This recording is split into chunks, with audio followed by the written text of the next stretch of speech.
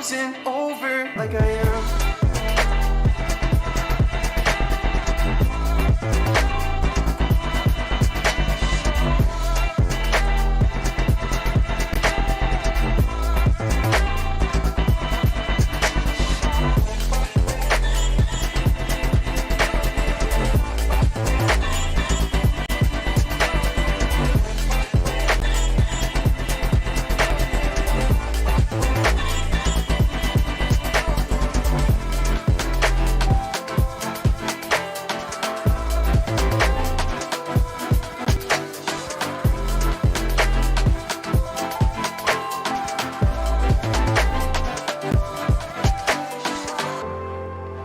Well, I know you know that like it's colder, colder when I'm older, older than I am. And I know you know that I have lost composure, but I'll hold you closer while I can. I never told you that I'm slightly broken, that I might lose focus when I am. I know you know that life gets colder, colder when you're frozen over like I am.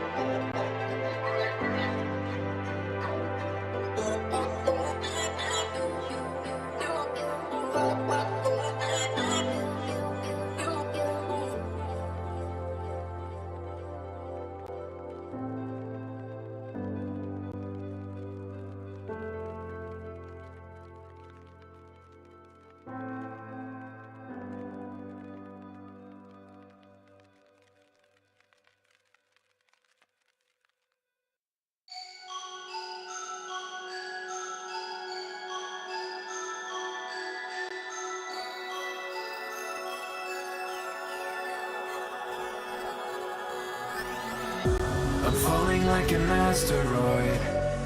Is anybody out there? I stepped outside into the void. Please hurry up, ignite a flare. Will you ever try to rescue me? I don't wanna see you go. Can you see the dark surrounding me? I wait here for you.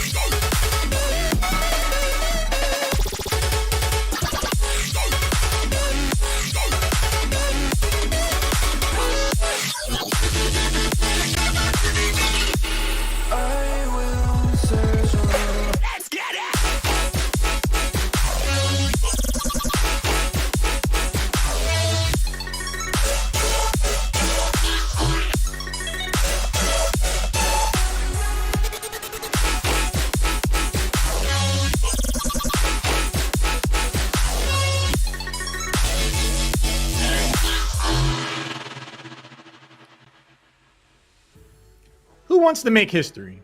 Simple enough a question, but every now and again, someone avails themselves the opportunity to ask themselves exactly that. The players we're going to see here today at the Space Force Gaming Halo qualifiers have earned their right to ask themselves that question. We're going to find out who wants to make history here at the Halo qualifiers. My name is Albert Haloran, Halo III. My pleasure to be casting once again with Colin Seymour Moore, my good friend. How you doing, man?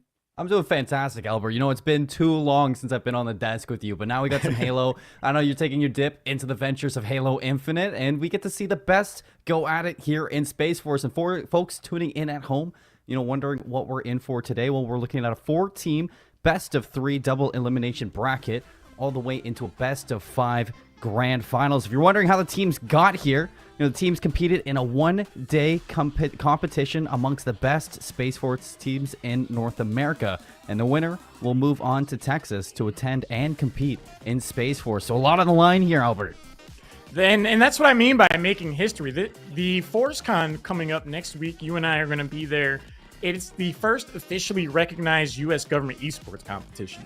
So to be able to say, like, I've earned my right to make it there and compete at that level and really kind of be, in a lot of ways, that first impression for the U.S. government and how they look at esports. I think it's amazing that it's being embraced, and I'm just really excited to see what the teams bring to the table.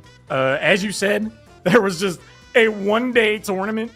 I mean, like, insert early 2000s hip-hop inspirational song here. Like, you've got one shot to make it to this tournament, but the 4 teams have definitely thrived under that pressure and have made it here. So I'm excited to see the 4 matches, the very first that we got lined up. I think the team names definitely prove that these teams have had the opportunity to showcase their personalities a little bit. Oh, yeah. It's going to be Team UNSC versus Dirty Davis and the boys. I had to take a moment just to it's one of the best. Emotionally prepare myself for that. I mean, it's a classic when you're looking at UNSC, and I guess you could say it's also a classic when you're looking at Dirty Davis and the boys. That is a fun one right there. As you can see, UNSC, residing at a Buckley Space Force base, as Dirty Davis and the boys coming from Peterson Space Force base. And when we're looking at the team of UNSC, you got Sergeant Quentin Bergs, aka Ghost 101, and then following up, it's Sergeant Zachary Booker, aka BDB. Then you got Specialist 4 Justin Arizola, Brash Chongo, and Specialist 2 Dante Gilbert Rodriguez, aka No Dante. I apologize if I butchered that, but that's going to be your team, UNSC, coming from Buckley Space Force Base, Albert. Really interesting team, a lot of interesting stories. Before we jump over to the next team, I did want to point out that Brash Chango, Specialist 4 Justin Arizola, transferred from the Air Force to the Space Force to try something new. I really resonate with that idea of just, shaking things up a little bit, trying out something new, challenging yourself in a new capacity. BDB, Sergeant Zachary Booker, started in space operations in the Air Force and transferred as soon as possible, given his love for what lies there beyond the stars. Really cool. And Ghost 101, Sergeant Quentin Burgess, joined to further their college opportunities. So I think that's another really cool idea of why someone would want to join our armed forces. So a lot of really cool stories coming out of Team UNSC, but there are also some interesting ones on the other side. Let's take a look at Dirty Davis and the boys. And when you're looking at Dirty Davis and the boys, I can't say that name and not... Can't get enough of them. You got Specialist 3 Conrad Hunt, aka Howley Boy. Then Specialist 3 Skylar Berry, Tail Pilot. Sergeant Tyler Stevens, Stretch. And Sergeant Joshua Davis, Kika 06. And that must be Dirty Davis. The one and only. Another really interesting squad here. Howley Boy also transferred to the Space Force given his interest in space. I don't know. I just really like that idea. Some people just grow up like, I've always wanted to be an astronaut or I always loved space. So to get to actually pursue that in that capacity is just amazing. And Stretch, Sergeant Tyler Stevens, said his dad did 20 years in Air Force, so his goal is to stay in long enough to outrank him. And that just says to me, that gives to me so much depth to like how they interact. I'm sure when and if that day comes, Stretch is going to be very happy to oblige that. But let's take a look at the map rotation. I believe we're going to be jumping over to. This is going to be a best of 3 affair.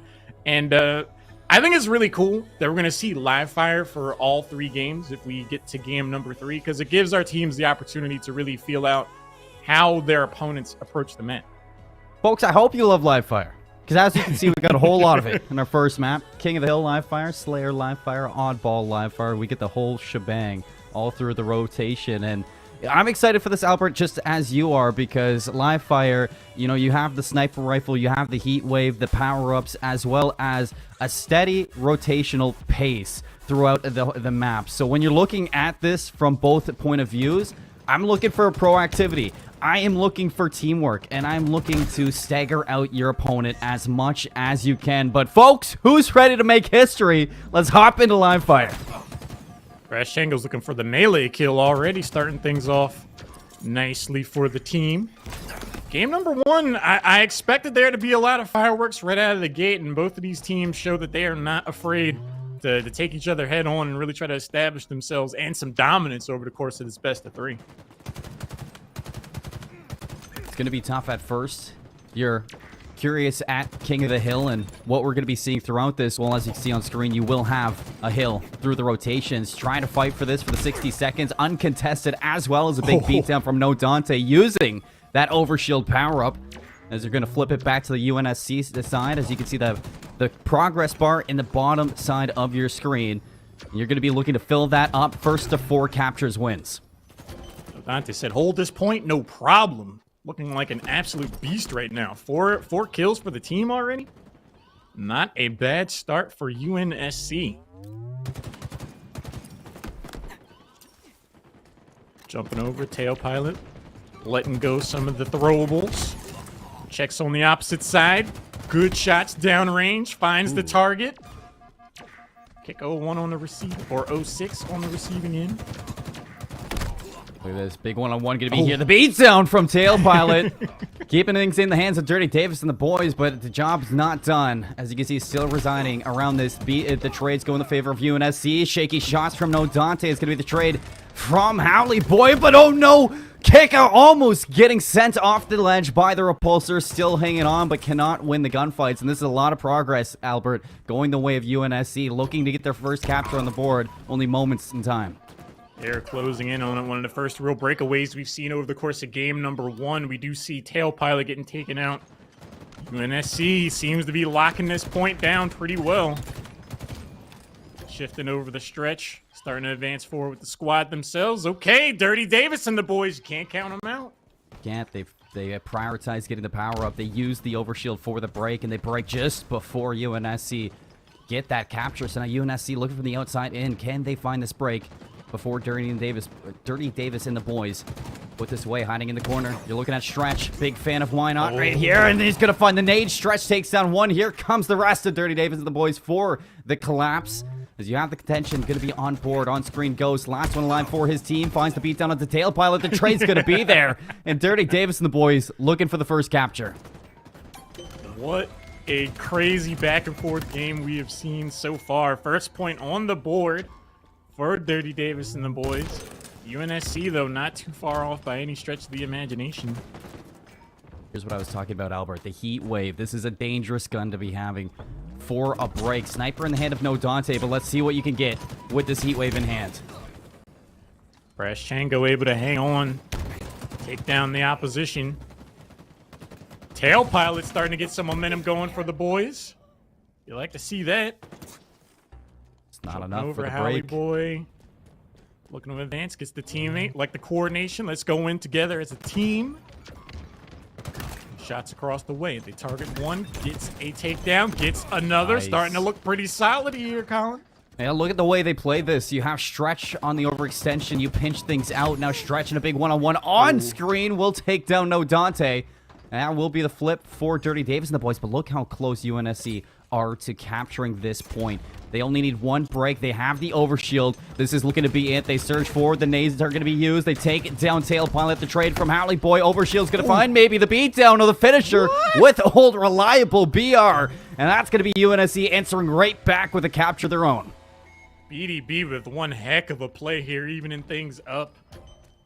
5 kills for the team, and they are big ones.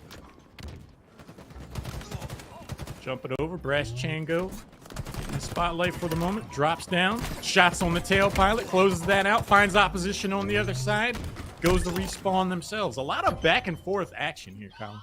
A lot of back and forth action, and I'm really excited to see, you know, the longevity of this game, because this is the first time we're seeing King of the Hill in a major tournament, Albert. The fact that a meta hasn't been defined yet, No wonder what these teammates have been cooking up inside of their notebooks. As you're looking at now, UNSC in early control of this hill. Dirty Davis and the boys from the outside in, looking for the break. Nice shots from Tail Pilot to take down No Dante. An early trade, though, keeping UNSC in control of this point, as they're now halfway over, capturing it. The team shots are going to be good. Stretch does take down Brashchenko. A second one from Stretch. 3 go down from UNSC, and you get the break. That is a huge opportunity. How will Dirty Davis and the boys capitalize on it? Right now, they're controlling the point. Tail Pilot and Stretch holding things down here, starting to climb their way back into things and perhaps get the second point. It's about time. UNSC now sliding through. Ghost 101 wants to get into the action, although early shots from Stretch will clean things up on that front. Still a little bit of tussle on the inside. 2v1. Can't get their shots off. No, Dante will get the beatdown, but too far into the enemy lines. Howley Boy right there for the trade. You got 8 seconds on those power-ups and the power weapons, Albert, as those should be big. But if you're UNSC, you don't want to give this up just yet. I mean, someone that isn't super familiar with Halo Infinite, they might come into this thing like, yeah, we'll see some gunplay, some thrown grenades. I am so surprised. We're seeing so many thrown hands in game number 1. Like, they're just straight up fisticuffs going on between these two teams. I love it, man. We came from Halo. They came for the boxing match. You know, you get one of each inside of it. As you see Dirty Davis and the boys clean up that second hill. Now up 2-1 inside this King of the Hill match. Do we rotate over to the power-up field? And Dirty Davis and the boys will be the first ones in once more, but the contestant soon to follow, trying to hold on, is going to be Kika06, captain of the team. And look around him, his teammates going big, finds the beatdown, but oh no, BDB. He's got some hands of his own. I'm telling you, man, the melee button is getting an exercise here in this best of 3. Upper semifinals already off to an incredible start. Long range shot, that's going to miss. They'll get sent back to base on the respawn for that. Switching over, Brashchenko throwing some over the top, trying to stall the advance of Dirty Davis and the boys. UNSC, this is a huge moment. They have to hold this fight here if they want to try to even up the score, but it looks like it might go back in a way of Dirty Davis and boys, but they do lose another, so now it's 2v1 right now. It looks like that, although UNSC, they find the advantage. They hold on tight. Big one-on-one win there from No Dante to keep progression pulling the way of UNSC. As you look how far away Dirty Davis and the boys are spawning over towards that sniper's nest. Sniper in the hand of No Dante. Big power weapon to be seen here. Will he be able to put that to use? As a lot of pressure is going to be thrown out here. Howley Boy with the heat wave. He's not just going to find one, he's going to find 2. Make it 3 for the break from Dirty and the Davis and the boys, looking to get some progression of their own. You want to talk about some new meta in this mode? We just saw Kika06 pull the annexation of Puerto Rico, flanked around on the right, just the easy opening to take things back. Solid play so far from both teams, but Dirty Davis and the boys are definitely starting to run away with game number 1 here, Seymour. Run away with it, and right now if you're UNSC, you're down by 2. And you don't have that overshield power-up in hand. So Dirty and the Davis and the boys with all weapons, all the sandbox in their favor. They can look to snowball this. It's a little bit of a wake-up call in the corner. Forces Kika06 to drop on down. But look, the rest of this team, Albert, they just keep on cleaning things up. I'm just so... I love the melee play. Just walk around the corner. First step is just... Boop. So far, Dirty Davis and the boys have been holding strong here on each advance from UNSC. Comes around the corner. Kika06 gets taken out there. This could be the breakout moment. 4 up for UNSC, 2 down for Dirty Davis and the boys. How will the team in red capitalize? Well, hopefully by keeping the pressure on, which they have as they stagger out Howley Boy once more. BDB tagged up. Will get cleaned up, but not before finding a beatdown onto Kika06. And look at how the team capitalizes. They keep things in their favor. They hold on to this point. Albert looking for their second point on the board. No Dante using the heat wave to take down Howley Boys. You see trades still ringing out from either side. Dirty Davis and the boys spawning on the A stronghold side of things. Sniper rifles up, a brand new one, plenty in the chamber to use. But this is a dangerous, dangerous hill to capture. And you can already see with the amount of nades thrown out. Dirty Davis and the boys starting to advance forward. The focus fire has been real from both teams, so you do not want to get caught out of position. UNSC starting to get cleaned up here. And that is going to be the entire team getting taken out. Would you call that the soup kitchen, Dirty Davis and the boys? I feel like you would. But either way, the blue team is looking rock solid here in game number 1. All you got to say to that, Albert, is if you know, you know. Oh, the repulsor. Pancake's not going to be there. Almost finds the kill. The break's going to come through from UNSC. How long can they hold on? Because a lot of them are one shot. You can see Stretch finds two. Look to surge on forward to take this down, as it will be a capture from UNSC in the meantime. Rotating back over to that first hill that we saw over back green. And UNSC one capture away from tying this series up. Dirty Davis and the boys one capture away from putting the map away. Looking really strong here so far. We're now 3 up in favor of UNSC. They're starting to find themselves having fewer and fewer opportunities left here in game number 1 to even things up 3-2, so it's not impossible by any means, but they have to make a breakout play sooner rather than later. Stretch trying to make sure that doesn't happen, get some shots, gets back to safety, allow themselves to recharge. Shot in the back here, though, switching over to No Dante. Can he step forward, gets the melee shot, but ultimately taken out, and Halle Boy starting to make some moves. Well, Halle Boy uses the repulsor to not land that beatdown. Utilizes that pressure now to find two. The break for Dirty Davis and the boys. Now you need UNSC to find the break of their own. Ghost 101 will be able to remove Kika 06 from behind green. A 3-on-3 inside of this point is UNSC collapsing on 4. Nice utilization of the grenades. Will be able to find two. And Halle Boy drops as well. It's all up to Kika 06 to make some noise. Nice shots from No Dante. And it's UNSC looking to even up. No Dante has come up big right now for UNSC. This could be the breakaway moment. They are on the verge of tying this bad boy up. Do not count out the team in red just yet. Stretch trying to slide across, able to get the cover safely enough. And that's it. Tied up, 3 apiece, Colin. 3 go down again. Looking at the rotation over to Tower for that next hill. The last hill, Albert. Dirty Dave and the boys. First one's there, but look at the pressure from UNSC. Heads up play from No Dante to take control of the field. Get a little bit of a side view on that gunfight, and it's a perfect break, a perfect rotation from UNSC. I really love the focus fire there. You could tell that No Dante was in comms with the team. Like, there's Stretch up there. Climb. He's climbing. Get him. Got to be able to execute on these team plays if you want to take game number 1 here. And the focus fire is absolutely real from Dirty Davis, too. They come back strong, but it's 2 apiece right now up. And, ooh, Stretch might have made the play of the game here.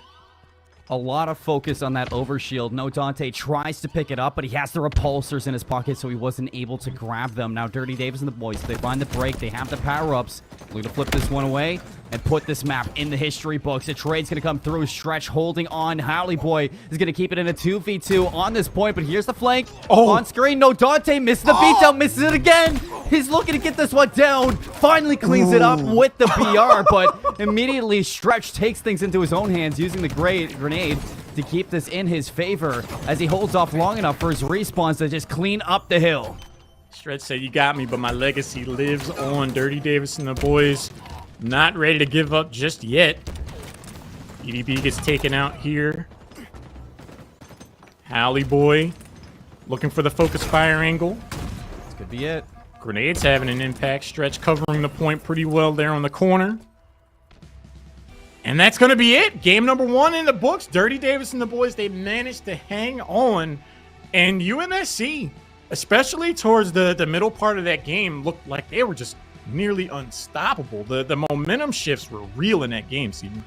Our first time seeing King of the Hill in a major tournament. Our first map inside the Space Force Gaming qualifiers. And it was a long, grueling brawl between both matches, or between both teams. And you can see the teams off of that just kind of brushing up. They look like it's okay, but a big win there for Dirty Davis and the boys. They had the advantage going through 3 hills, but they only were able to get it done towards the end, Lauren. And realistically, between UNSC and Dirty Davis and the boys, I feel like this matchup couldn't be any closer.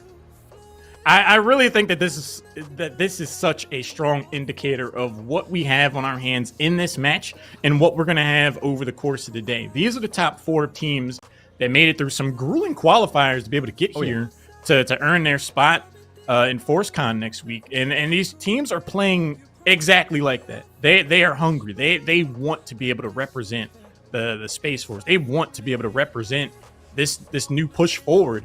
And the first officially recognized government esports competition, that is insane. So I definitely think we're seeing play to that level really servicing that. I couldn't agree more, and it was a great showcasing of both team skills inside that King of the Hill. But next up is going to be a Slayer, Albert, and this is where you take the objective, you throw it out the window, because it's all up to just making sure you can maintain a presence on the map with your whole team and not give up any kills. You want to make sure that, where I was referencing rotations early on into that King of the Hill, this is going to be a big one. You don't want to be staggered out from your team, because as soon as you do, that gives an opening and an exploit to your opponents, really, to shut down that solo player and use their numbers to overwhelm the rest of them. It's a momentum shift of a different kind, because in that last map, we definitely saw instances where if one team had 3 players up and the other had 2, that's obviously a huge opportunity. But an instance like this where there is no objective, the objective is just to take out the other team. If you find yourself alone on the map, you do not want to play aggressively. You do not want to get called out. Every life, every interaction is going to matter here. And if UNSC wants to see game number 3 and keep their upper bracket chances alive, they have to show up here. Folks who may be unfamiliar with the Slayer terms, you're looking at the bottom of the screen. No fancy graphics, just a bar and a time limit. And it's first to 50 kills wins the map. You're looking at live fire once more. We just saw this in King of the Hill, so it's going to be a lot of the same remedies. The overshield, the sniper rifle, and the heat wave. All looking to be utilized to give your team that advantage. Dirty Davis and the boys, they get control of that, and they walk out the early gunfights with a 1-kill advantage. There's just something about the melee kill exchanges that will forever crack me up in this game. You just see 2 players come around a corner, and they just, you hear that double thump just thumping, and it's just both get taken out. I think that's so representative of how evenly matched this best of 3 has been so far. Now it's the equalizer, so, I mean, you can never count out UNSC as Dirty Davis and the boys looking to catch some footing underneath them. They trade things out, so it's going to be a 3-on-3. You can immediately see UNSC. They back off. They look to hold their own ground. You got 30 seconds coming up on another camo, so this field is going to be a huge one, but a big one-on-one out of stretch will leave UNSC once again at a player disadvantage, and nobody wants to make the move on their end. Throw around a corner, good position to follow it up, though. Ghost 101 trying to keep their team in it. Six takedowns, 7 so far. Switching back over to Stretch, who has just been lights out so far for Dirty Davis and the boys. Find some more shots. Shield seen better days. Going to go ahead and back up and preserve their life. And kick 06 set from downtown. Gets up a grenade. A well-placed grenade right there, Albert, as this fight for Overshield still going to be running back and forth. Rash Chango finally cleaned up. It's going to be Stretch to put that one in the grave. Ghost 101 will get run over by Stretch again. Now, you're looking at the last 2 players of UNSC to drop down, put as much damage on the field as they can. And no Dante, he's going to get rid of 2 of them. I'm not sure if Overshield was picked up. I'm pretty sure it's still on the ground somewhere. But Dirty Davis and the boys doing a great job at keeping their lead up 12-9. Amazing stuff so far. The lead starting to stretch here in favor of the blue team. UNSC hot on their heels. However, kick 06 on the receiving end of some downrange play. Brash Chango starting to make some moves for the team, but Stretch again throws some ice water on the momentum. The early nade coming out from Dirty Davis and the boys. No, Dante won't be right dissuaded. He's going to give him a nice little love tap on the head.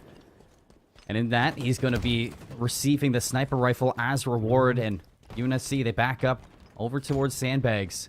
And it's going to be great. You want to keep your distance with the sniper because you know this boomstick, it can be quite lethal. I'm really... tries to... I like the heads-up play there, reading the jump opportunity. Cheeky move there, nonetheless. I really like these slower moments because game number 1 was so fast-paced, so frantic. But to see these teams really play this mode strategically, to really understand their positioning, to not want to just give away any kills for free. I think this is exactly what needs to happen for both of these teams right now. Well, it's nothing too crazy about this game mode. It's just slay, get your kills, first to 50 wins. So realistically, it's its own chess match in its own. You get Stretch wants to just barrel on in, take it into his own hands to take down 2. Now with no shields, he's going to get a little bit overzealous. Looking at his teammates to trade it out. Howley Boy on screen will find a double kill. Looking for 3rd around the corner. Ghost 101, no shields. On the hunt, it's going to be Howley Boy. Can't find this kill just yet. I thought Tail Pilot would get the cleanup, but it's going to be Howley Boy finally to put that one away. And here comes No Dante with this overshield. Howley Boy doesn't know what hit him. Am I watching Halo or am I watching Friday the 13th? Howley Boy looked like Jason Voorhees chasing down camp counselors for a little bit there. Huge lead here. Or should I say it used to be. And there was a 3-point advantage, but UNSC in the blink of an eye, huge double kill there. No Dante said, hang on, let's start talking about us a little bit here. 21-21. UNSC on the hunt. Early shots onto Tail Pilot. Shresh could be dealt quite a lethal blow as well, but on screen, no Dante. 12-4. He had a crazy game in map 1, almost pulling things in the hands of UNSC. Solo Dolo now looking to lead his team to a victory here on map 2 with the same exact performance. Dirty Davis, the boys, a little bit trapped on a mission. No Dante finds the beatdown, clean up with the BR. That's going to be one down. Now looking at the rest of UNSC to follow suit. Watch for the hook. No Dante is an absolute savage with the left hand. 13 kills so far. You look at the scoreboard. No Dante and Stretch definitely understanding the word Slayer. But look at this. After such a solid set of momentum from Dirty Davis and the boys, kind of holding a 1-point, 2-point lead here so far, you look down and now UNSC, they're in the driver's seat. They have the opportunity to really dictate the pace of the second half of this game. We have flipped the script in map number 2. You got 50 seconds on an overshield, and I think UNSC, they realize that, so they jump over into the pit. They take down the kills of Dirty Davis and the boys. Now looking to pick up this power up to once again push their lead even farther. Brilliant shots out of the Stretch. Tosses in the plasma grenade, looking to deal some damage onto those remaining players, but it's just going to be the BRs to get the job done. Howley Boy's going to remove one. You see the second player is going to live. Dirty Davis and the boys can't find their footing, still trades back and forth, and the overshield doesn't get popped. Kick on Tail Pilot, they go big. They shot down the player looking to pop that power up, and nobody has picked it up just yet. Dirty Davis and the boys stopping the proverbial bleeding at the moment, keeping the lead just to 4 at the moment. Things keep rapidly changing here. The melee is going to miss. And suddenly, Dirty Davis and the boys starting to rally back. UNSC, they're not too big a fan of that. Still, though, they're looking a little bit from the distance. Down by 4. They're going to need a full, clean wipe just to bring this back. And that's a good start from Howley Boy, taking down BDB, but you cannot afford to give up some solo kills. I'm looking at Dirty Davis and the boys to bunker down, do what they did to put away that King of the Hill, and utilize their teamwork that has shined so much. That overlook point got bombarded there. I'd back off of it too. If I was holding the controller. Right now, we're following No Dante. It's been an absolute beast for the team. Switching over to Kika 06. Who is going to get caught out first? No Dante, caught between a rock and a hard place, is going to get focused down.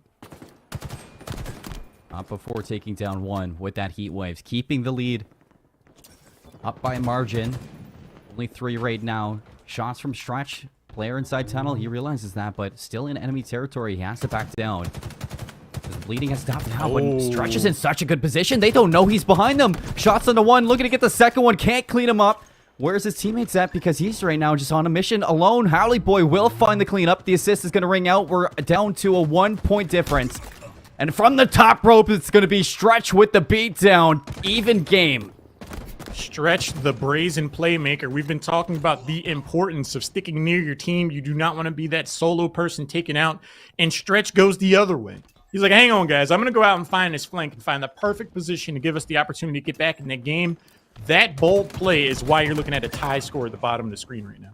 It's a big win out of Howley Boy. That should be overshield in the hands of Dirty Davis and the boys. And look at UNSC cowering in fear over towards that first King of the Hill that we saw in map number 1. The back green side of the map. As this overshield can well put Dirty Davis and the boys back in the comfortable lead that we saw them in early on into the game. And it's in the hands of Tail Pilot too. Might not be having the best game 4 and 13, but we saw him in the King of the Hill, and he very well could turn the scoreline around. Every kill's going to matter here, and that is going to be another player on the side of UNSC caught in an unfortunate position. One-on-one trade turns into a 2-on-2, actually. Quick rotations from both sides. 42-39. Right now, we're seeing Dirty Davis and the boys. They have a 2-0 victory in their sights right now. 8 kills left. Sniper rifle's going to be up. It's a big skirmish through the middle of the map. We know it's not going to be an easy one. Both teams have their eyes on this boomstick. Nobody wants to give it up at all. Dirty Davis and the boys, they've backed up into the tower to avoid these grenades, but no Dante's in a great position to really deal some damage on a crossfire to allow his teammates in, but now he's got no shields. He has to stay alive. He cannot afford to go down here. Beginning of a round like Slayer, you know, You get taken out, it's 1-0, it's like, okay, not a big deal. But when it's 43-39, every death hurts for your team. And both of these teams are playing like they are very much trying to preserve their life. Halle Boy's going to go ahead and pick up another one, though. 44, this 4-point lead is still maintaining for Dirty Davis and the boys, and they're going to try to ride this one out, and they extend that to 5. You see using their numbers to pile on forward. Unfortunately, though, for them, UNSC, they're going to put a stop to that bleeding. Pick 06 will catch Brashchenko out in the open.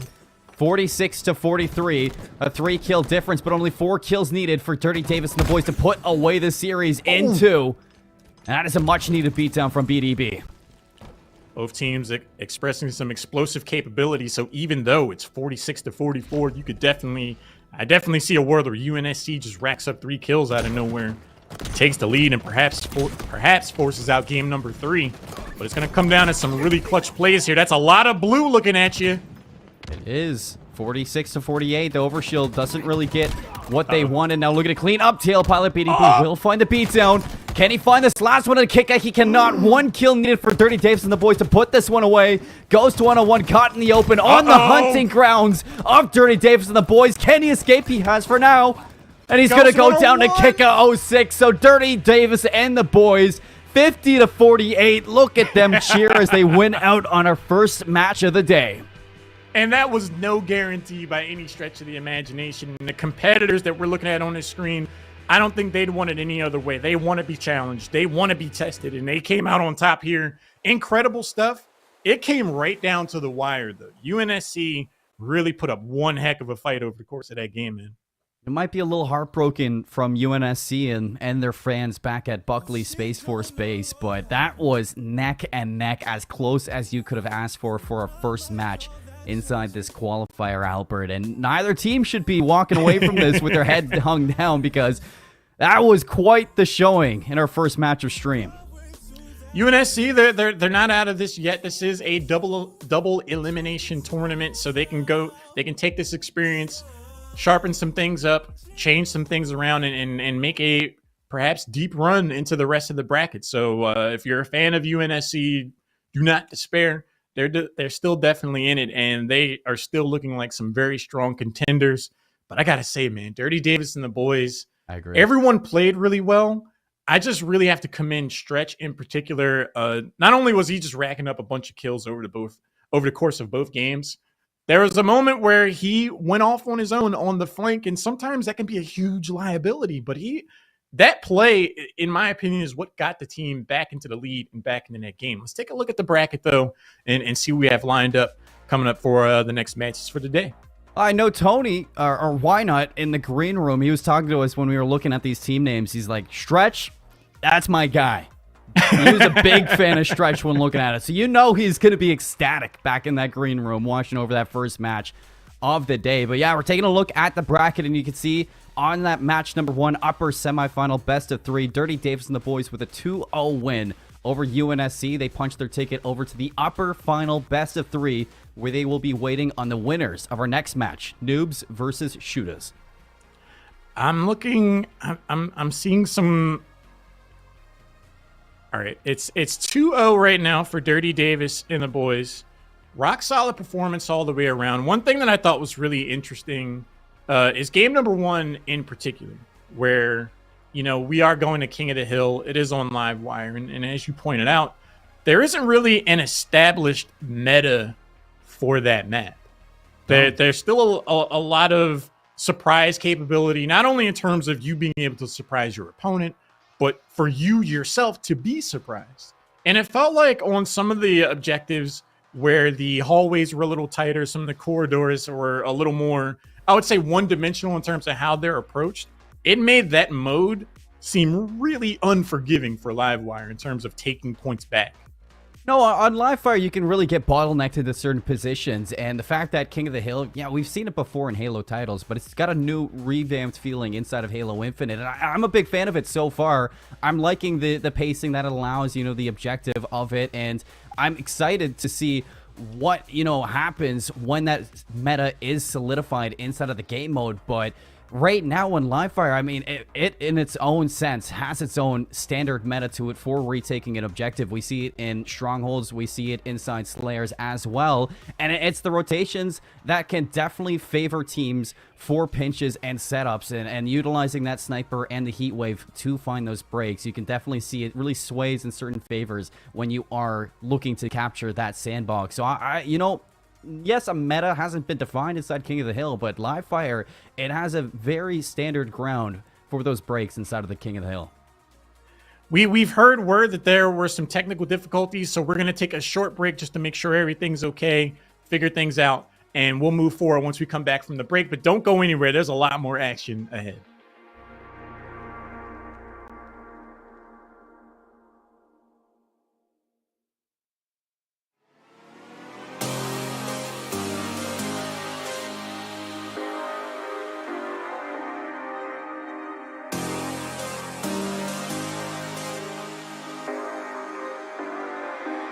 I can feel it rising. I can feel the wind on the back of my neck, chasing the horizon. Sun is going down, we're headed home, yeah. I can feel it building. Pressure so high, it'll never come down. Feeling like a billion. Head up in the sky, I've been losing the ground. Give me that.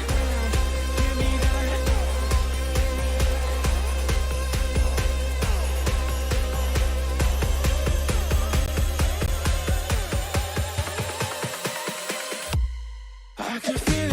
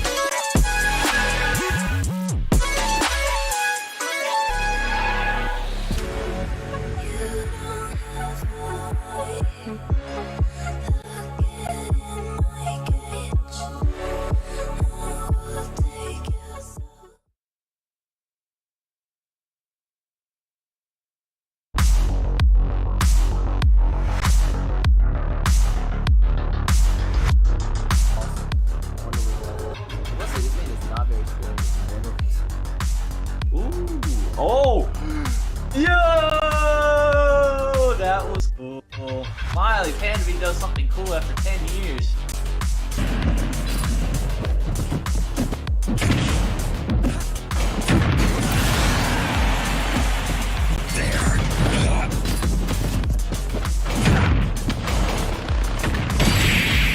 Game!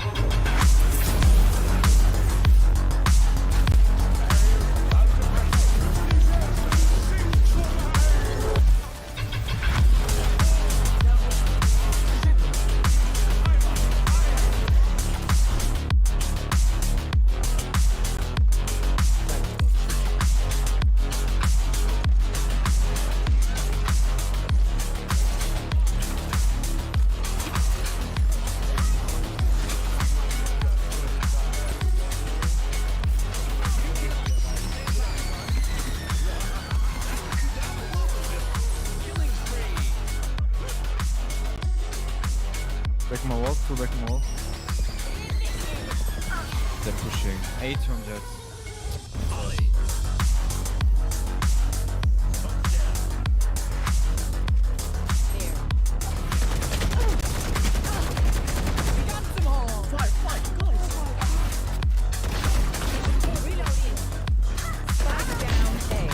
One enemy remaining.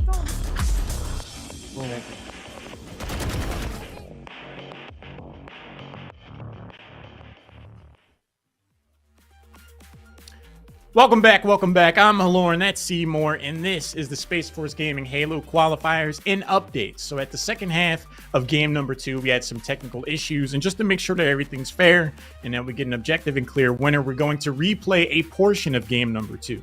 Team UNSC needs to get 10 kills to be able to advance and force out game number 3, whereas if Dirty Davis and the boys get 7, then they will confirm the 2-0 victory. And this, again, is just because of some technical issues. We just want to make sure everything's clear above board. So if you didn't think there was already enough on the line, if you didn't think this could get any closer, well, it has. I mean, we're going right back. Hasn't been decided on who the victor is just yet. We get another go-around at this, and I'm sure this is going to be quite the carnage once we do hop into this live fire. But, I mean, folks at home, as you saw, you know, inside those little hype videos, afg.com, there's a lot more than Halo to check out there. A lot of excitement and action if you are an active member in the military. So go check that out as well. And you know what? Inside this Slayer, when we're looking at this right off the bat, I'm excited, Haloran, because when you're looking at this, Slayer only needing to have a few kills, you might not even get a second chance if you give up this overshield. You are absolutely right. When Dirty Davis and the boys only need 7 kills, you could theoretically just die once, and that's the game. So this is absolutely every kill matters. It's all critical. Right now, we're watching Stretch again doing so well on the flank, but they get caught themselves and are able to quickly position. But 3 kills already. Dirty Davis and the boys are only 4 away from closing this bad boy out. So far flawless, as you can see on screen. Stretch looking for his way into the garage where UNSC have bunkered themselves in with the overshield too, so they have the tools to shovel their way out of this hole. As Stretch gets a little bit of a taste of it, he immediately decides he's going to back up. He doesn't want to give anything away either, and we are back at a standstill. If I'm on UNSC, I'd want to slow down the overall pace as well. They are down 3, and their opponents only need 4, whereas they need 10 kills clear to see game number 3. Hally Boy is going to go ahead and pick up another one, though. It's first on the board for UNSC. We're going to use their numbers now. Hally Boy already tagged up and cleaned up. No Dante. He's having a field day right now, and he's got backup. That is a flawless break, and we're even inside the score, but not even inside of the game right now, as UNSC only 7 kills needed to put this one away, and you cannot afford kills like that. Stretch is going to find one with the nade. From downtown, a 20-foot jump shot of Halo Infinite. Count it on the board. Right now, this slower pace can advance at a moment's notice. We've seen both teams kind of play back to a certain degree and then choose their opportunity to strike. See some advancement forward. No one trying to get caught out of position. Shots aimed towards Tail Pilot. Not going to be able to pick up the kill there, but Stretch again finds himself on the left side of the kill board. See, I don't know right now because, yes, you need these power-ups, but you have a lot of time to play. You have 9 minutes and 40 seconds, and I feel like UNSC, they're getting a little bit ahead of themselves before really solidifying map control in favor of these power-ups. So they gave up a lot just to get this overshield, and it didn't amount to anything. It's already been wiped off the board. I think so far we've seen bursts of absolute brilliance from Team UNSC, whereas Dirty Davis and the boys just remain consistent across the board. And I think you can see how that plays out at the bottom of the screen right now. Only 2 more kills remaining for Dirty Davis and the boys to close us out 2-0. UNSC, though, they were able to get those 3 quick kills, but that's all they've gotten so far. And there's only 1 left now for the team in blue. Has to be a flawless 7 in a row for UNSC, and here they come. Stretch is looking to barrel right down the middle of the map. Has locked down this game for his team, but instead it's going to be Hally Boy to take it down. And that's going to be Dirty Davis and the boys putting away the series. Even on the reset, Haloran, they still remain victorious, and they're going to be taking away a 2-0 win over UNSC. And again, you could see that instance where UNSC's burst capability made itself apparent as Hally Boy closed out that game. UNSC picked up another 3 kills, so heads up play there. Props to Dirty Davis and the boys for weathering that proverbial storm. Consistent play wins throughout. 2-0 victory in favor of Dirty Davis and the boys, and well earned, I would say. I'd say well earned as well. I think when you're looking from UNSC, yeah, you're a little bit pressured out being 3 kills down in that, but again, a couple missteps. They get a little bit too aggressive to get those power-ups. They don't solidify the map control that they wanted, and they give up a lot of resources just for something that didn't turn the tide in their favor. So we get another look at the bracket. We get to see that Dirty Davis and the boys, they have moved on into the upper finals now. They're going to be playing the winner of Noobs versus Shooters. It's only a matter of time, and I'm excited to see what comes out from that second match, Lauren. It's been exciting so far. It really has. I would say that if I had one word to define the 2 teams that we saw so far, again, I would say UNSC is extremely explosive. They kind of wait for their moments to strike, but when they do, it's always a huge moment. Whereas for Dirty Davis and the boys, I would say that they're consistent. They play strong across the board all the way throughout. And I really think UNSC, should they get the chance to meet them in the grand finals again, they should really try to understand when to make a play and when to not overextend, because Dirty Davis and the boys seem to be really good at finding those angles, finding those flanks, and really just being as consistent across the board. And, you know, there's a lot of time to play for today, too, throughout this bracket. You have a double elimination, so it's not over yet for UNSC. They can wait to play UNSC, or they can wait to play Dirty Davis and the boys in the future if they want again, if they have the chance. And there's a lot to learn along the way. So you go back, you know, you talk about what happened, what went wrong during that first match of the day, because both those games, they were relatively winnable for UNSC. I mean, King of the Hill, they had the comeback. They were 3-3 tied at one point. They had a little bit of a slip up towards the end, but I think Dirty Davis and the boys just got the right setup, and they were able to find some consistent 3 downs to make sure that they get that last king of the hill, and even inside that last little bit inside the Slayer, only a 2 kill difference the first go around, and they almost had it in the second go around as well, Holoran. But there's a lot to learn there from a losing team there in UNSC. Colin, I am so excited for what's coming up next, man. We're going to speak to the man himself, Sergeant Joshua Davis of Team Dirty Davis and the boys. We're going to get a chance to interview him. I got to know. I got to know the story. Kick 06, Sergeant Joshua Davis. Congratulations on your 2-0 victory. Off the bat, I have to ask you, man. What's the story of Dirty Davis and the boys? How did that name get locked in? You know, that name actually came from Stretch Stevens. He's the one that came up with it. He was the one that initially wanted to make a team, and he picked the name, and that's what he came up with. So I didn't question it, and we've been rolling it ever since. So that's where we're at with that one. It must be a fun one, you know. As soon as you hear it, you're like, that's our name. We're running with it. Yes, It's going to be a great one. It's a great match, too, that you guys had in your first match of the day. How did you feel? You know, any nervous jitters that you had to get out before that first match? Yes, and they're still not gone. But this is my first competitive gaming tournament ever. Amazing matchup. That was terrifying. It was a coin flip. But, you know, in the end, we got it done. Stretch carried us on his back with the kills. We got the objectives. He got the kills, and it all worked out in the end. We calmed down, played together when we needed to, and ultimately came out with the dub. So no complaints here. Sergeant Davis, I'm really glad that you brought up that this is your first competitive competition, because I wanted to ask, in the information that we received about you and your team, you've been in the service. You've had 4 years of service, but only 1 year of gaming. Has Space Force Gaming, Air Force Gaming been a big contributor to how you've gotten into gaming? How's that experience been so far? So actually, that number's a little misconstrued. I didn't know how to answer it. So I've been gaming, like I grew up on Mario, grew up on Madden, right? Sure. I played some shooters, but I picked up a controller to play Halo for the very first time 4 weeks ago. So I'm new to this game. I've never played any of the Halos before. My team has. They kind of took me under their wing, teach me the ropes. My only hope is that I can, I can do my part, and hopefully we can walk away and get a nice trip to San Antonio here pretty soon. That's our hope. I definitely would say you've been holding up your end of the bargain. Good. How would it feel if you guys made it all the way to the finals and punch your ticket to San Antonio? Oh, that would be amazing. We've made pretty good friendships here with a lot of the guys.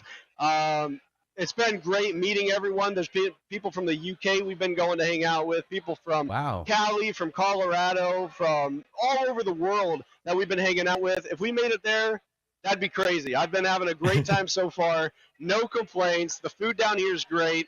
So nothing's wrong. Oh, man, I'm just super excited. I'm still shaky.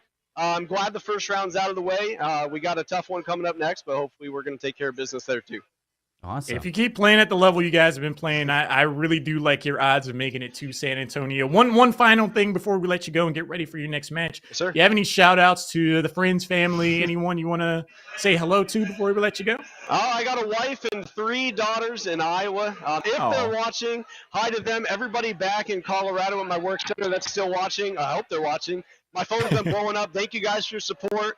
I'll see you. Hopefully we're going to go to San Antonio, so I ain't going to see you till June. That's the hope. But other than that, that's all I got. That'd be a good reason to be busy. Sergeant Davis, again, congratulations. Looking forward to seeing your next match. We'll let you get ready for that. Take it easy, man. We'll see you later. Thank you very much. Of course.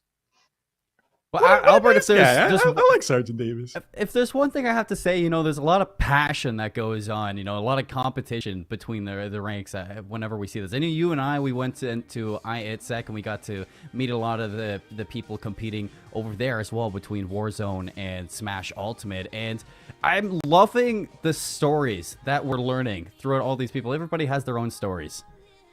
I really love to see how it always comes together. We got some more matches lined up, though. Do not go anywhere. We're going to take a short break, switch out casters, and we have a lot more action. It's going to be Team Noobs versus the Shooters. After the break, don't go anywhere.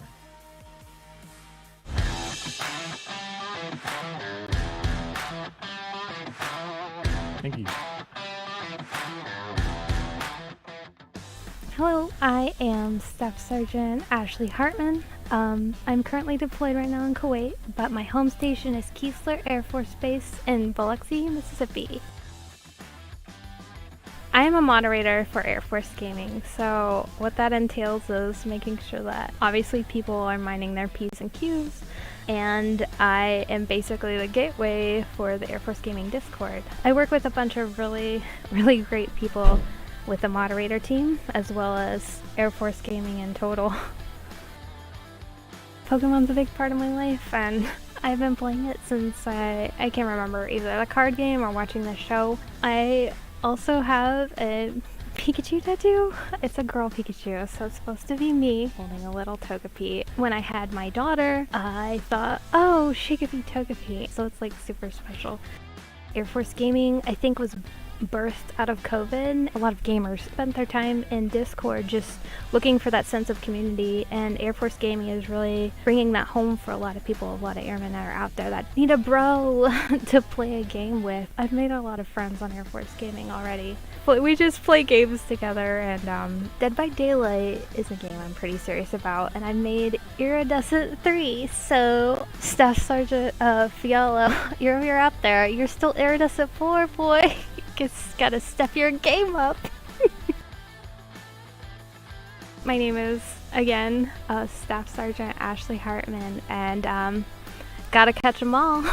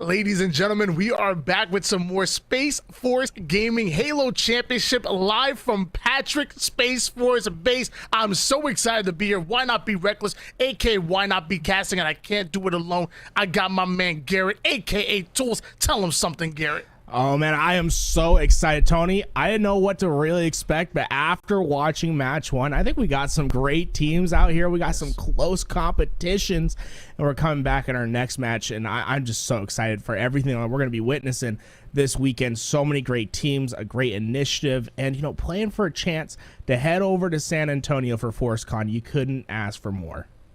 One thing that got me excited immediately was not only was the gameplay absolutely incredible, but that interview. There was just so much fire, so much passion, so much excitement coming out of Dirty Davis, as we're calling him now. But you know what? I'm hoping we're going to have that same level of intensity, that same level of excitement, because our next matchup is going to be noobs versus shooters. And when I look at those two names, and we got gunners, we got some shooters on one side, but they going up against some noobs? How does that work? Hey, you know what? I look at shooters right there. Arms up, ready for action. You know what I'm saying? Flex on them over there. Team Noobs. Okay. Hey, like you said, you know, Team Noobs. I mean, you calling yourself noobs? I don't know, man. Like, I feel like Team Shooters coming out, they feeling confident in this one. Well, you know what? You saw the cameras. You saw Team Noobs. They were looking like they're just having a good time. They look like they're ready. So Noobs are ready to jump into the action. You got Major Katie Carroll, a.k.a. Skunky Monkey, probably one of our favorite names that we have so far. Second Lieutenant Winston Luke, a.k.a. I Have Returned. Don't call it a comeback. Captain Connor Gurley, or I believe that's Serpentis. I apologize if I pronounced that incorrect. Second Lieutenant Andrew McNay, a.k.a. Mick Nasty, and I'm sure he's nasty on the sticks. Oh, on the other side, Team Shooters. And I think they're ready for this matchup, Tony. You got Specialist 3, Gabriel Myers, Gabe Shiesty, if you want to go by the IGL. Specialist 3, Ryan Kabase. Kabase, baby. Tony, I learned a little bit about this guy. He's a hometown native for me from Las Vegas, Nevada. The first person from the state of Nevada to enlist directly into the U.S. Space Force. Hey, doing my home state proud. I'm so happy to watch this guy. And then Specialist 4, Dalton Rivers, a.k.a. Hang Dog. And then Specialist 4, Troy Rodriguez, with one of the best gamer tags I've seen, Godriguez. Absolutely love to see these guys. And Team Shooters, Matt Doney, I'm ready for it, man. The hometown team for me. I'm excited to root for these guys. I think they're going to come out strong, and they're going to be laying down the hurt. I think these guys are some dogs ready to get into this action. Well, Kabasi may be from Nevada, but the hometown team really has to be Team Noobs. They're all located in the same area, located on that Space Coast. So I'm saying they might have the hometown on their side. We saw how strong that could be over in HS Kansas City, man. The KCP fans were absolutely crazy. When we talk about these rosters, when we talk about these matchups, you know, all that is important, but what's also almost just as important is the map and mode order. Why don't we take a look at what we're looking at? Game number 1, Oddball Live Fire. Number 2, going to Slayer Recharge. Then, if necessary, we will see Strongholds Recharge. So recharge once again. How are you feeling about this lineup? Hey, you know what? It's all the sniper maps. That's all I care about, baby. We going back to the live fire. I love live fire because you get the sniper action. We get to see if someone's going to be hitting them shots. And then we go back to recharge, and then you have the pseudo sniper and the shock rifle as well. So expect to see some high octane gameplay. See if some of these players can hit those snipe shots. If you can get them to fall, it can make all the difference in your games. Yeah, I love the S7 sniper rifle. Don't get me wrong, but something about that shock rifle with that extra aim assist when you're not aiming down the sight, you're just going in for those crazy no scopes. We've seen some plays being made with the shock rifle. I wouldn't be surprised if Recharge ends up running around, especially we're going to see that in game 2 and possibly a game number 3. But we have to start with Oddball Live Fire. What are some of your keys to success when going into it? Oh, live fire, it's all about maintaining that sniper control, especially towards tower side. You want to make sure you get that thing, get up to this top position, because you have so many angles on the map to look out for. And on the meantime, we're already seeing a ball rotate towards A, Tony. And that's going to be an interesting choice that we could see some of these players opt for. But what's most important is making sure that they're sticking as a unit, being able to be on the same page at all times, and checking to make sure that they make the same actions. You can make the wrong play, but if you make it together, you're going to be in a great spot. And we're going to see who has the best teamwork today. Well, as of right now, Shooters coming out hot with the 3 down immediately and holding on to that ball here onto their A side setup, putting some good points on the board. And like we're seeing, Noob starting to stagger a little bit here. Another double kill, another perfect. Shooters have taken complete control here in the early game. And we're already seeing this ball getting massive amount of time for Hangdog over there. They're just rotating the weapons, getting what they want. The sniper in hand, Tony. And this is what's so important, right? The sniper can dictate this entire map, but it's all about hitting those shots. Gonna miss that first. Not gonna be able to hit them, but expect to see these players really prioritizing that sniper rifle, getting it into the power position of the map. And then if you can hit your shots from there, you can absolutely dictate what's gonna happen in the game. We're finally seeing UNSC get the ball out of the hands of Shooters, but as I say that, we see Kabassi, the man out of Nevada, coming in and laying down the law with the commando, now having a sniper rifle in the back pocket. You wanted to see some plays with the sniper, you might just see it here as he's controlling the sandbag side. Yeah, Kabase really going to be, I think, the life of this team. He's been absolutely popping off already. 5-0, a leader for this team in this lane column so far, and I just cannot be more proud of this guy. And every time I see someone from Nevada, man, I get so excited. One thing to note, he's been using that commando rifle as well, Tony. A gun that, you know, if you're not as experienced, it can be hard to use, but if you have a mastery of the gun, it's an absolute shredder. And with that overshield, he's making some more work happen. Started as a 21-7 run, and it looks like it might end 100-7 as all 4 members go down for Noobs. Team Shooters really looking like one of the most dominant teams that we have in this tournament. I'm not gonna lie to you, Garrett. I'm scared. It's at the round number 1. I'm scared. Shooters are looking like they're going for the number 1 spot. Shooters looking like they're on road for perfection. Both Rodriguez and Kabase both having great starts to their game. Not one death for either of them. They're looking to keep it perfect through and through. We're already seeing the sniper put in the work, and that's exactly what you want to see from Gabe Scheitze. Remember, this sniper getting up to this tower is what I was talking at the beginning of the game. Look at all these sight lines that you have to work with. If you can hit your shots, well, you're in a great spot to win this game for your team. That man definitely shiesty. He's stealing lives right now. A double-digit lead already coming out of Team Shooters before Noobs were able to put a single point on the board. Luckily, this round is still early. Noobs, they need to spawn up. They need to try to create some kind of push together. We do see a great flank coming in, but eventually Shooters hunt that player down, and Noobs go 3 down once again. And look how Shooters are watching every access point of the seaside. You talked about the seaside tower setup and how strong it is. We are seeing it in motion. 32-0 run out of the boys in blue. What we've also seen is just an incredible mastery of the sandbox from Team Shooters, right? They're not letting much get away from them as they track down the heat wave as well. They've been on top of the overshield prioritization. They've been getting the sniper rifle in their hand and putting it to work. And now in the meantime, really shout out to Hangdog doing all the objective work, but notice how he's been keeping himself between his teammates, making sure that he's not exposed too much on one or the other side. Truly, we're seeing some of the best teamwork in the series so far.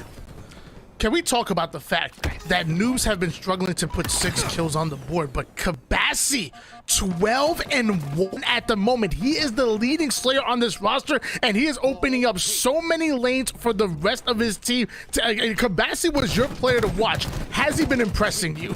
I mean, absolutely, right? 12-1. You can't really ask for much more. I mean, obviously, let's get that death, reel it back as he finds his 13th, but he's just playing a dominant game, and we do see a player standing still towards this overshield. So I'm not sure what's exactly going to happen, Tony. You know, maybe we're going to have a reset of this round. We'll have to see. Someone probably having some technical difficulties with their setup. So we'll have to probably check that out. But we're going to see the second round close out 100-0. We'll see, you know, what the actual confirmation is if we're heading back to oddball relatively soon.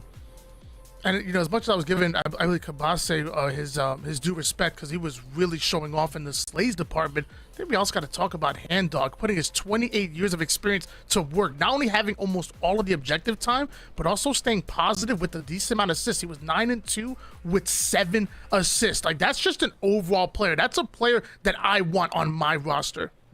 Yeah, absolutely. Team Shooters, they look as if they're well-seasoned Halo players. That's what I was really noticing throughout that entire match, Tony, is we saw solid rotations from them. The setups were clean. They were going to what would be the quote-unquote meta spots, right? These players are very experienced in the Halo space from what I'm seeing. I believe I've seen players like Kabase in matchmaking before, so, you know, that's an indicator of how skillful they are, because I'm one of the best in the game, Tony. You know what I'm saying? They're out there. They're shooting with me. I've played with you before, Garrett. I mean, you good? You all right? I'll take it. No, there's no follow up, Tony. There's no follow up. I'm all right. I'm pretty good, right? You all right? I ain't gonna lie. You all right? He's at best in the game, though. I don't know. We going for maybe you need to sign up for this tournament here. You know, make sure you maybe get into that open event and maybe show what you got. $10,000 on the line at FORCECON. You know. I'm just excited to see some of these players from Space Force come out and rep, and I'm hoping we get to see who that is relatively soon. That being said, I believe we're getting into that reset of this map. There was a controller disconnect. That's the reason. So we will have a 1-0 round advantage for Team Shooters, but we will be going back into that oddball. Good, and that's one thing that we find very, obviously very important here when we're going to these competitive events is going to be competitive integrity. So, you know, as soon as something like that happens, it gets caught, and we're going to rewind it a little bit. Still 1-0 lead going in favor of the boys in blue. I mean, they've earned that. Let me tell you, they played that round 1 to perfection. I think it started with a 21-7 lead. Then we started to see some slays go towards the opposite end, but then right back with the map control. Like, Shooters just came in and really dominated the real estate, dominated the space on live fire, and ends up being a 100-7 win in round number 1. That is quite impressive. Yeah, we're going to need to see some more slaying performance from Team Noobs, right? There just wasn't enough pressure on the map to force Shooters to get out of their comfort zone. If they want to come back and make an upset happen, they're going to have to find a couple more slays on the map and just be a little bit more aggressive with their map positioning. Try to get towards that ball, lay down some of that fire, and make sure that you're able to pressure them out of their positions. Well, we're going to find out what they can do. Sometimes a quick little break, you know, everybody get a little splash of water on the face, maybe get a little sip or two, and then get right back in it, come back refreshed, and we might see a whole new noob squad going into round number 2. But as you kind of mentioned before, as of right now, we do see a 1-round lead in favor of Shooters. If they come out and win this very first round here, the game is going to end, and we're moving into recharge game number 2. If Noobs are able to tie up the series by taking on the first one, we will go to, I guess, a pseudo round number 3, winner takes all.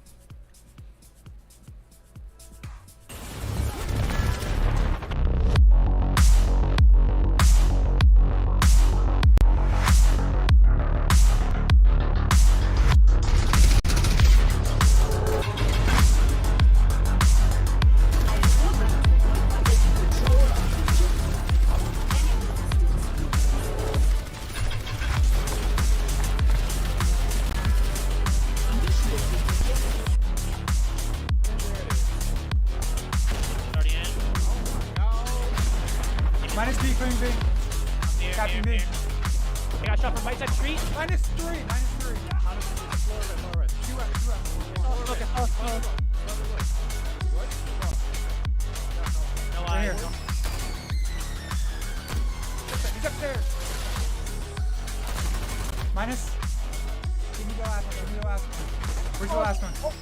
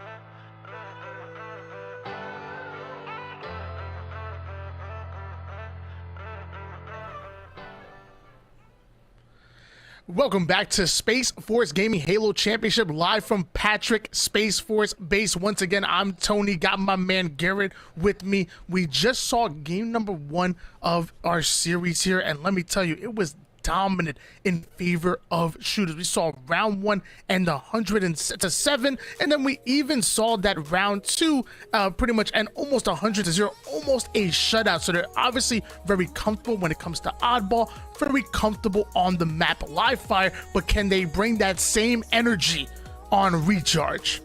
Yeah, recharge is going to be a tough task, right? You're going to have a lot of open sight lines where team shooters who's obviously feeling comfortable with their BR are going to have their ability to just shine with their individual talent. And obviously that shock rifle, be weary of it and the impact it can have on the other on the map.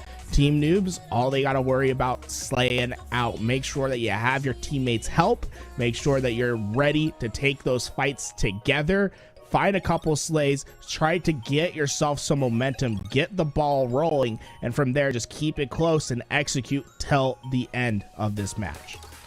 I'm right there with you, Garrett. Like, even if you're not winning all of your individual gunfights, you can definitely make it where you're running in twos, baiting and switching, and playing your lives. And that's what you're going to want to see, especially on Slayer and especially on Recharge, where it's all about controlling the sandbox. I'm talking the camo, I'm talking the shock rifle, I'm talking the repulse. If you can get most of those power weapons and equipment on your side, you will have a much easier time. And remember, this is a double elimination bracket. If you win this match, you're going into your winners final, securing yourself a top 3 finish, where top 2 are going to move on to the tournament in San Antonio next week. So this match is going to make it a lot easier to get to that road of success. Going through the losers bracket early on going to be a tough task, and you see Team Shooters already starting off hot with a 7-1 lead. Melee comes in, but just barely gonna miss. Gabe gonna put him down. He's ready for the fisticuffs. He said these hands are rated E for everyone, as Kabase taking some heavy damage, high IQ, backing down towards his teammates, getting back over towards the gold side and locking down this perimeter. Is 2 down for noobs, and it looks like Kabase still grinding forward.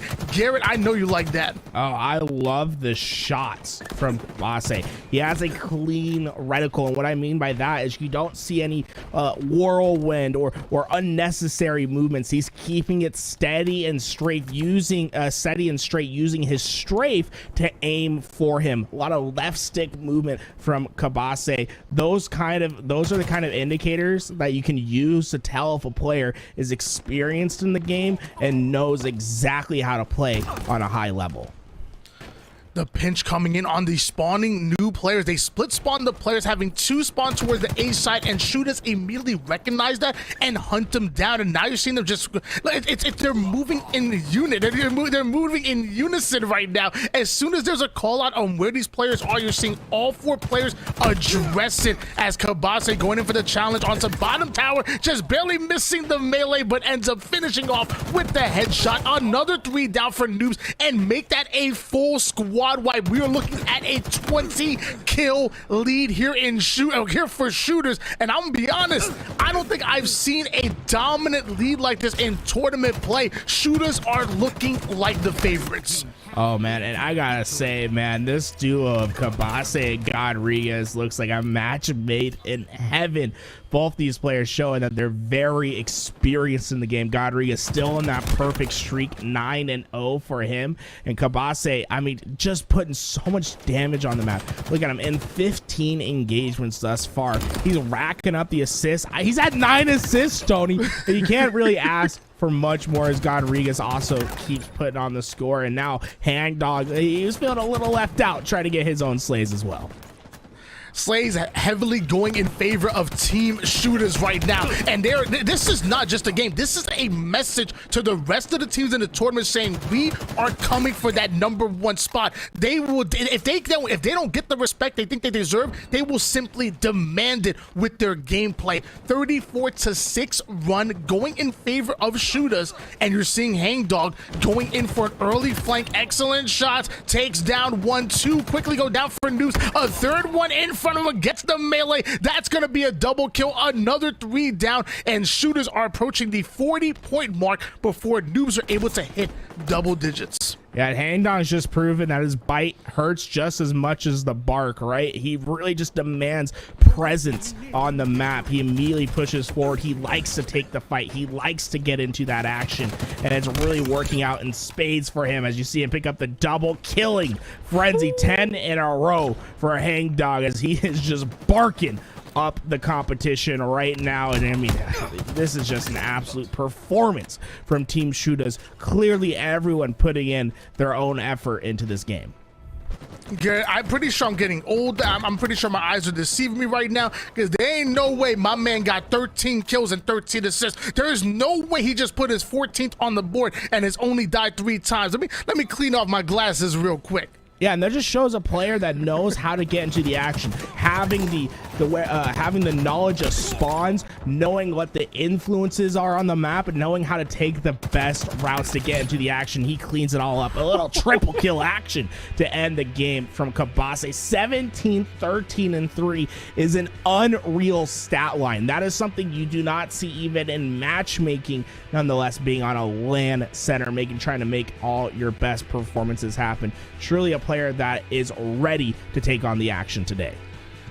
Putting up those NBA 2K numbers here in Halo Infinite. He participated in 30 of his team's 50 kills. If that doesn't tell you how effective he was being on the map, it doesn't tell you how much space he was commanding, how much real estate he was taking over. 30 of his team's 50 kills. That's just an unreal stat, Tony. I mean, getting in that many engagements in an objective is a tall task. Doing it in a Slayer, it can be an impossible task, but you're seeing that Kabase able to overcome whatever's in front of him. He's trying his best to make sure that his team finishes in the top 2 today, and I have to say it's looking mighty promising with that performance. These guys are clearly ready to try to punch their ticket to San Antonio. I mean, after watching both of those matchups, we got the chance to watch while Haloran and Seymour were casting. I had a close eye on both of the teams, and after watching that dominant performance coming out of Shooters, I'm gonna be honest with you, Shooters are the favorites right now. As of right now, everybody's gonna be punching above their weight class and trying to, because they look so good. I wouldn't want to get into the arena with some Shooters, specifically them. Yeah, Shooters is a team where you matched up with them in matchmaking, you'd be like, how are these guys this good? Like the coordination from them was superb, and it really showed by what we were saying. Kabase's stats, he was in so many engagements. The assist column was very promising to me because they have the individual talent, right, Tony? We know that they can take the one-on-ones, but they still made an effort to call out to each other, make sure that they're playing the stronger lanes of each other. I really was impressed by that performance. Yeah, it looks like we actually going to have a little bit of an interview here. I believe it's going to be Gabriel Myers, a.k.a. Gabe Shiesty, that is coming in after that big win. Gabe, how you feeling? We're feeling pretty good so far. Pretty good to win it. Hey, well, I have to ask real fast. You feeling like there's no competition out there? I mean, that was a very strong performance. Do you guys think it's an easy road to win to the grand finals? Not about grand finals. We still have the other teams to play, but I think we've got our spot at first place for secured. Okay. If you don't mind me asking, how were you guys so dominant here? I'm gonna have to assume that you guys have been grinding and practicing. How were you so dominant in both of those games in that last series? So 3 of my teammates are FPS background. I'm not an FPS background myself. So they all have the strats. They brought me along, taught me everything. And we've been playing for probably the past 4 to 5 weeks together, playing just about every day, as much as we can, revolving around our work schedule, and coming up with our breakoffs, our strats, and it's worked out for us, I guess. Hey, 4 to 5 weeks, huh? That's a lot of time to put into the game. How much better do you think you've gotten personally by teaming with some people with that FPS background? Some experts. Do you think you've seen your game improve dramatically in the last 4 to 5 weeks? Absolutely. So it's just like anything in life. You surround yourself by successful people, and you'll get better. Learning from them is the way I want to go. Keep going, and hopefully we can go on to win the grand finals with that. And you say you don't come from an FPS background. Why don't you tell us a little bit about your background? What do you enjoy playing? What's the genre that we could normally find you in? So, I'm playing a game that makes you hate yourself, which is Rocket League. Yeah, other than that, like, I took a 4-year break from video games. I used to play, Call of Duty when I was pretty young, but past 4 years, just nothing but Rocket League. Okay, this is the biggest question I have for you thus far. Are you a mouse and keyboard Rocket League player, or are you a controller Rocket League player? Controller all the way. So you're so comfortable with the sticks already. I assume you're playing on controller for Halo Infinite as well? I am, yeah. And a final question here. You said you're coming from Rocket League. You obviously have about 4 or 5 weeks experience here with Halo. Can we keep you a little bit? Can Halo be that side game? Are we going to go forward playing some more Halo Infinite? So, yeah, I think I'm pretty burnt out on Rocket League, and I want to start moving into some more FPS games because it's a lot of fun. Halo Infinite, the new Call of Duty that's coming out, I want to try each of those, see where I can go with it. Yeah, I respect Fantastic. that. I respect that. Anyone that you want to give a shout out to on your gaming career, or just anyone, you got the platform, you got the stage.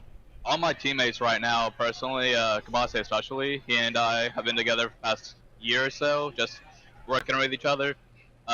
He's a great guy to learn from, probably the best on our team, Slayer-wise. He's a pretty good model to base yourself after. All right. Well, shout out to Kabase and shout out to the whole team. You guys are looking really good, and good luck to you guys in the rest of the tournament. Really nice speaking with you, Gabe. Yes, sir. Thank you. You too. Well, that was Gabe. That was our squad shooters finishing off 2-0 over Noobs and gonna be going up against Dirty, Davis, and the boys here in the upper finals for the right to make it into the grand finals. No, that would be a guaranteed top 2 placing and also having an advantage over anybody making it through the lower brackets. So lots of implications on this next matchup here. Garrett, I'm getting more excited. Oh yeah, this is 2 very promising teams. I'm like I said, Kabase looks unreal. Expect to see him just absolutely pop off all tournament. He looks like what could be the best talent here today. Well, guys, when we come back, we're going to have more of your Space Force gaming action. Don't go anywhere. We're going on a short intermission break.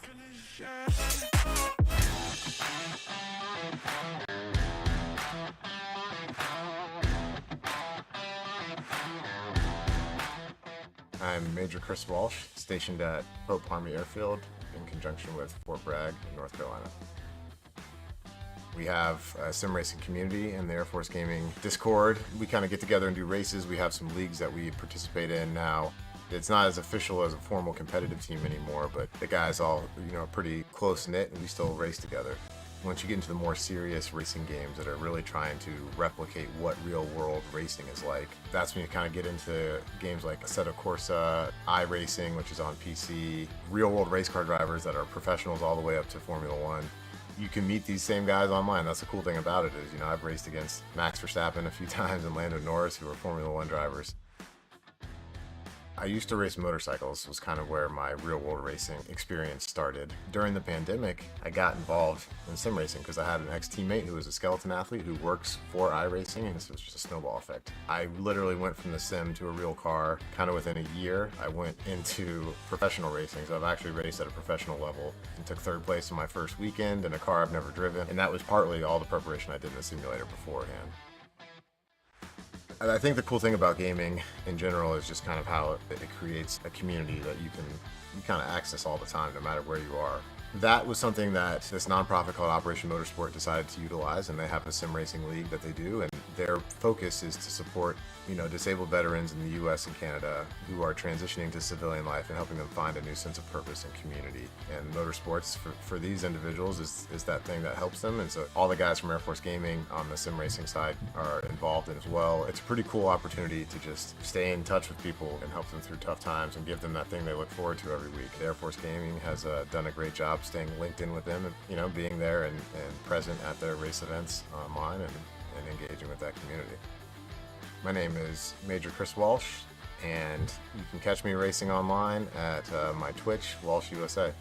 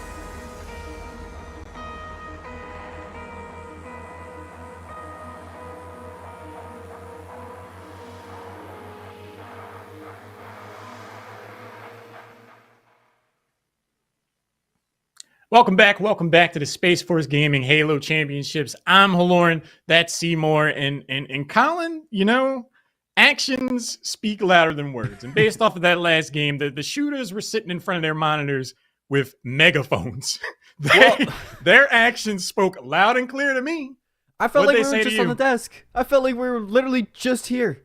And you know what? I'm glad to be back, and I'm glad to see it. I'm excited to see them play, firsthand, because, I got to see that, in the background. I was sitting in the green room just taking a look at that, and oh man, that shooters team, they look good. I'm curious to see how they match up against other teams, because you and I, we had that interview with Dirty Davis and the boys, with Sergeant Davis, and he was saying that he knows there's going to be tough competition coming up next.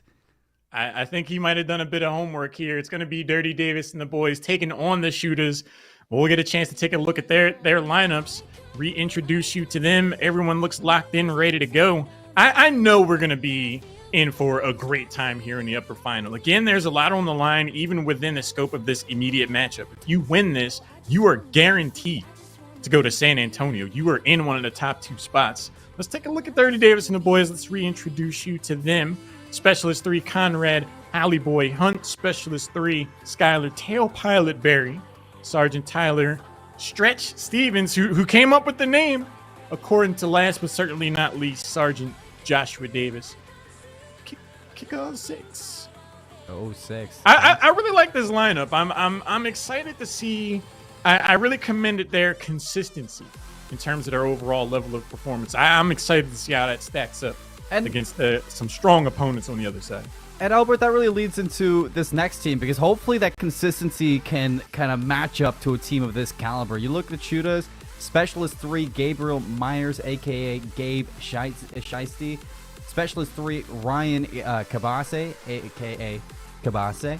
Specialist 4, Dalton Rivers, a.k.a. Hangdog. And Specialist 4, Troy Rodriguez, a.k.a. Godriguez. This team, they are deadly, residing out of Buckley Space Force Base, and we just got to see how fast they got through that first match of theirs. Now, the question is, can that consistency from Dirty Davis and the boys really stop what the shooters got going for them?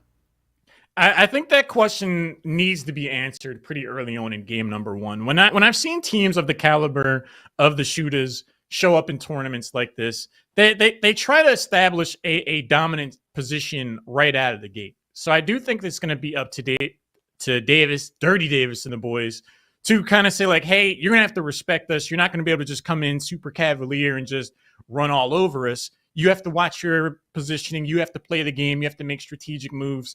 And that slowing down of the overall pace is, I feel, what's going to give Team Dirty Davis and the boys their best shot at taking the series. We saw in our first match of the day, you and I, Dirty Davis and the boys, they are not afraid to go the distance, not afraid to play those close quarters games and a really tight-knit map. So I'm excited to see, if we get that tight, close game like we did in our first match. And if you're Dirty Davis and the boys, I feel like they're looking to keep it as close as possible against shooters. So let's take a look at the maps and mode for the series. It's another best of 3, folks, and we're gonna have something different other than live fire. We get actually 2 different maps, Recharge and Streets. But where we're starting is a King of the Hill back on Recharge. We got to see that as our first map, or first mode, back in our first match of the day. And then we go to a Slayer on Streets for map number 2, and Strongholds on Recharge if this goes the distance. I'm really excited for this best of 3. Yeah, as you pointed out, King of the Hill, definitely a newer concept towards competitive Halo Infinite. Do you think that, how do you think that's going to affect this overall matchup? Obviously, the shooters are incredibly talented players across the board. Dirty Davis and the boys are no slouches themselves. Do you think, in terms of Dirty Davis and the boys having an advantage, would you rather them play in a mode, in a map like they're super comfortable with, or do you think this uncharted territory could give them a surprise element to have an advantage here? Well, I always talk about the lethality of a Recharge map, especially in a King of the Hill. I feel like you're going to need to be slaying a lot. In the crossfires that it presents you, you need to have those setups as a team for the rotations of the King of the Hill. And when you're looking at a team like shooters who are just brushing their way through their first match of the day, Dirty Davis and the boys, their whole team weren't slaying to the potential that shooters was showing. you're really going to be looking at Howley Boy along with Stretch to really take the reign in that. And hopefully the two of them can mitigate some of the damage that shooters are bringing, because you're going to need to mitigate a lot of damage, Albert. I really think communication is going to be incredibly important here. In a mode like Slayer, it's super straightforward. It's like, how many people do we have alive? Who's caught out of position? Who can we help team focus fire on? Things like that. But in King of the Hill, you have to worry about all of that as well as the location of the position. So I do think that keeping clear comms, keeping concise comms is going to be incredibly important for both teams. And in an instance like this here at Space Force Gaming Halo Championships, these teams already have that communication down. They've worked with each other. I really love the idea that, you know, people, you rub shoulders with them at work, at your career, serving the military, and then you get to take that communication, that rapport that you've established, that discipline, and you bring it here. I think that's why we're seeing such high level play, because these teams know each other so incredibly well. Well, we got to see some similar game styles from both teams, Albert. You know, when you're looking at Dirty Davis and the boys, you saw the Slayers as well as the delegation of the objective to Sergeant Davis back in our first match. And with shooters, we got to see, you know, the pop-off moments from individuals as well, delegating that oddball to an individual for the same sense, or same exact situation. The only thing that scares me between these two teams is a big difference is when you don't need to delegate that objective, when you can just slay out as a team and drop that objective, you know that everybody on the shooters can step up to that individual factor. That's such a great point. It's hard to do much if your entire team is taken out. So sometimes just the brute force strategy could work out. But we have some slight technical issues that we're going to try to sort out. We want to make sure everything goes smoothly as we get into this next best of 3. So we'll take a short break. When we get back, we'll get into Dirty Davis and the boys taking on the shooters.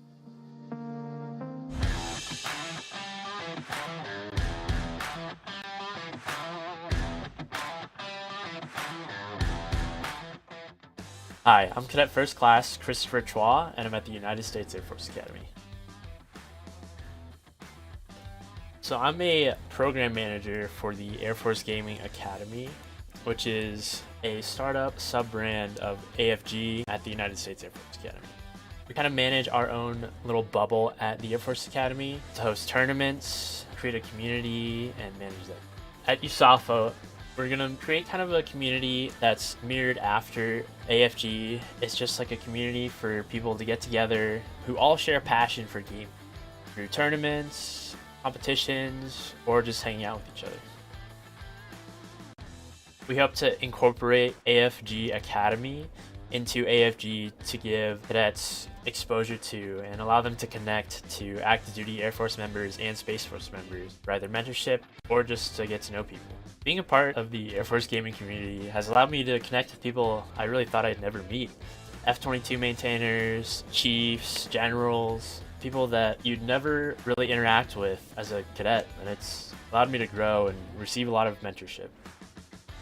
I hope that through developing Air Force Gaming Academy and being a part of Air Force Gaming, to just practice my leadership and really connect with people all across of our Air Force. Because there's so many of us, but through our passion for gaming, it really allows you to meet people and get to know them on a closer level. I hope the Air Force gaming community continues to grow and attract new people from all over. It's really about the community aspect, and since we're all a part of the Air Force, everyone can take advantage of the resources that are a part of the community. This was Cadet First Class Christopher Chua. Let's go Falcons.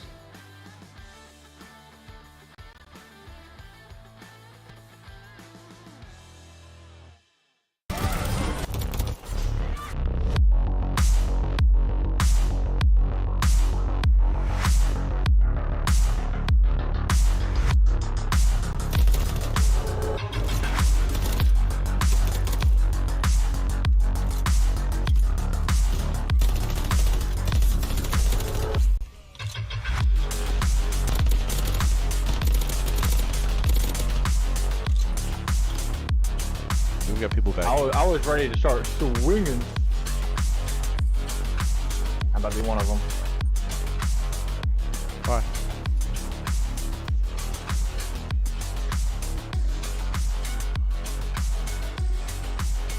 We have the CC they dream of.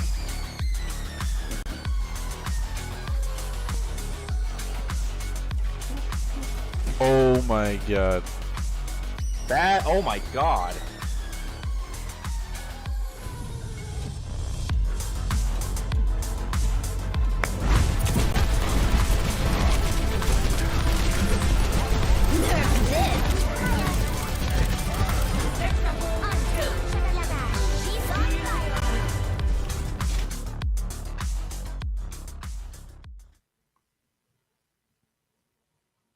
Welcome back to the Space Force Gaming Halo Championships. Again, I'm Haloran, this is Seymour.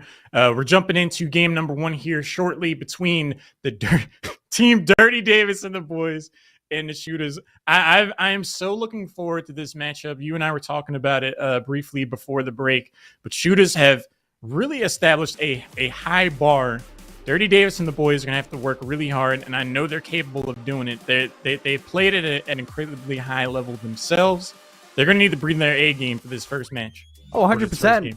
When you read into Shooters, most importantly, or more specifically, Gabe Shiesty, he joined Space Force to pursue his interests in Cyberfield and to set a new standard for the newest military branch. Well, I think he's done a little bit more than that, Haloran.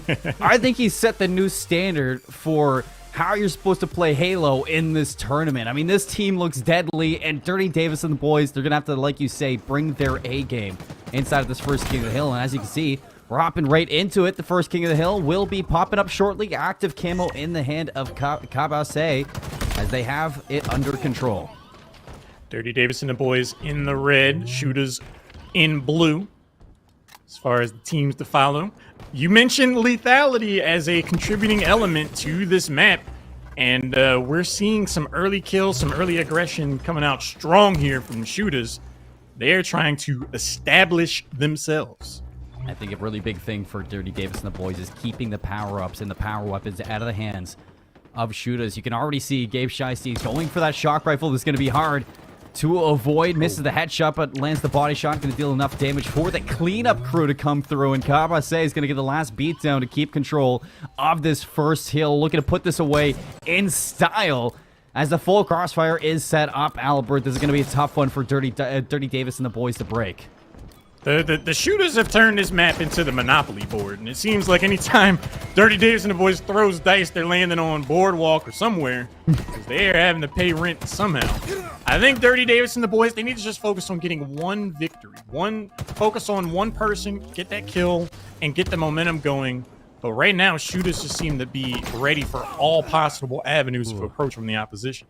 I think Indiana Jones taught us not to bring a knife to a gunfight. We got to see it right there. Tile Pilot prioritizes the energy sword, not able to walk away with it. 2 kills going the way of Shooters. They have control of hill number 2. And this is a tough one to break. This is really easy to bottleneck your opponents like we saw on live fire. And you can see Dirty Davis and the boys having trouble getting anything going. Kika is going to find a beatdown on a hand dog, leading to get a pinch set in stone. Although Gabe Shiesty finding not 1 but 2. And with the help of Godriguez, all 3 down. They were able to take down 2, but at what cost? They have their entire team taken out. Dirty Davis and the boys back to square one as point number 2 looms on the horizon here for Shooters, who seem to be more than capable of continuing to hold this position. They are looking rock solid right now, Colin. It's not a lot that's looking to stop Shooters from punching their ticket into the grand finals, but Dirty Davis boys need to get something going. They'll be the first to this next hill. They'll have the setup, but here comes the energy sword. Already dealt a lot of damage. The beatdown's going to clean them up. You go even in the trades. It's a 2v2 inside the point. Shooters, they find the break and they flip the script. Alley Boy leading the charge. Stretch with a couple of kills on the board. Kick 06. Sergeant Davis, the newcomer to first-person shooters with the most kills for the team right now. Definitely pulling their weight. Steps forward, though. Gabe Shiesty switching over to them. Two players down on Dirty Davis and the boys. Shooters, they're just looking dominant throughout so far. It's a wonderful play to combo that energy sword with the grapple hook. A new addition to Halo Infinite, and Shooters putting a lot to use inside the sandbox. Now looking to go 3-0 up. Another one bites the dust, and you look at just the leaderboard here for the scoreboard, and it's not a lot going the way of Dirty Davis and the boys. They're going to find 2 down. Can they flip this one out? Godrica is going to even this up. Haven't yet been able to step into this point, and in doing so, it's going to be a 3-0 start for Shooters. Tail Pilot goes around a corner and finds 2 blue Spartans waiting for them. I really commended some of the flank potential Dirty Davis and the boys pulled off in the previous match, but I do feel like they need to make a more concerted effort of just sticking together and focusing, for lack of a better word, on focus fire and really targeting one person at a time, taking them out as a team, really shortening that KTA or time to kill, and start to move forward from there. But they just have not been able to establish any kind of headway just yet. On screen, Howley Boy looking to get some momentum. Already tagged very low. Is going to get cleaned up. Stretch, the last one standing. Fourth hill is going to get picked up. And Shooters, Albert, they sail through map number 1. A 4-0 sweep over Dirty Davis and the boys on King of the Hill Recharge, looking as dominant as ever. I mean, this team just looks unstoppable. I mean, in terms of raw gameplay capability, the Shooters are obviously a strong team, the team to beat by most metrics and anyone's standards. But what I was really impressed with over the course of game number 1 is that it didn't even really seem like their gunplay was their ace in the hole. I think they just had strong map knowledge. It just seemed like they would shut down one option from Dirty Davis and the boys and kind of already knew how they would respond. So it's like, all right, we won this fight over here. They're going to try to flank and come over here. We're going to be ready for that too. Just being able to be one step ahead of your opponent just in terms of overall strategy can win you the day before you even have to worry about aiming. Well, I like that point because it enters a whole new depth of first-person shooters. Positioning, timing, and the proactivity of rotations. And I think you're looking at shooters with their depth of knowledge of Halo Infinite. They're showcasing it all inside of their matches. And Dirty Davis and the boys, you see the lack of experience really reflect in the game score, and they just cannot keep up to pace with the knowledge that shooters are bringing to the table. And that worries me going into a Slayer when you don't have that objective to pivot around, when you don't have that really solid anchor to hold yourself down. It's all up to the slaying, and so far shooters, they have been the slaying team. I think one thing that could bode well here for Dirty Davis and the boys is that there is no objective. So you do have the opportunity to focus on moving around together as a unit, to focus on, lining up shots together. You don't have to worry about, oh, well, we have the added pressure. We need to run up and take control of this point. We need to pick up the flag. We need to pick up the ball. Like, it's just slaying. So if you can just focus on grouping up together, finding your angles, using your map knowledge to your advantage, I do think that we could see game number 3 here. You pointed out lethality as a defining attribute of map number 1. We're moving over to streets now. How do you think that's going to affect this matchup? You take out the sniper rifle, you add a rocket launcher to the mix. Along with a shotgun, you got the Bulldog 2. The Stalker rifle, I guess it's a sniper of its own, but it's more so a marksman rifle if I was going to kind of paint it or label it anything. And you look at those 3 weapons as, again, being the same to rotate your team around, making sure you have those power weapons under control. The Spanker or the rocket launcher is going to be the, I guess, main thing to keep your eyes on, as it will be spawning up around certain times of the map. And it's how you can really transition those weapons. And we got to see inside that first map on Recharge how well shooters were at making sure they had the sandbox on lock. They not only used the power weapons, but they used the power-ups, the grapple hook, the repulsor. Everything came out to show. And if the shooters get their hands on it again in this map, you can already see the Stalker rifle getting put to use. Long range from downtown shots. 1 kill apiece though. Make that 2-to-1 shooters. I mean, their gameplay's been explosive enough. You're going to give them a literal rocket launcher now? Oh, no. Got the whole 9 yards, the whole kitchen sink in your hand right now. Got the rockets, the Bulldog, and the Stalker rifle. And it looks like Dirty Davis and the boys down 4-2, trapped behind a stronghold. This is not a good look for them. Dirty Davis and the boys pinned down in the corner. Hangdog and the team finding the angles. Hangdog does get taken out, but the score 8-3. Shooters already starting to run away with a sizable lead here. Dirty Davis and the boys, they have to rally. You just look at the way they use their utility. They chip away at Dirty Davis and the boys, and they just collapse on them all at once. It's almost suffocating to say the least. You can see Dirty Davis and the boys stuck in the same position, just on the opposite side of the map, and here come the shooters knocking on their front door. Kabase is going to find one. An early trade from Kika with a beatdown onto Godriguez. Should give them a little bit of breathing room, although they still have a long way to go. Nice usage of the thruster to get Kabase out of the danger zone as he is able to play his life, but you really need Tail Pilot to do something, and he drops. And what we just saw there was an excellent example of shooters just being able to focus fire as a team, just from across the map. Oh, yeah, let me help you take that out. I'll pick up another assist. That's fine. Dirty Davis and the boys need to try to emulate that strategy and just really shorten their TTK and keep some sort of advantage.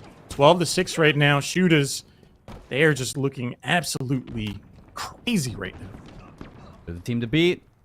And right now, the team that owns the map. Shooters, another rocket launcher is going to be up. They have control. Again, power weapons in their hand, trapped inside PD. Here they come. Rocket's going to miss, but the BR is going to get it done. A beatdown on the second as a trade with Hika. Still numbers in their lead. 10 kills to the advantage of shooters that are coming to clean up the rest. And a beatdown is going to get that job done. It's a killing frenzy for Kabase as he's sitting 10-0. A well-oiled machine right now is what we're seeing out of the blue side right here. Switching over, Godriguez again gets helped out by the teammate. You never see just one blue player. I love the teamwork we're seeing from shooters right now. A well-oiled machine. I mean, you labeled it yourself. And they're just getting the job done again and again. Finding the kills that they need. 23-8. This is getting ugly really fast. And Dirty Davis and the boys really in quite the pickle right now on Street Slayer. It is going to have to be absolutely something astronomical to bring themselves out of this. And look at that. The nades, the bulldog, the whole 9 yards coming out to play. Kabase running riot. Kabase came around the corner and was like, it was me, Colonel Mustard, in the library with the letter opener. Just perfect flank cleanup style. 15 kills, only 1 death. Kabase making an argument for player of the game, to say the least. Not a lot you could do in this situation if you're Dirty Davis and the boys, but bring a little bit of momentum back in your favor. It's a long road to climb through to bring yourself back in this game, and it might already look like shooters ready to punch their ticket into the grand finals. Nice bait and switch from Handdog to get rid of Kika. 32-10. Spanker coming up in 11 seconds. As the full setup's going to be there, prioritized from shooters. Dirty Davis and the boys. This would be a good chance to find a way back if they can get control of this rocket launcher. The only thing is, they're stuck. They're stuck, Albert, and they can't get out. They are absolutely locked down. Shooters find themselves in a position where they're kind of out of objectives. You see them standing around waiting for power-ups. That says to me that they have such complete control over the map that they're just like, all right, well, I guess we have to wait for our next advantage. Like, we are controlling things to that degree. 36-11. Dirty Davis and the boys running out of time and opportunities. Godriguez picks up another one with the rocket launcher, and it's just Stretch on their feet right now. Stretch trapped inside the A stronghold. Beatdown will come through. Kabase finally dying on a rampage beforehand. 20-2. And this is quite the masterclass of Halo Infinite if I've seen it inside this qualifier. As they're looking to clean up 9 more kills to punch their ticket into the grand finals. Godriguez in the backline's going to find 2. It's once again Kika this time, last alive on his own. A killing spree for Handdog. 44-14. Albert, only 6 kills left, and shooters are going to be looking at the grand finals. Kabase, the way he's racking up kill streaks, I'm like, is he about to call in an airstrike? What game am I watching right now? Shooters are on a tear, 3 kills away from closing this out 2-0 in commanding fashion. Dirty Davis and the boys, this one is slipping away to say the least. There's another day in the office 49. right now for shooters. As the Bulldog's going to swing up from the top rope. Steak-tacular inside of game 2. 50-15, and look at that. Business as usual for shooters. Your victor is going to stand up, cross over with a couple fist bumps just to say your GGs, but right there, I mean, that was dominance if I've ever seen it. It's all love. At the end of the day, they are all on the same team. Congratulations to the shooters. An incredible performance, and our first team to solidify their spot. We will see them next week and San Antonio with a solid 2-0 victory. They have to be looking at that number 1 slot, and they have to feel like it's theirs. The other teams, they have to prove themselves. There's only one thing on their mind, Albert, and it's winning. You can see it inside the game. It translates. They know what they need to do. They know how to do it, and they have the skill to get it done. I mean, there's not, a lot I was looking for inside of this tournament other than teamwork and proactivity inside of Halo Infinite to really excel your team to the next level. But when you look at shooters, they have it all. They have even the niche little remedies that can give them the individual gunplay to just overwhelm your opponent. I've just been thinking. So one aspect in terms of stakes that we haven't really talked about yet is that the teams that do go to San Antonio, not only will they get to represent the Air Force and Space Force in the first government-recognized esports competition, but they're also going to receive some coaching. There's going to be a Halo Combine leading up to that event. And I feel like those coaches, they might look at the shooters and just say, do what you're doing. Do what you do. We might not have much for you to change because they are just looking that incredibly strong. I think we're going to take a look at the bracket and give you guys a clearer picture of what we see here. Again, with a solid 2-0 victory, the shooters have made their way into the grand finals. They are confirmed as the very first team that will be going over to FORCECON in San Antonio next week. I mean, to talk about that combine, when you look at this team who already has so much in their favor in this bracket, and you send them to San Antonio, possibly, you give them a professional coach, and I'm curious to see at what levels they can even get thrown to beyond that, Albert, because you add a professional coach into the mix, and shooters, they could be a dangerous team even outside of Space Force.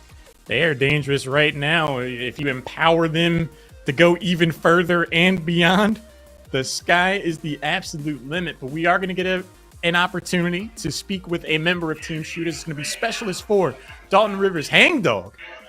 Hello. Specialist 4 Rivers, congratulations on a solid victory. You guys are the first team to confirm your spot in San Antonio. How does that feel? It feels great. We came in here not knowing what to expect. Didn't scrim the other teams, and we just did our best out there. So. Well, like, is there, a past to you guys playing together? Because you look like a well-oiled machine out there. Have you guys been playing together maybe outside of these tournaments? So we actually, we just met each other during this tournament. There's 2 of them. Wow. Gabe and Cabase, they knew each other past, but me and Godriguez, we're both new to this with them. Well, I'm glad that you brought that up, that you guys are, as a quartet, a newly formed unit. That, 2 players may already know each other, but you guys are all getting to know each other. In terms of, Space Force Gaming, Air Force Gaming, everything that's going on with this, how do you think that has enabled an opportunity for you to form new bonds within your service to the military? Yeah. So I think it's great. You can meet new people. You can come in. You don't even have to know the people before you start playing. And you go and you meet them and you play games with them and have fun. We all make new friendships. We're going to be playing with each other a lot more after this as well. That's awesome. I'm really glad to hear that, man. I hope you guys play together. You guys look dangerous. I'd be afraid to queue up to rank if I knew you guys were queuing up to rank. So I'm gonna hope you guys are playing together after this. But looking even beyond that, I mean, are you guys, now that you've seen yourselves together, are you looking at the championship maybe in San Antonio, knowing like you guys can possibly get it done? Yeah, we're gonna need to work on our strategy and work a little harder for that though. But we're definitely looking to be one of the top teams. I think you're well on your way to that, Specialist 4. One final thing. Do you have any shout-outs? Anyone you want to call out? Friends, family, that sort? I want to call out or shout out my best friend, Drew, and my mom and all my family watching me right now. Couldn't be here without you guys. I'm sure they are all incredibly proud. Congratulations again on solidifying your spot. Be ready for the grand finals. That match is coming up soon. We'll see you in a little bit, man. We're going to take a short break at the next match lined up. It's going to be Why Not and our good friend Gary taking on the next matchup for commentary. Seymour, this has been crazy, man. We're going to take a short break, but we're going to line up some more action for you. Don't go anywhere.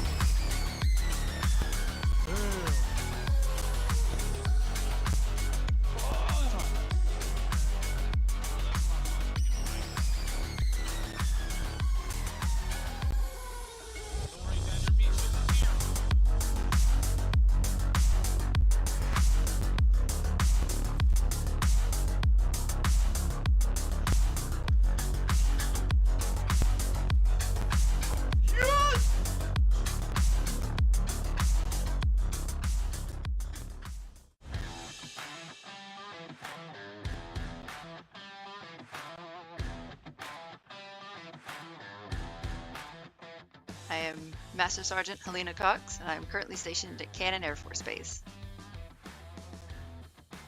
I started gaming when I was young, starting out on the Super Nintendo, and then I got into N64, so I was a console gaming until I met my husband, and then he introduced me to PC gaming, and I haven't gone back. He got me into an MMO called Mabinogi, and we actually played that for several years, and that was my first introduction into MMORPGs. I am the Elder Scrolls Online Gaming Ambassador, and I'm also on the innovation team because it ties into what I do for the Air Force now. The innovation team is a group of individuals that are working together to build a network for anybody who has innovative ideas for the Air Force or Space Force, and be able to easily support them in any of their endeavors. The MMO Ambassador team is a group of individuals representing a variety of different MMO games. It's a smaller community because we're not highly competitive. Now, each game does have some of their own kind of competitiveness within them, and so we work together to support each other's games and grow that community just as a place to go and enjoy a game, not necessarily be competing for anything. When I first came into Air Force Gaming, I thought it was nothing but competition, so I was ecstatic to find that there was actually an MMO community within it, and I think it's something that we should share a lot more, that we aren't just competitive. We do have simple events related to the MMO games where you can just come and play and hang out with each other and support a team through a raid. This has been Master Sergeant Helena Cox, and this one says she games. This one did not say she games well.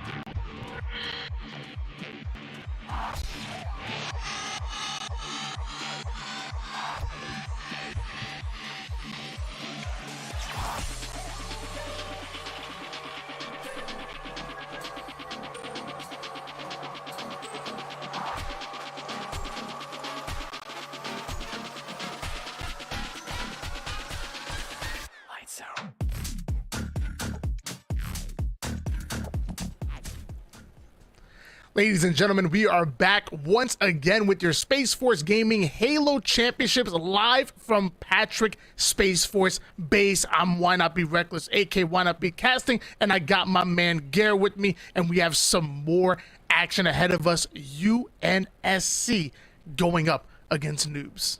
Hey, and it's tournament life on the line for here on out. Loser bracket matches only. So, hey, it's either win or go home for the next couple matches that we'll get to witness.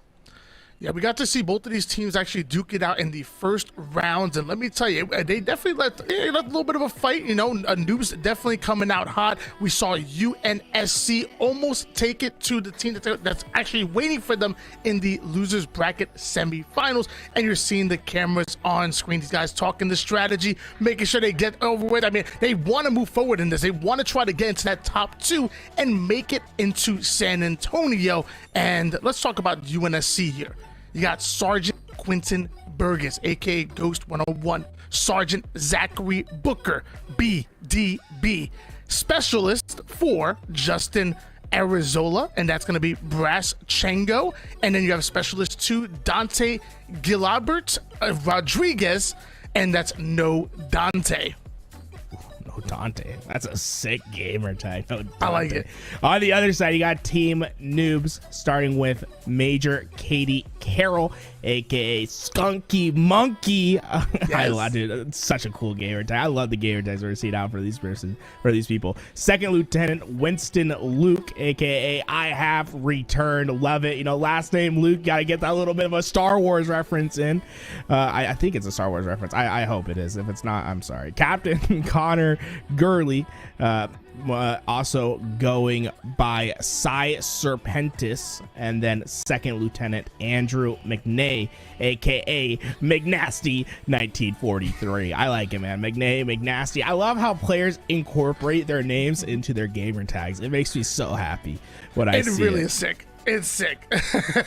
Our map layout is going to be Oddball Recharge for game number 1, going to game 2, Slayer on Catalyst. Probably one of the first times we're going to see Catalyst here in a major tournament, so I'm really excited to watch that. And then, if necessary, Strongholds Live Fire for game number 3. How are you liking bringing in Catalyst for our major tournament, Garrett? Ooh, I'm kind of nervous, man. Catalyst is going to be an interesting one, especially on Slayer. Just really long sight lines. It's going to be interesting how players adapt to it. Obviously, it's a new map, so there's going to be a lot of falling off the map, I think. There are a lot of open areas. You got to be on top of your P's and Q's, making sure you're staying up high, making sure you're not falling down to the pits below and costing your team some deaths. Well, before we get there, we'll have to go into Oddball Recharge, which in my opinion, I think it's a great warm-up matchup for both of these teams. You have a lot of the sandbox to work with, camouflage, commandos. Obviously, you start with those battle rifles, but don't forget about the shock rifle, which is absolutely deadly. If you're nasty with a shock rifle, you can lock down the entire map, and we're gonna find out who does that here on Recharge. Already started on board with a big kill, and Noob starting off hot. I think that's an indicator of what we could be expecting to see. You saw the absolute fry, the melt. These players working as a team, getting 2 BRs on the same spot and just shredding the player over at top A. We're already seeing some interesting ball rotations, Tony, and that's what I think is going to be key for both of these teams, whether they're going to win or not, as we see the triple kill come out. But making sure that you're on top of your ball rotations. Always think of your ball as a sandwich. Keep it between your teammates. You gotta be the meat of the sandwich. If you're able to do that, then you're gonna have a successful time on oddball. When you see your oddball go a little bit more rogue, make some unorthodox pushes, that's where we could see some punishing play. Noobs setting up early over toward the seaside, but UNSC breaking right through, putting Noobs 3 down. We saw an early push coming out of Noobs, but UNSC recovering well and answering back. We're already seeing the setup over at this back C, and it's going to be tough to break into this, but when you do break, it's going to come all out. What? Oh, I love the grapple play, making sure that you have the grapple on top of your sword player. Also another indicator that these teams know how to play this game, right? Making sure you're using that utility to the best of your ability is key to victory. 2 down go Noobs here, and UNSC taking firm control. We do have no Dante, who was able to get a hold of the shock rifle, just barely gonna miss the first one, but the second one's gonna be a perfect, goes in for the double kill. Can't get the kill, but the assist is just as valuable. You're seeing the boys in blue start to take control once again. That's gonna be a lead change as they're moving into their gold side setup. UNSC going to be able to get away with that ball, but they've given up position on the camouflage. Now, camouflage should have gone into Noobs' favor. We're going to have to see if they can use that to rally back towards this ball and get a quick break. Actually, no, camo's still up, and it looks like UNSC going to be able to get it, but get away, run. What a huge lift, Tony, because that camo now in the hands of UNSC, who's getting ball time right now. They can keep that camo alive, then they're going to find themselves in a great opportunity.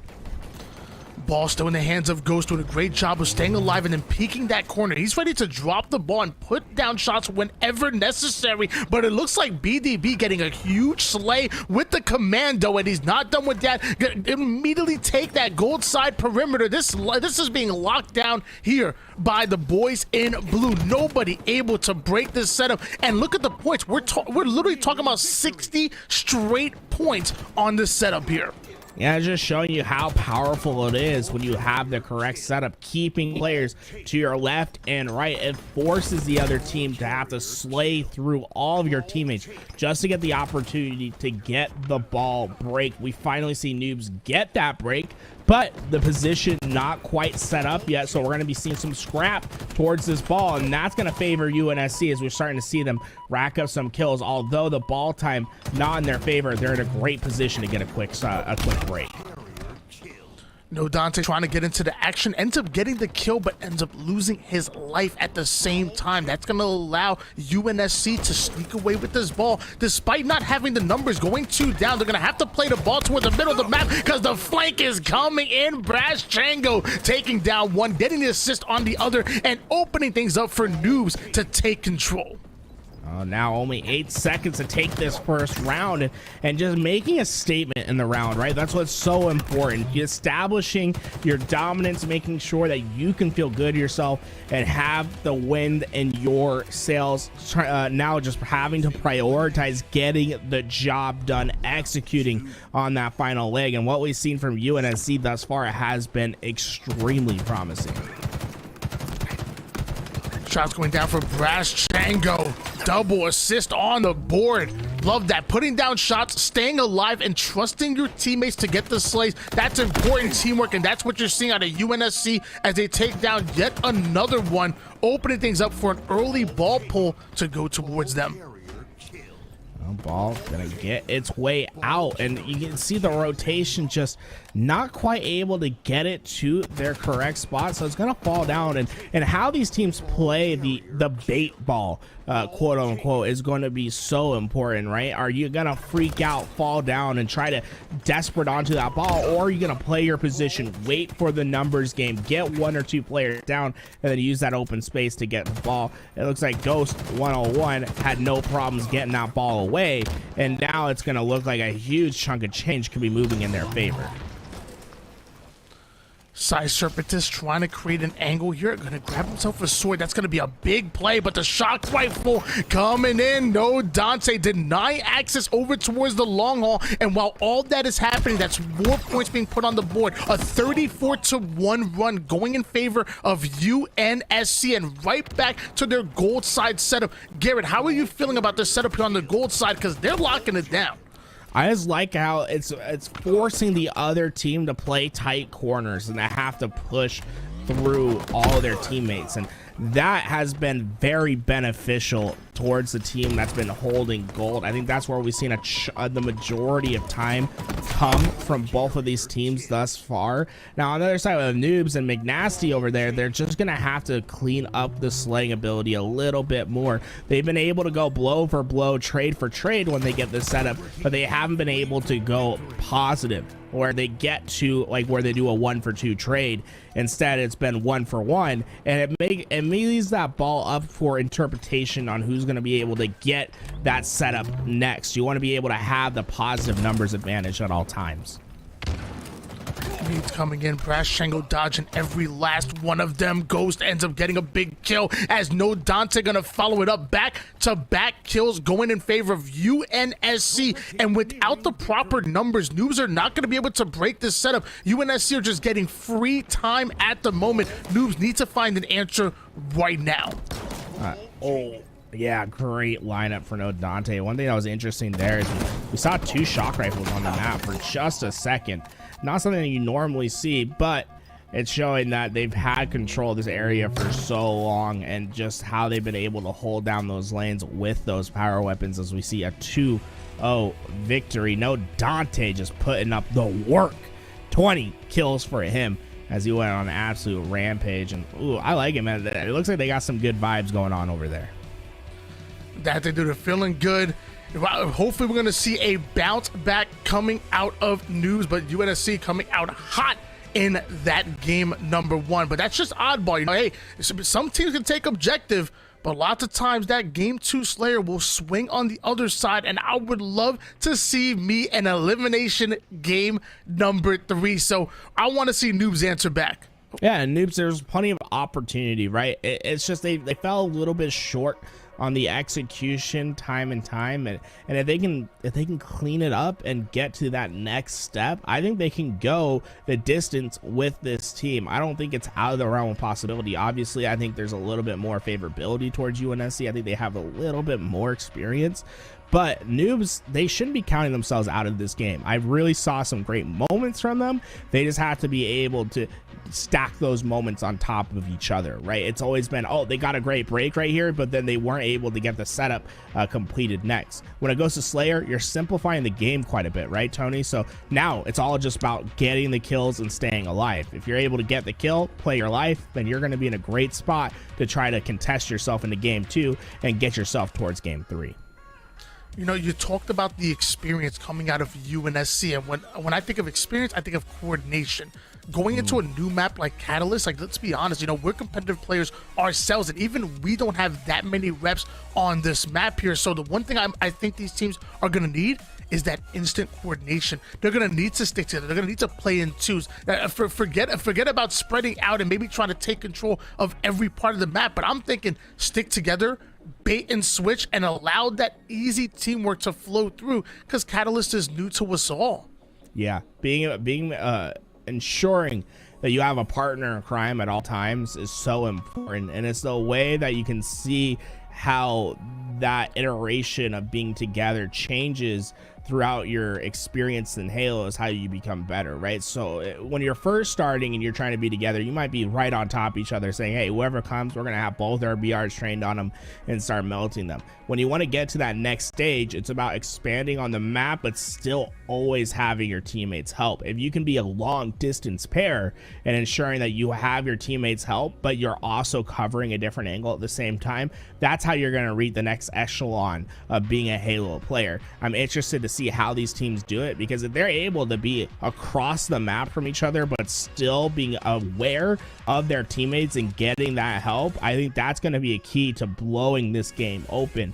But first priority, like you said, Tony, even if it's not being a long distance pair, it's about being a pair, period. Making sure you're looking at the same thing together.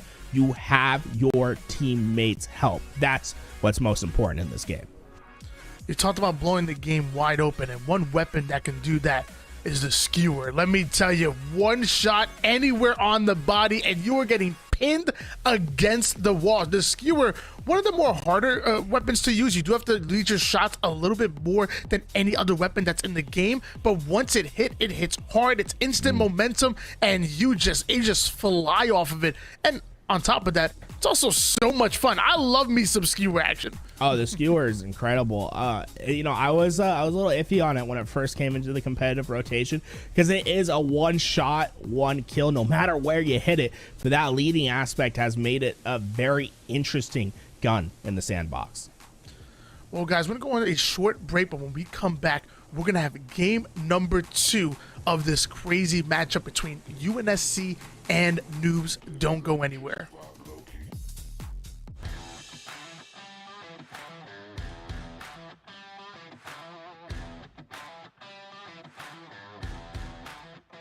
I am Master Sergeant Helena Cox, and I'm currently stationed at Cannon Air Force Base. I started gaming when I was young, starting out on the Super Nintendo, and then I got into N64, so I was a console gaming until I met my husband, and then he introduced me to PC gaming, and I haven't gone back. He got me into an MMO called Mabinogi, and we actually played that for several years, and that was my first introduction into MMORPGs. I am the Elder Scrolls Online Gaming Ambassador, and I'm also on the innovation team because it ties into what I do for the Air Force now. The innovation team is a group of individuals that are working together to build a network for anybody who has innovative ideas for the Air Force or Space Force, and be able to easily support them in any of their endeavors. The MMO Ambassador team is a group of individuals representing a variety of different MMO games. It's a smaller community because we're not highly competitive. Now, each game does have some of their own kind of competitiveness within them, and so we work together to support each other's games and grow that community just as a place to go and enjoy a game, not necessarily be competing for anything. When I first came into Air Force Gaming, I thought it was nothing but competition, so I was ecstatic to find that there was actually an MMO community within it, and I think it's something that we should share a lot more, that we aren't just competitive. We do have simple events related to the MMO games where you can just come and play and hang out with each other and support a team through a raid. This has been Master Sergeant Helena Cox, and this one says she games. This one did not say she games well.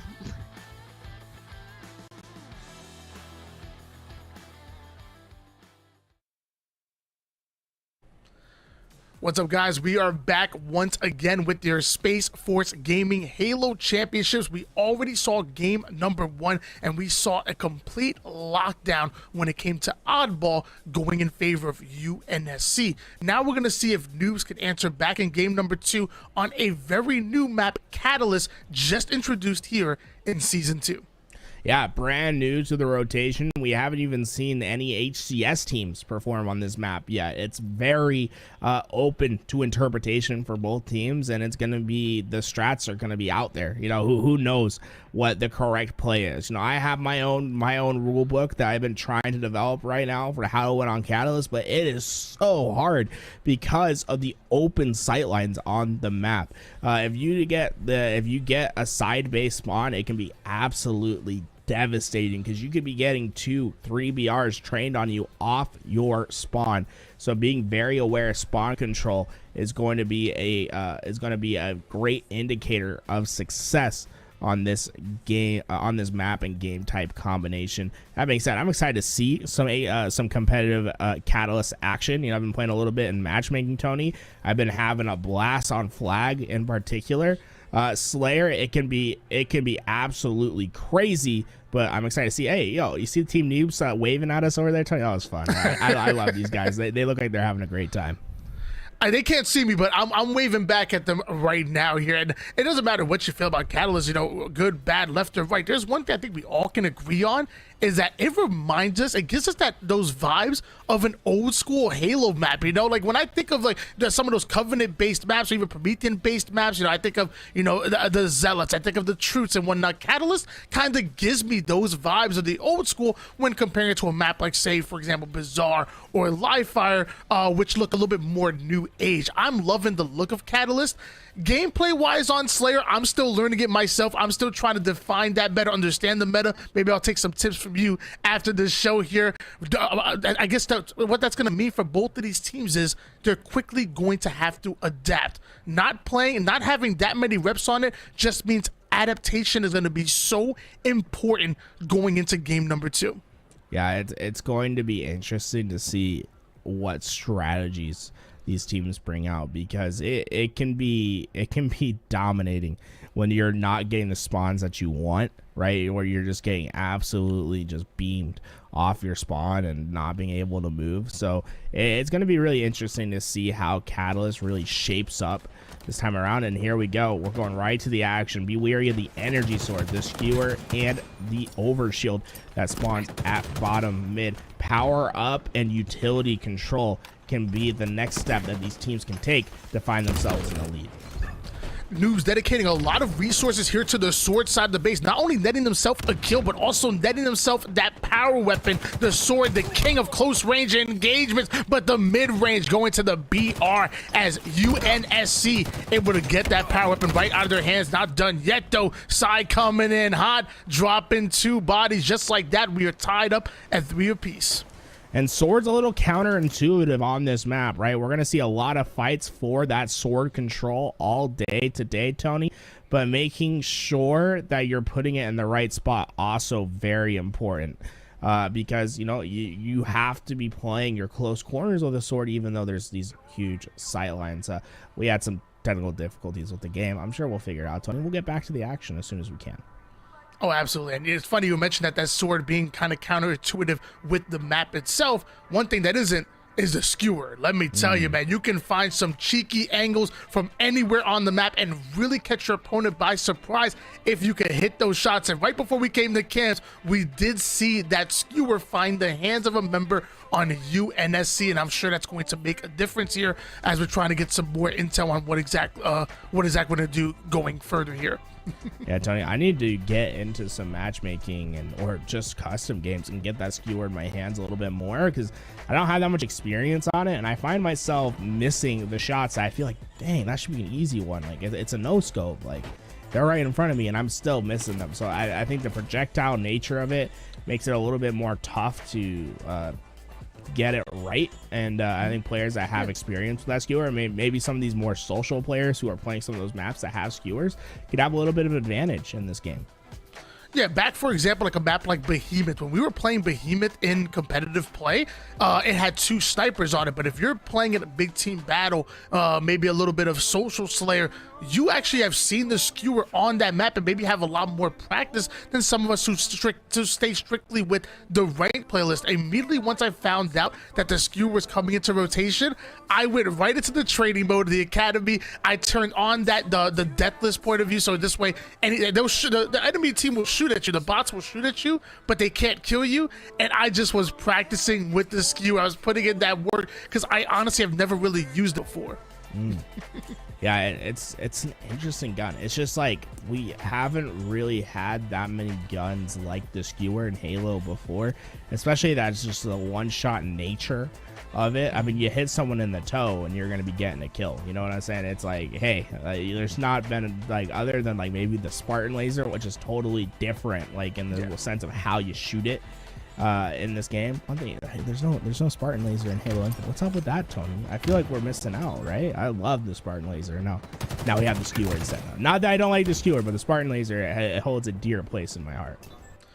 Hey, I'm all about the skewer. Spartan laser was cool and whatnot, but let me tell you, the skewer gets rid of vehicles just as easily as the Spartan laser did. 26-9 lead in favor of UNSC. So while we were away, they really took some map control. I'm looking at the stats right off the rip.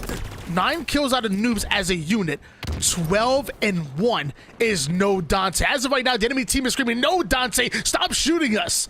Yeah, No Dante's on an absolute tear.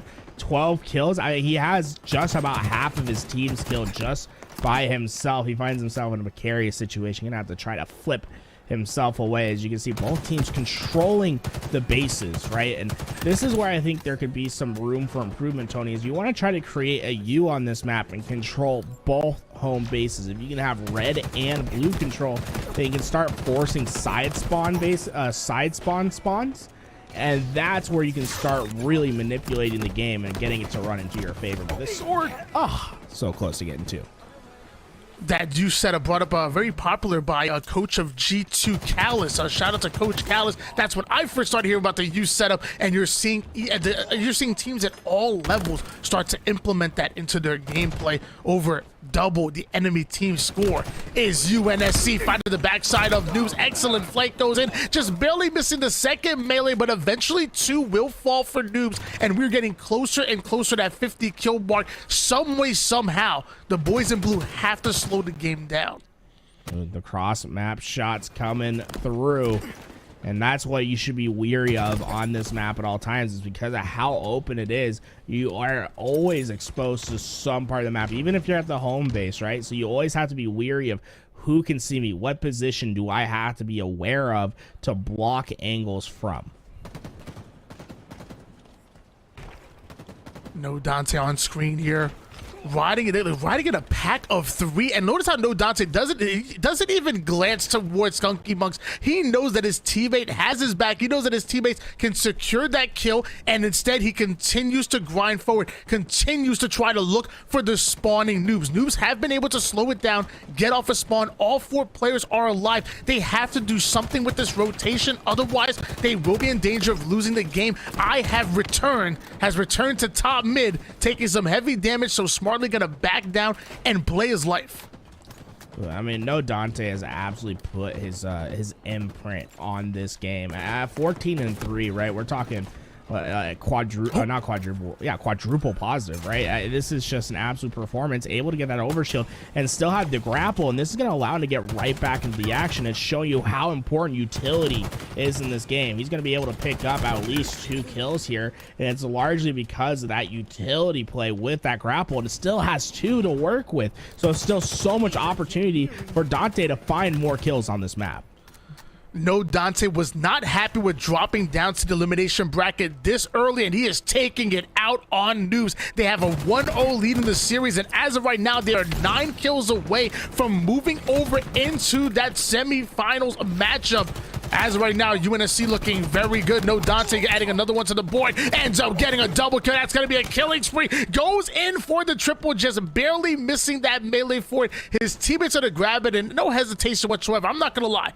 If I'm streaming, if I'm playing, and someone steals my triple, I'm gonna let them know about it. But No Dante doesn't even flinch. Well, they better be watching out.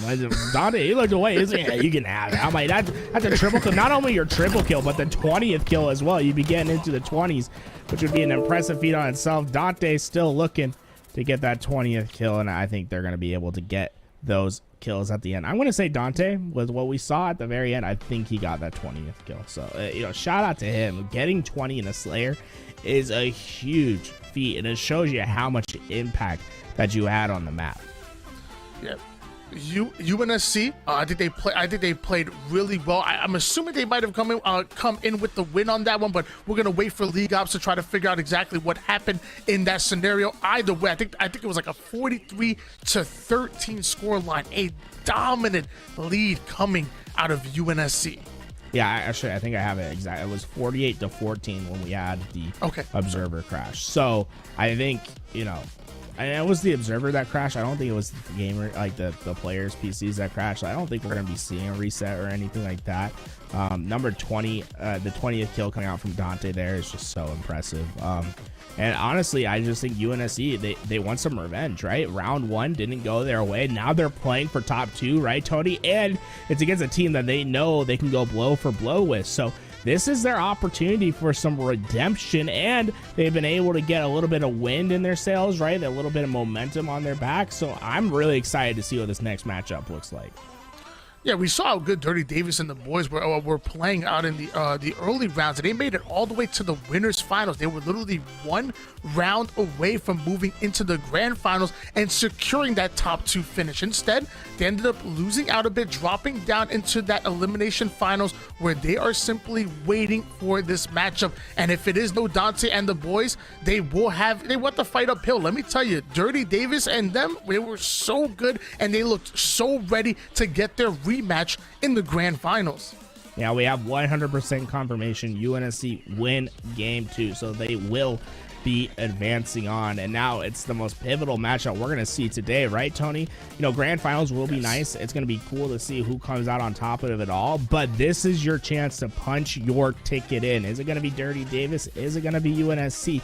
That's the question. Who's going to come out strong? I think UNSC has to be feeling pretty good about themselves, right? You get 2 solid games underneath your belt. You dominate in game 2 on Catalyst. So that's exactly what you are wanting to see from your side. All right, well, you know what? I think we have our captain, Sergeant Quentin Burgess, aka Ghost 101. Been gaming for 14 years. Here he is right now. How are you feeling after that big win, Ghost?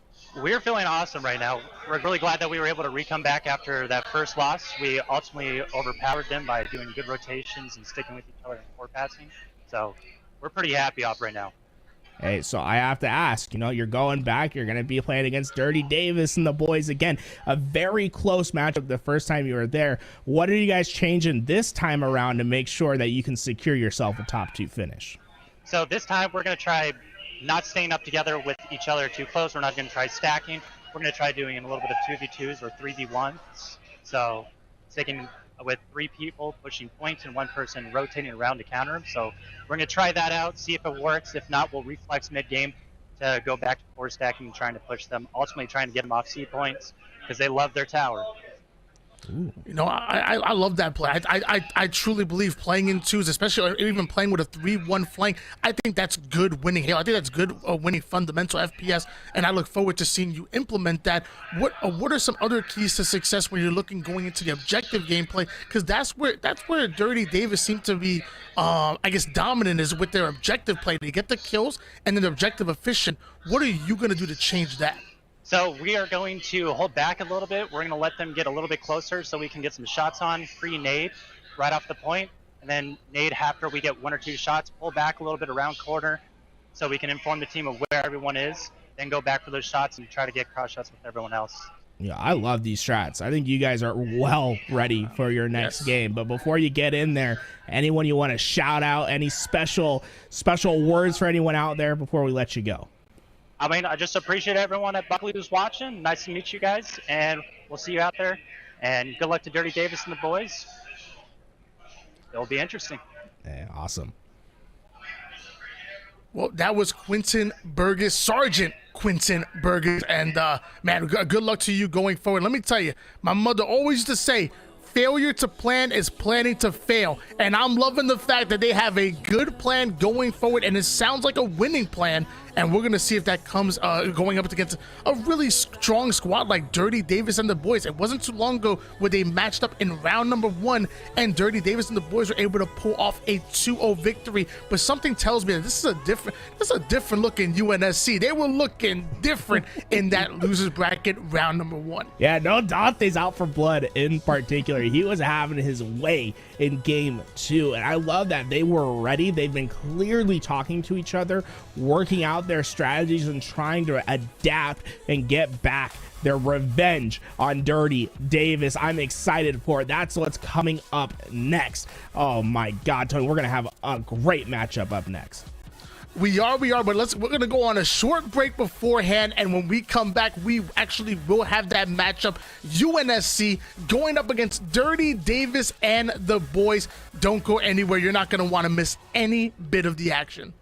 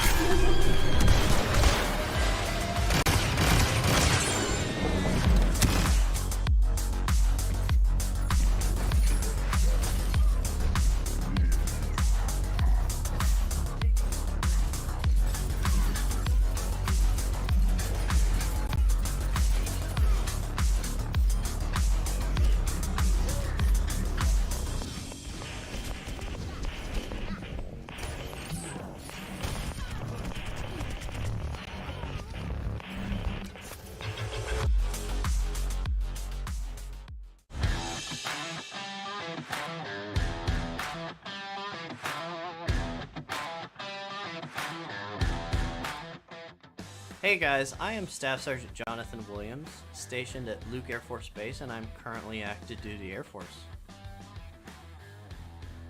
With Air Force Gaming, I'm the Destiny Ambassador. What that essentially means is I plan events. For the player versus environment aspect, I teach people how to do new activities inside the game, where they typically wouldn't have a community to create and join. At least once a quarter, we do our PvP tournaments to facilitate more community growth. Some enjoy PvP, some enjoy PvE, some enjoy a mix. So my biggest goal is to get them to all be on the same playing field and to all be able to enjoy the game. I actually had a couple airmen hit me up at work who were like, hey, I need to do some raids and I heard you're something of a Destiny guy around here. And I brought him into Air Force Gaming. These guys were shy as all can be. They weren't the type that you would typically expect to find a community so that they can play with them. And I was able to get these guys in on their first raid event they'd ever done. And just being able to be a part of that journey was awe-inspiring. What's special to me about the Destiny community, it's quite literally a community I've had to build from the ground up. From starting with 15 people, we've now reached over 300 members. For me personally, it's seeing the Destiny Discord chat just blow up. Anytime I wake up and I see that Destiny chat just going at it with people just talking strats or just having a good time in general, that makes it worth it to me. Well, again, I am Staff Sergeant Jonathan Williams. You can catch my Twitch handle right here. Pick Me, where you see all the Destiny community action at its finest. Make sure to hit us out on the Air Force Gaming Tournament website as well. Hit me up in the Discord at P1CKM3-6826.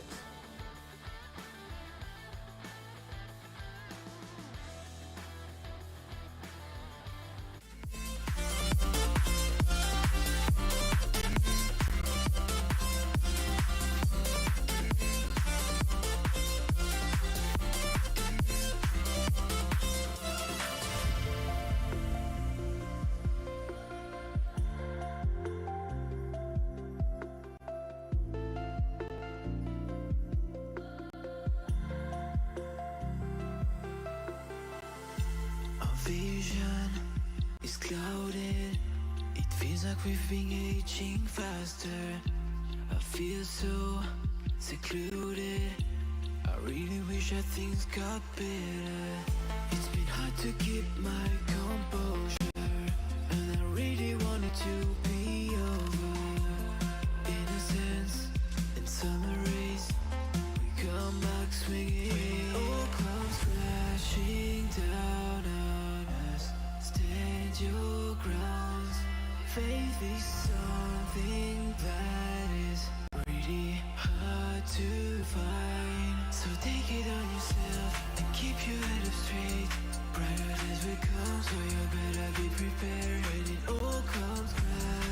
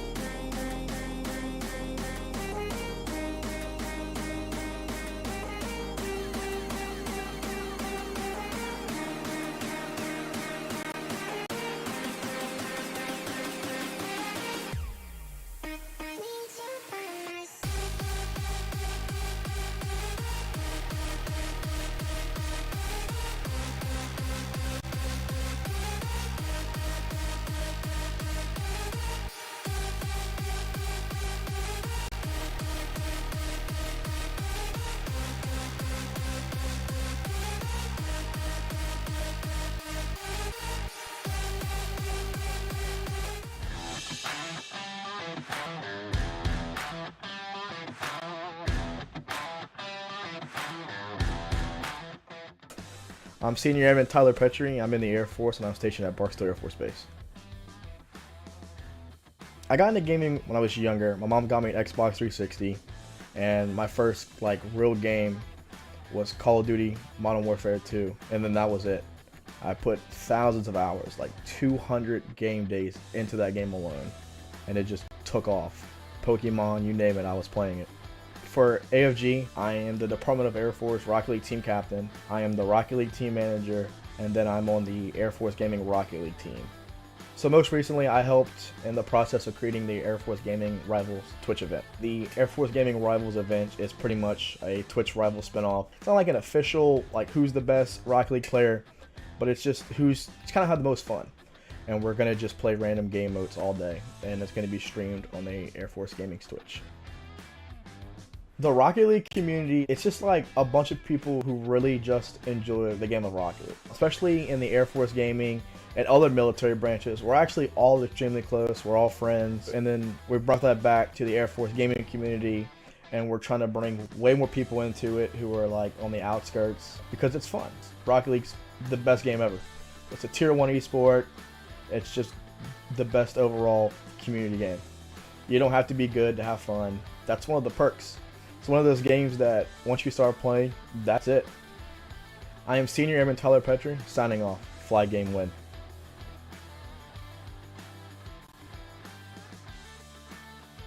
This man is not very...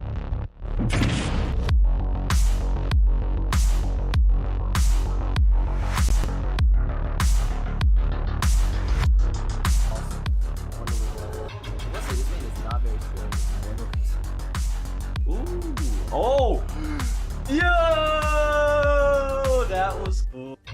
Finally, Canopy does something cool after 10 years.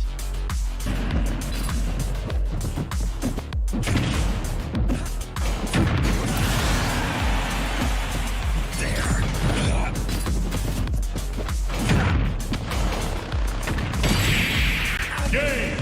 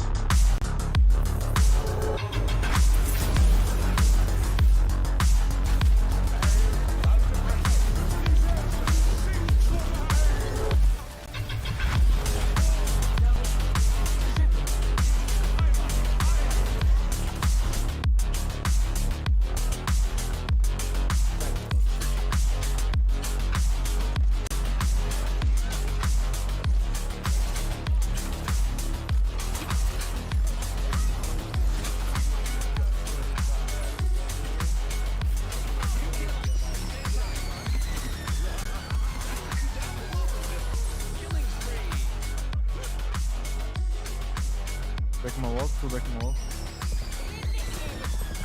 They're pushing. 8 from Jets.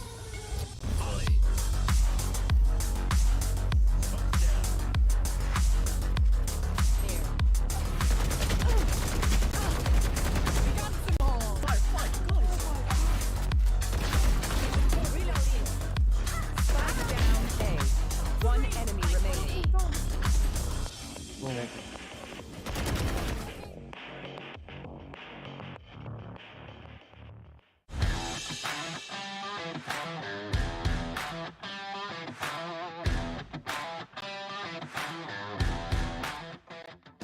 Hello, I am Staff Sergeant Ashley Hartman. I'm currently deployed right now in Kuwait, but my home station is Keesler Air Force Base in Biloxi, Mississippi.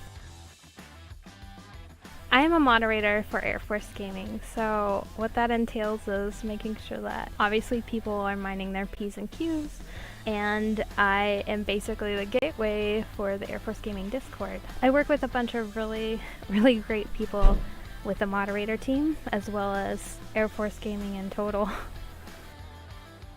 Pokemon's a big part of my life, and I've been playing it since I can't remember, either the card game or watching the show. I also have a Pikachu tattoo. It's a girl Pikachu, so it's supposed to be me holding a little Togepi. When I had my daughter, I thought, oh, she could be Togepi, so it's like super special. Air Force Gaming, I think, was birthed out of COVID. A lot of gamers spent their time in Discord just looking for that sense of community, and Air Force Gaming is really bringing that home for a lot of people. A lot of airmen that are out there that need a bro to play a game with. I've made a lot of friends on Air Force Gaming already. But we just play games together, and Dead by Daylight is a game I'm pretty serious about, and I made Iridescent 3, so Staff Sergeant Fialo, you're out there. You're still Iridescent 4, boy. Just gotta step your game up. My name is, again, Staff Sergeant Ashley Hartman, and gotta catch 'em all.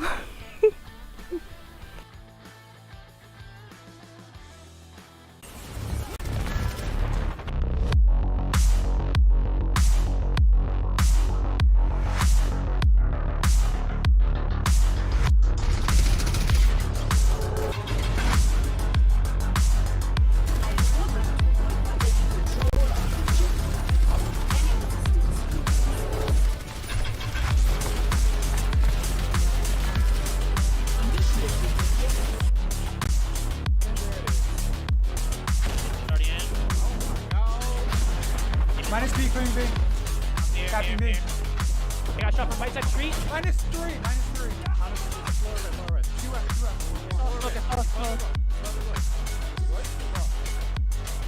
No eye. He's upstairs. Minus. Give me the last one. Where's the last one? Oh.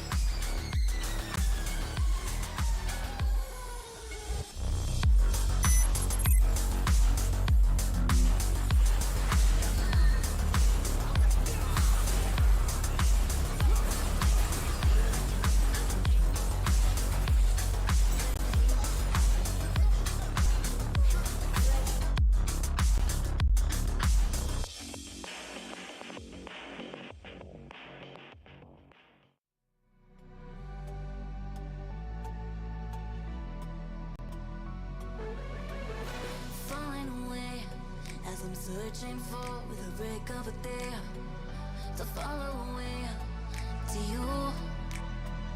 'Cause at the end of the day, I ain't looking for no reason to change. 'Cause everything is good for you. Baby, I can see we're gonna shout it out to the sky. Tell our secrets to the night, so we can see the end inside. We're gonna shout it out to the sky. When I look into your eyes, I can see no better light, better light than love.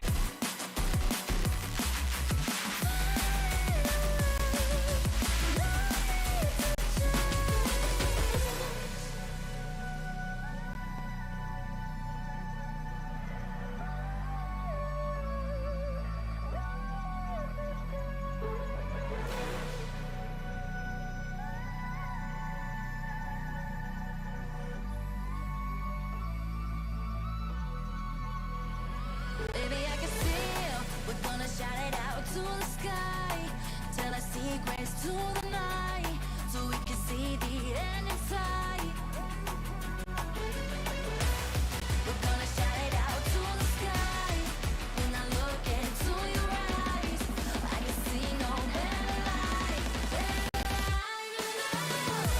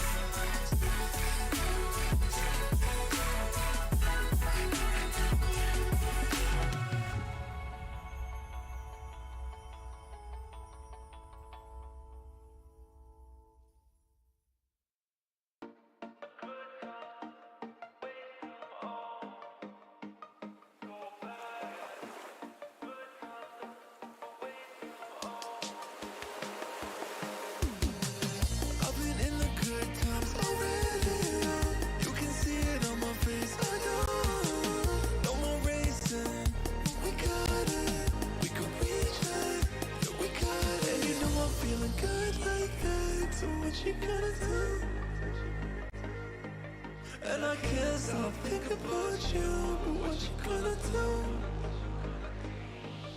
And you know I'm feeling good like that, so what you gonna do? And I can't stop thinking about you, but what you gonna do? What you gonna do?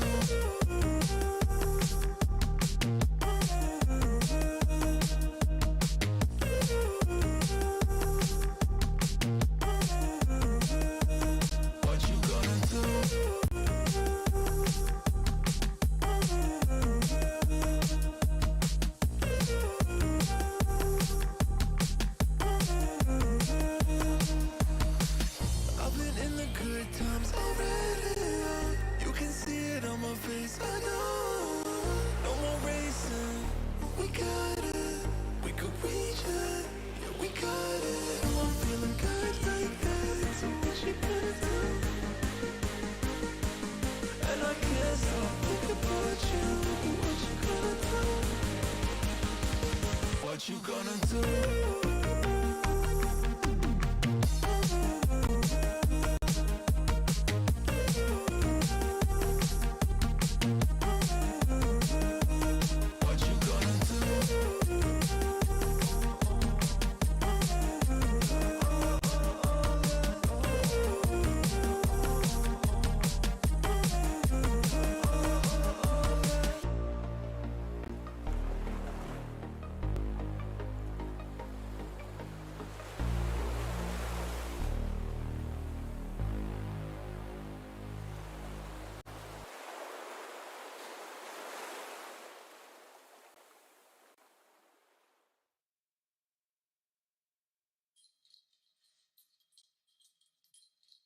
If she don't know what happened, then I might call that tragic. I misplaced all my matches. Welcome back to the Space Force Gaming Halo Championships. I'm Haloran, that's Seymour, and Colin, we have had quite the journey so far. The match coming up ahead, I think, could be one of the most pivotal, one of the most exciting. It's going to be a rematch, but we have had such a journey to get here, haven't we? We've had quite the journey, but you're right. It's rematch time, and this is the exciting part about a bracket. When you get through the nitty-gritty, when you set the stories, you have the storylines growing, and you reach what could be the climax of the story. Can UNSC triumph over Dirty Davis and the boys? When we're looking at the bracket itself, you can see where we've come from, and you look up to the top left, you see that original matchup between these two, Dirty Davis and the boys, 2-0 over UNSC, and I mean, that's just not any 2-0 to be brushing over. I mean, those were two very, very close games. King of the Hill on Livefire, that went 4-3 in favor of Dirty Davis. And then like Slayer on Livefire, that went, what, like 50-48 in the first go-around. And then a reset that was like 7-6. It was insanely close. I definitely think there's something of an asterisk there. Dirty Davis and the boys definitely won out strong at the end, but it was such a hotly contested match. I had hoped that we would see these two teams play again, and we're getting exactly that. And, you know, again, earlier, Dirty Davis and the boys, let's introduce you to the teams, actually. I really want to make the case for UNSC in a lot of ways. They've definitely made the case for themselves, but, you know, hearing their interview earlier with Tools and Why Not, hearing the strategies that they've come up with, the way they are revising how they're approaching this upcoming match says to me that they're taking the momentum of eliminating the noobs, has given them a whole lot of momentum here going forward, Seymour. And it's one thing that I was looking at them to improve on. You know, that loss to Dirty Davis and the boys was an eye-opener. You know, it's your first match of the day. You might be a little bit nervous, but then you can go back. You can kind of look back on it and learn from it. And it seems like they have. That matchup in Noobs, the interview, a lot has just shown that this team has started to work towards better things. So you're looking at this again. We got Ghost 101, Quentin, or Sergeant Quentin Bergs, Sergeant Zachary Booker, BDB, Specialist 4, Justin Brass, Chango Arizola, Specialist 2, Dante, no Dante, Gilbert Rodriguez. And if you're looking at anybody from this roster to really show up and pop off, Albert, I'm looking at no Dante again. I mean, he has been the make or break of this team that really kind of puts his teammates on his shoulders. Yeah, every now and again, no Dante was like, all right, well, I'm just going to wipe out the rest of the team. That's fine.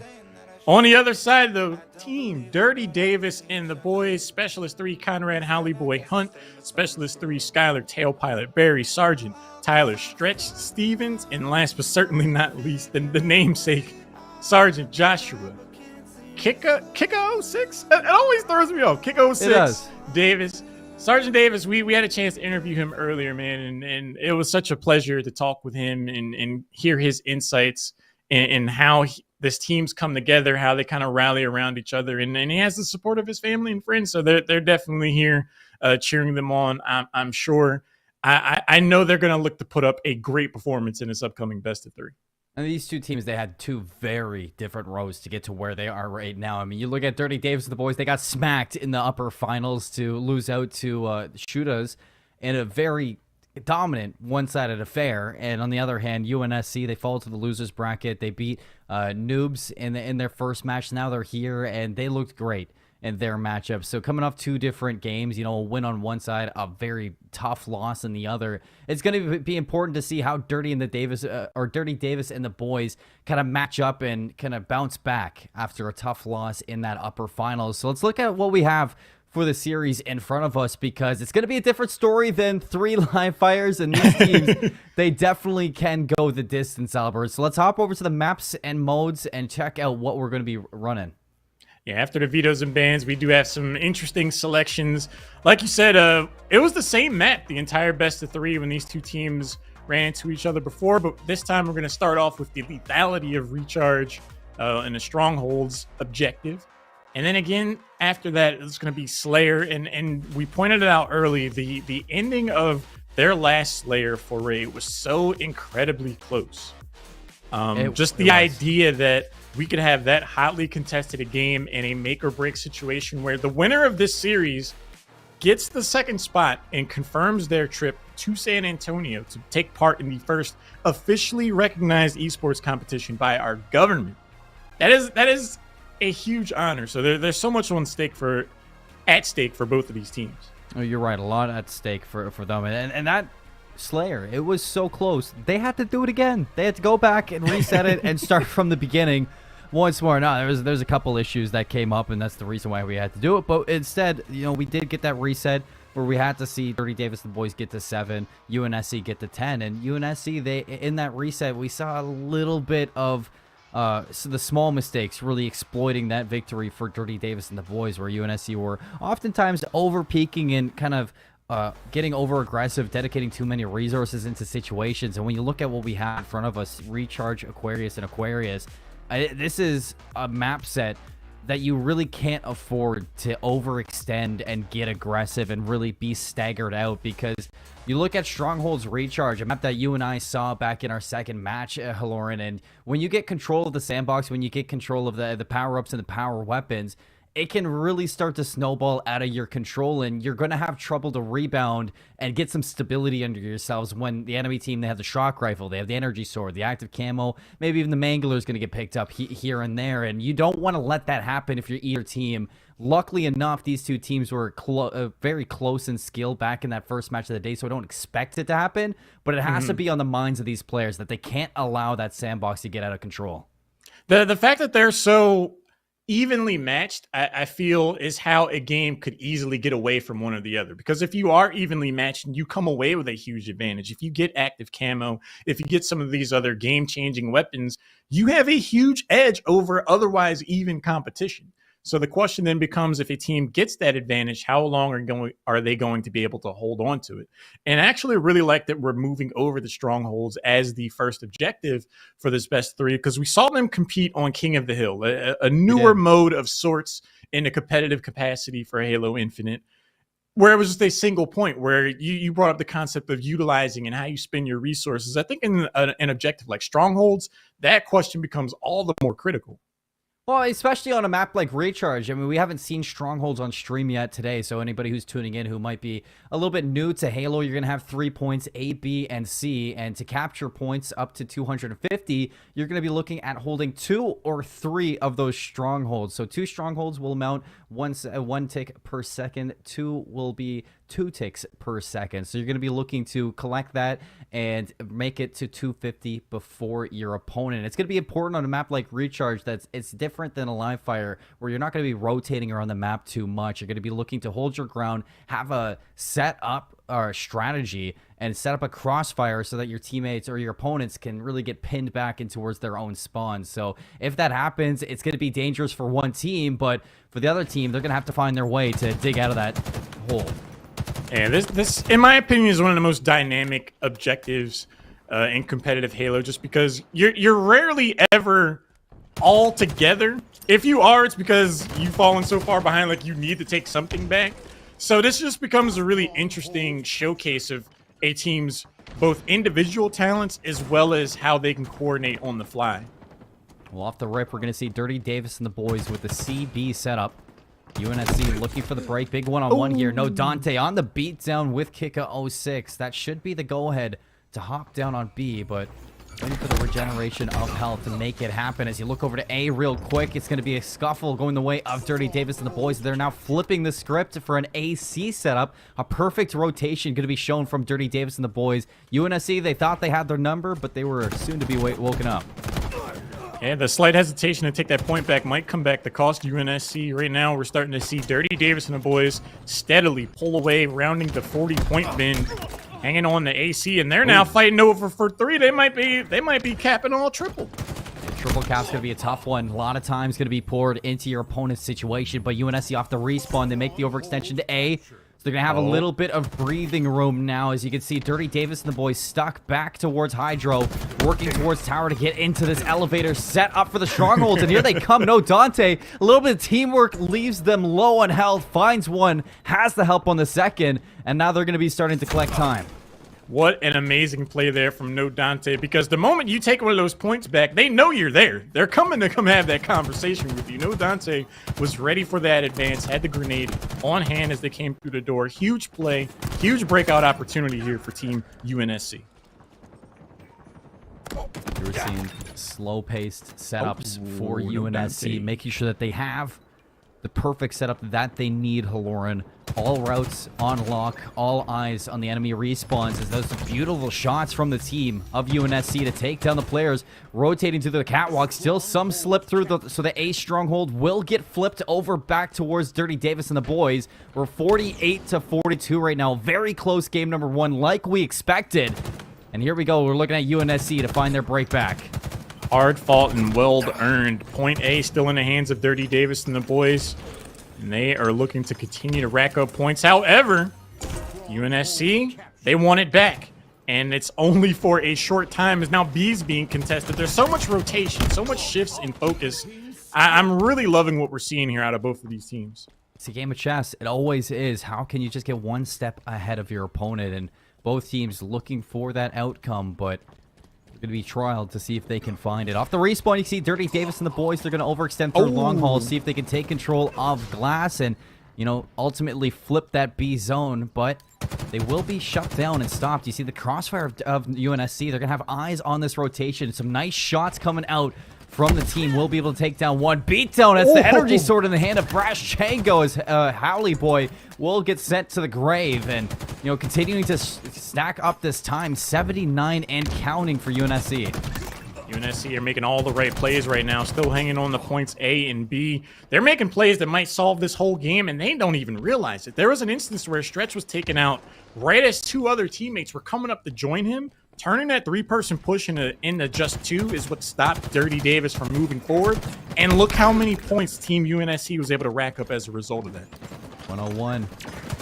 Triple digits now. This is going to be a tough one. The beatdown not going to finish it. Finds the trade, but Howley Boy gives him one back. Still in control of UNSC. Will be that A stronghold after that whole confrontation, but if you're looking at it from the point of view of Dirty Davis and the boys, that is not what you want to see. They're trying to find this break. You can't attack at it because you know an energy sword is going to be there. So they're going to be looking for this active camo. I didn't get to see who got that, but on screen, Brash Chango finally overwhelmed. These teams are scrapping figuratively and literally.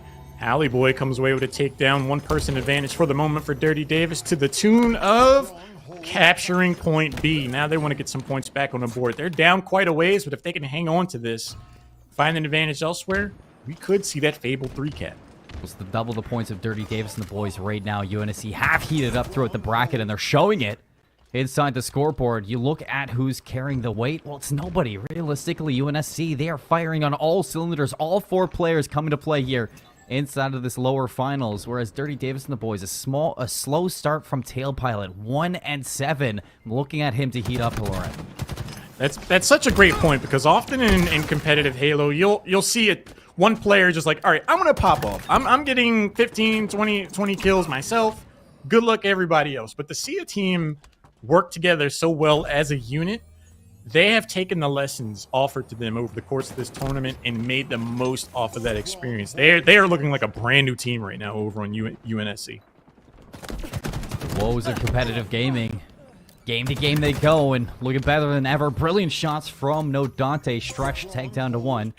Will be cleaned up. Tail Pilot off the respawn. He'll have to wait for his teammates to zone back up. 164 and counting. UNSC looking to make this lead even more comfortable. It's going to be a 2-on-1 inside Attic. Disengage coming out there as a stick onto Howley Boy from BDB. And look at that. It's going to be 2 down for Dirty Davis and the boys. Flawless so far again from UNSC.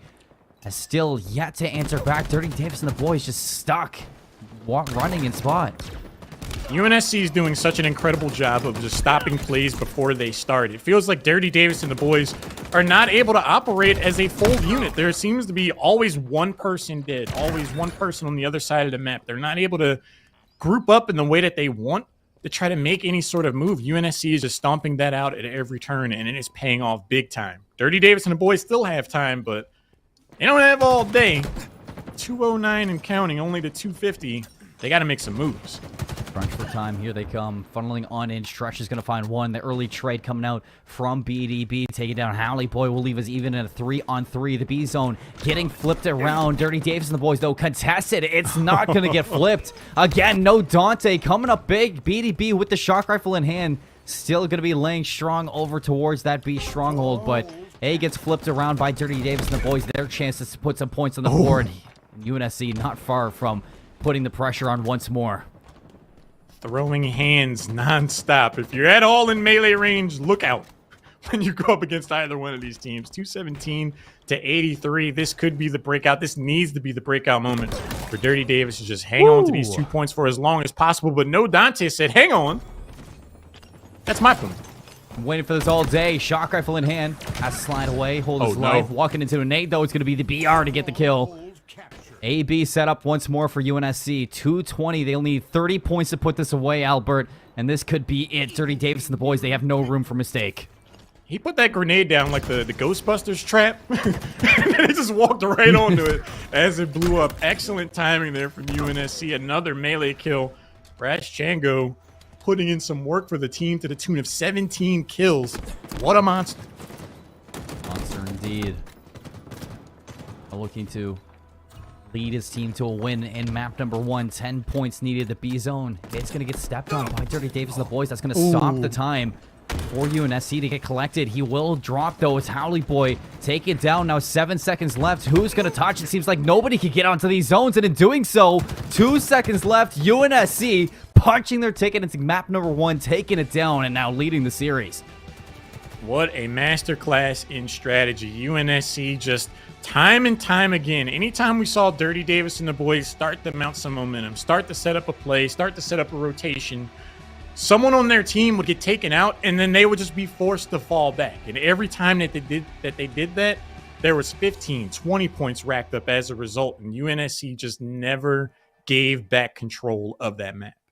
When we look at both sides of the field, and UNSC all smiles after that game 1 victory over Dirty Davis and the boys, chatting a little bit like, hey guys, you know, it's okay. Map number 1 didn't go our way. How are we going to bring this one back? As it's 3 map losses in a row now after that uppers finals for Dirty Davis and the boys. They got smacked by shooters up in that upper finals. They've dropped down, and it seems like they still haven't shaken it off a little bit. Maybe still, you know, running on empty after that upper finals. I was hoping to see them get a little bit of energy going into this lower final matchup against UNSC, Albert. But in that map number 1, you could see that UNSC, those game strategies that they were talking about in the interview with Tools and Why Not, it's coming out in full force. They look brand new. They definitely do. Sergeant Davis, he told us earlier, this is his very first time in a competition for gaming, and I think he's definitely performed admirably throughout this, but there is no more pressure to feel than being in a situation where if we drop this game, we are out of the tournament. So I'm really curious to see how this team rallies back from this. I do feel that they are more than capable of forcing out the very first game 3 of this tournament. I do think that strongholds can somewhat and sometimes mask the overall performance of a team for the reasons that I talked about going into game number 1. If 2 teams are evenly matched and one gets the advantage, it becomes very difficult to take one of those two points back if you're just scrapping back and forth evenly. So I do think on something like Slayer, we could see it coming down to like 45 kills to 45, something like that, to where the shift in momentum is more easily attainable in Slayer than it is for Strongholds.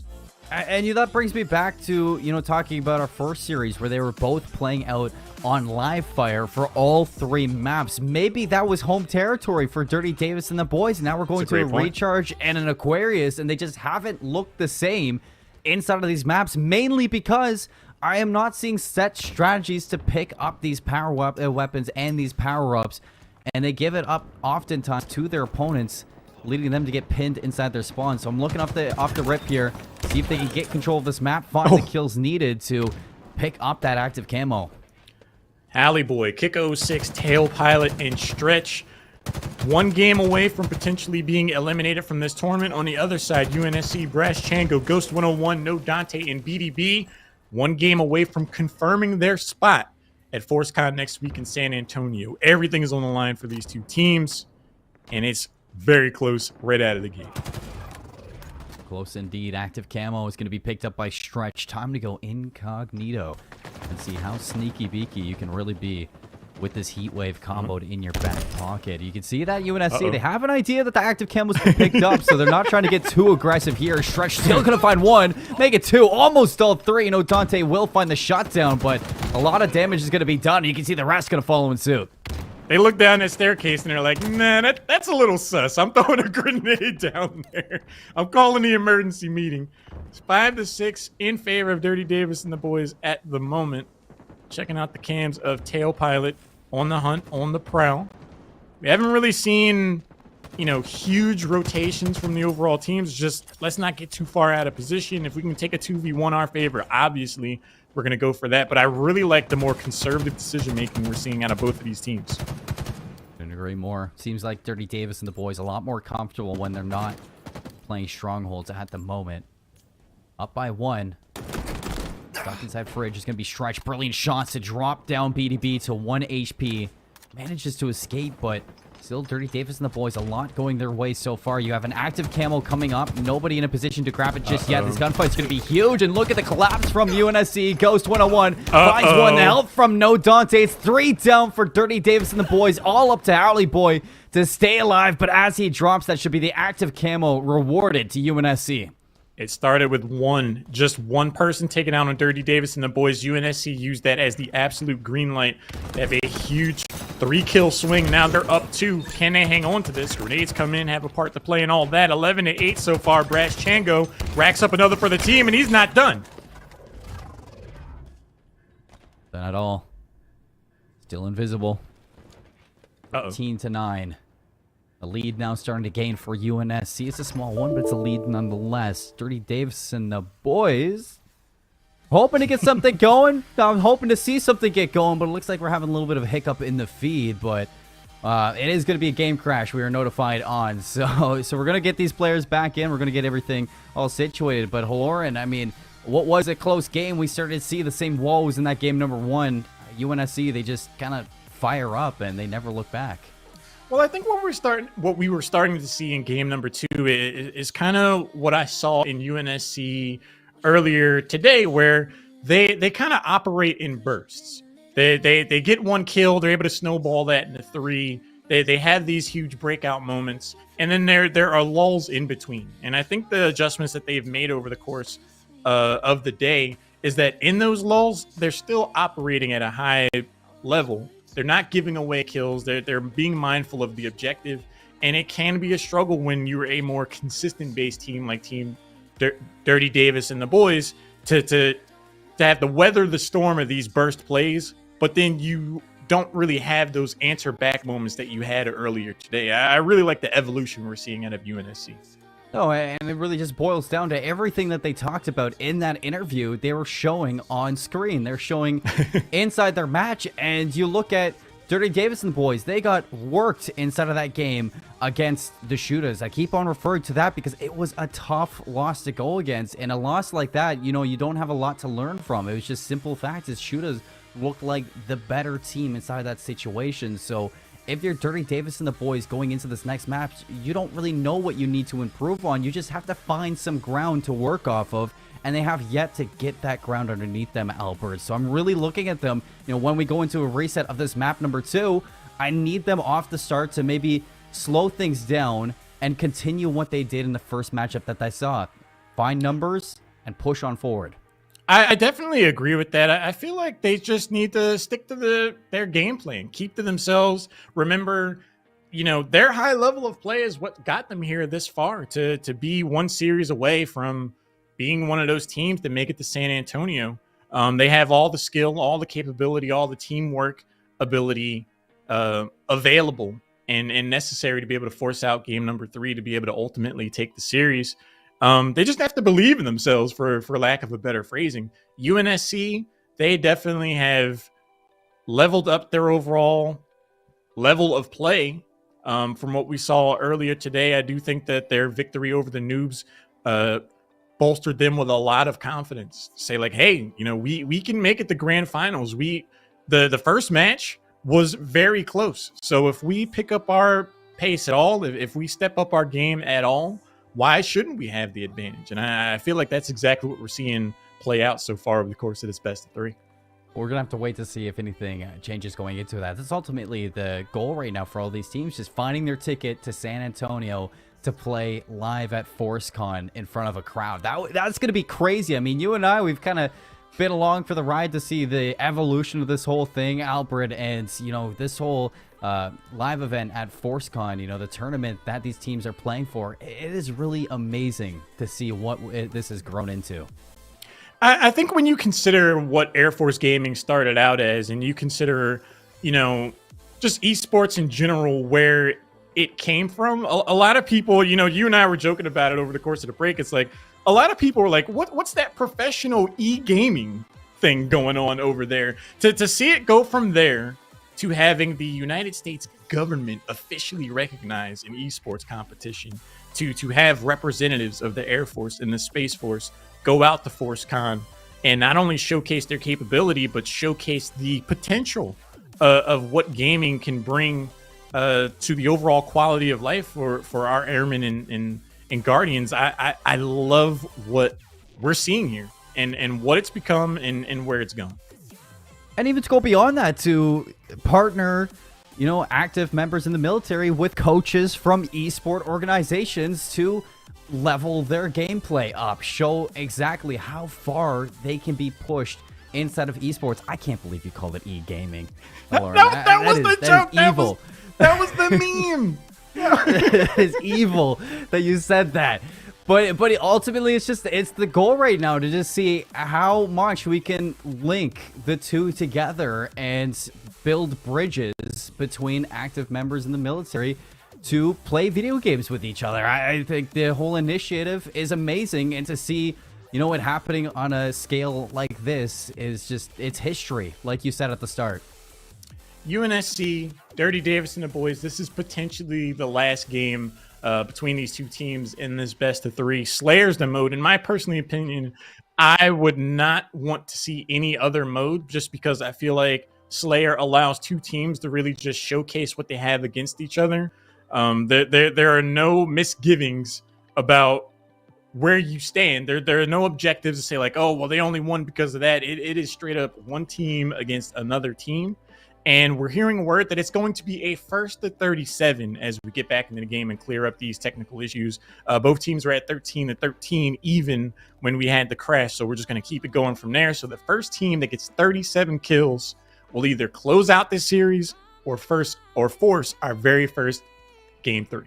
It's a lot more room to make some adjustments rather than a first to UNSC getting 10 and Dirty Davis and the boys getting 7. So you got a lot more room to work with if you're either team making things happen in this reset. 37 is going to be the victory line for both of these teams. We hop back into this on the reset. I'm looking at Dirty Davis and the boys to find their footing, Albert.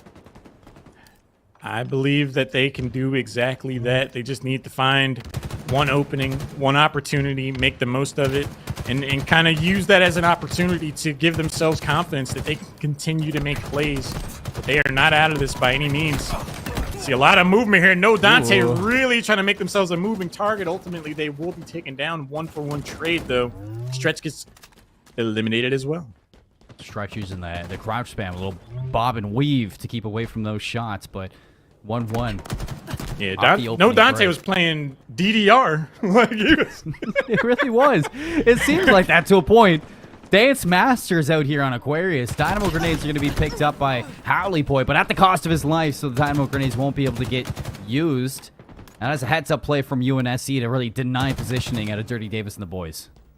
Stopping the momentum before it starts seems to be a trademark of UNSC, and that's just another instance where they were able to do exactly that. Both teams are playing their lives like it's 36 to 36. Every kill counts. Every kill hurts if you're on the receiving end. Right now, 3-1 in favor of UNSC. Again, either team only needs to get to 37 to decide this immediate game. We've seen how close in skill these two teams are, Albert, and you know that you don't want to give any advantage to the opposite. You have an active camo coming up in 20 seconds, so every small move matters. But look at this from No Dante. He's going to cut right through the middle. Stretch doesn't know he's stuck between a arc and a hard place, but still picking their way out. He's got some backup. That's going to be a huge kill onto No Dante to give them that upper map control to hopefully grab that active camo. My, how the turntables. No Dante felt so confident in that 1v1 situation, and out of nowhere from the side, it's like, actually, this is a 2v1, not your way. So thanks for the kill. Thanks for the kill, and realistically, thanks for the active camo. As you see, no Dante, even though he lost that gunfight, he still gets right back up there off the respawn, picks up that active camo, goes incognito, and 4-2, a 2-kill advantage that can be pushed even farther at the use of this power-up. It is day 17. I've blended in. They have not noticed me yet until I start shooting at them. Halle Boy in the receiving end tries to dash to safety and is unable to do so. That is 1 kill picked up for no Dante. The Predator on search for his prey at the moment. And Dirty Davis and the boys, they just don't know how to react to this. Still yet to find a kill since that whole little gunfight top mid. And look at this, no Dante. He might not have the camo, but he's got the confidence. The sticky grenade doesn't hit its mark. It's going to allow for some room for UNSC to push some pressure on, but find no kills. Dirty Davis and the boys, they haven't moved from this position. They need to find a way out. They definitely seem to be looking for an opportunity rather than making one themselves. And I think that posturing is a part of why we're seeing the kill disparity that we have right now. Stretch is able to pick up a kill, but ultimately to go back the other way towards UNSC 7-3. UNSC, they just look like a matured team right now. Trays like that are so crucial for UNSC right now. They have a good lead. If they go 2 for 1, the lead's only going to grow even more. Slow and steady. 16 seconds in the new camo. Still trapped. Dirty Davis and the boys, bottom planters. And UNSC, they're going to make the full overextension through their closet. See if they can get that top map control and really pin Dirty Davis and the boys on the back foot. Ooh. A lot of damage going in. Halle Boy is able to pick one up. 1-for-1 trade. Stretch will be back here momentarily. One thing I'm noticing is this. It seems like anything Dirty Davis gains comes at a cost. Like if they get a kill, then they're losing someone too. Or they might be even losing 2 people. Whereas UNSC, they've done an incredible job of getting a kill and backing away. And that's how they have this advantage right now. And earlier on top of that, I don't think we're seeing the same Stretch or Halle Boy that we saw in game number 1 in the first match of the day. So really looking at the 2 of them to find their way back in there. The beatdown. Oh, he's going to get it, but doesn't find the one-shot kill, and it gets a little bit scary because of that. But UNSC still holding their lead 11-7. A couple little gunfights going the way of Dirty Davis and the boys, and slow and steady, they're finding their way back into this game. So how are we going to see UNSC adjust to it now? The lead is trimmed to just 3. Dirty Davis and the boys at the precipice of a huge moment here in game number 2. Can they start to get some kills without giving away any of themselves? Can they have those burst plays? Can they have those big opportunities? They need to answer that question for and within themselves sooner rather than later. Starts with 1. We've seen it again and again.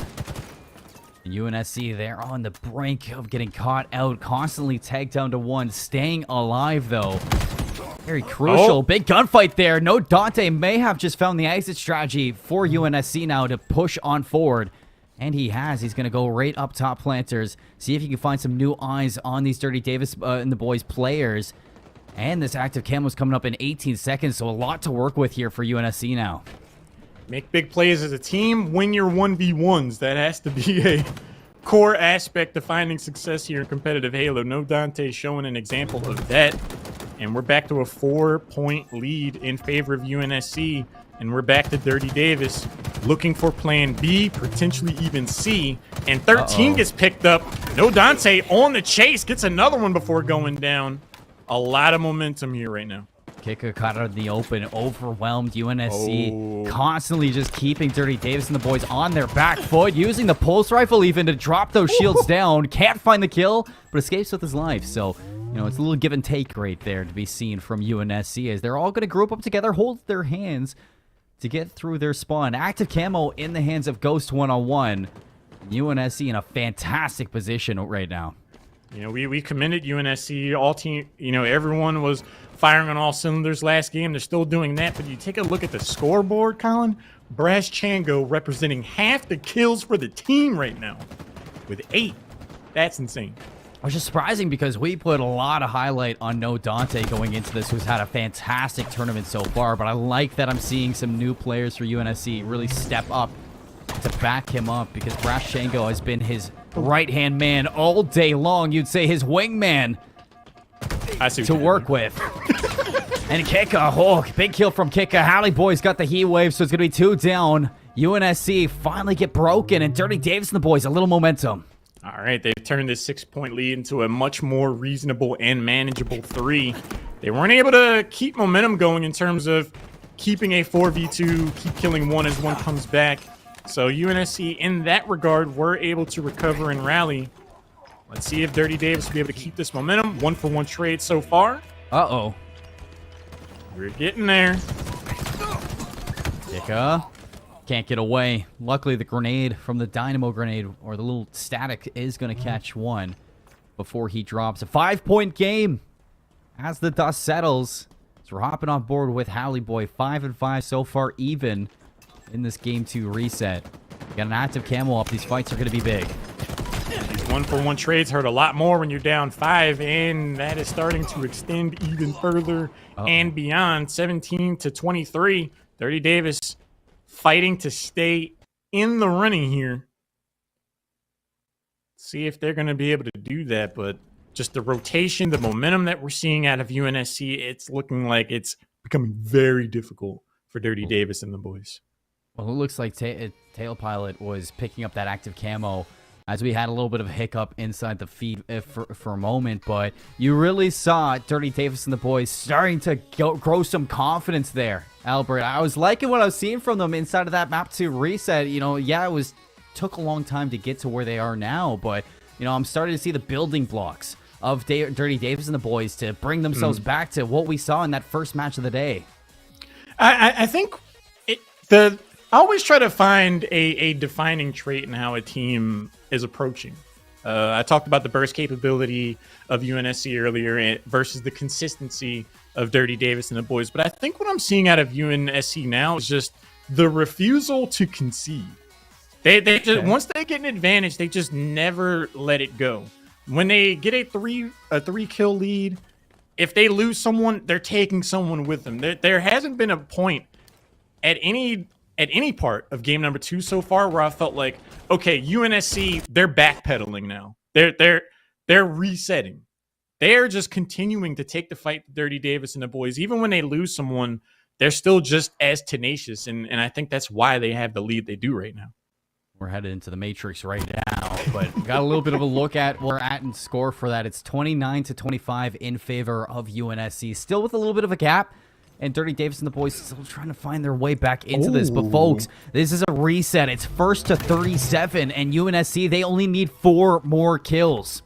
I would just point out, as we came back, Ghost 101 just had 3 kills themselves.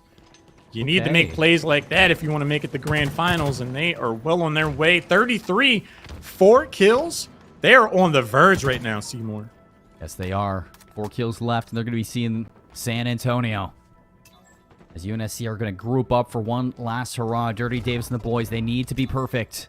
Active camo is going to be grabbed by No Dante. It's going to be a dangerous player to have invisibility in his hands as he can really sway the end of this game.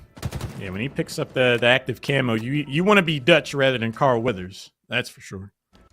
We're going to see 14 kill lead Brash Chango. See if he's going to be able to close this bad boy out. Some more issues that we're having here, but Dirty Davis and the boys, they are starting to run out of opportunities. This is becoming the make or break moment where they have to make a stand here and not give up any kills. 34, only 3 remaining now. Make that 2. The door's starting to close, Seymour. Oh, big kills from Tail Pilot and Kika. Keeping Dirty Davis and the boys in it. 2 kills left, 7 need to be found by Dirty Davis and the boys if we're going to go to a map number 3. This is do or die for both teams. Well, at least for Dirty Davis and the boys. Don't want to drop out of this 2-0, but UNSC, they're going to group up one last time. The next gunfight could be the last. They need 7 kills before UNSC picks up just a scant 2. Bullets traded mid to long range. It's a big no one. Shield, no problem. See the ping called out. Stretch moving forward, getting shots, multiple targets on the opposite side, starts to back away. I like the trade. Have someone else in with a full shield, take the point. And I think that's going to be it, actually. I think 37 kills were met. UNSC, they have managed to do it. They are our victors. We will see them not only in grand finals here of the Space Force Gaming Halo Qualifier Championship, but we're also going to see them in San Antonio next week. We'll be seeing exactly what was looking like UNSC's comeback story. The revenge tour, if I may, Albert. But that was a crazy game from both fronts. Dirty Davis and the boys, they managed to put up the good fight inside the Aquarius, but UNSC, they've just been maturing, like you said, into just a team that is going to push themselves as far as they can possibly go and push themselves all the way to San Antonio, Texas. You can see the last little bit of score, UNSC 2-0 over Dirty Davis and the boys in the rematch from our upper semifinals. And UNSC have been showing that they are a team that give them time and they're going to grow. It's nice to see a plan come together. UNSC, 2 hotly contested rounds at the very beginning of the tournament. They dropped to Dirty Davis and the boys 2-0. They take that experience and they say, like, well, what can we change? Obviously, it was very close, but we need to do something different if we want to be able to take the advantage next time we run into them. They think about that. They have some time. Then they go up against the noobs, and that kind of proves as a testing ground of sorts. It's like you have time to say, all right, let's change this. Let's shift our rotations here. Let's do this differently. And then you get a chance to try out how that works. And then you find success when you take on your next opponent. You're able to eliminate noobs, and you're like, we have the plan, guys. Like, we have the play. Let's just employ exactly what we just theorized and managed to execute against our opponents to send us here to the lower bracket. And let's see how it plays out. And we have our results here. UNSC looked very strong here in this lower final.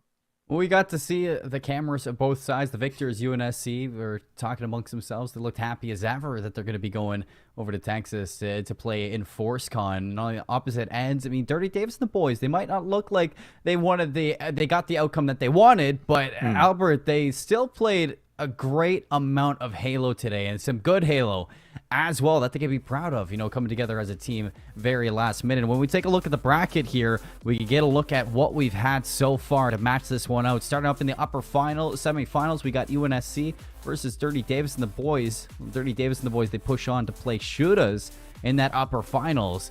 They get absolutely handled by Shooters, who sailed their way in to that grand final spot for the advantage through the winner's side. And as you look at that lower finals and the lower semifinals, UNSC 4-0 perfect run to make it into their own grand final. Excellently done all the way around. We've had some excellent play all day today from these 4 teams. I definitely want to take my hat off to everyone that we saw today. But in this immediate moment, Team UNSC were able to triumph over Dirty Davis and the boys to secure their spot at FORCECON and in the grand finals coming up. And we're going to have a chance to interview one of their members, Specialist 2 Dante Gilbert Rodriguez. No, Dante, congratulations on a well-earned, hard-fought victory. Question that I have for you is how satisfying does it feel to shift your strategies, to have a new plan, and see it come together as well as it just did there? It feels great. We literally just came up with this strategy as well. We've never tried this strategy out before. For Recharge we did, but for Slayer it was a little bit weird, but we got some advice from some great players here from the Air Force side, so it worked out for the better on our part, so I'm really excited with the results. Still can't really I'm still really shaky, so yeah. Well, it's that rematch, the fire. You guys want to get that comeback story against Dirty Davis and the boys, because you guys played, great inside that first match. You just couldn't, break through your ceiling to take that first one. And I'm sure that it really ultimately led you on that path to want to get that revenge against them instead of this matchup. But I mean, looking forward to that. You see so many good teams inside of this tournament. I mean, Shooters, to be exact, coming up in the grand finals. Are you guys kind of looking towards that as well to make even more shift in strategies?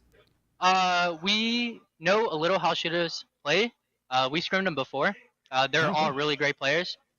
We're definitely gonna have to step up our game for this next one.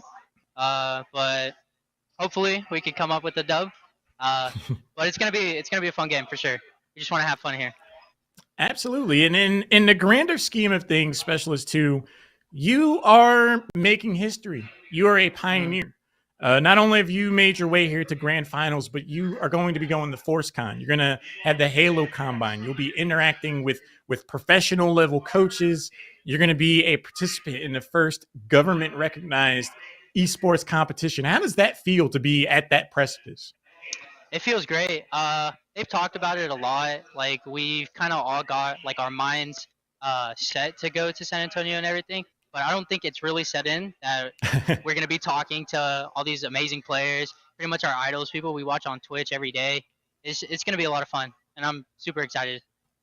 Well, speaking about things to look forward to and for people to look up to, is there anybody that you want to shout out for helping you along the way, or that you're looking forward to maybe meet in the future?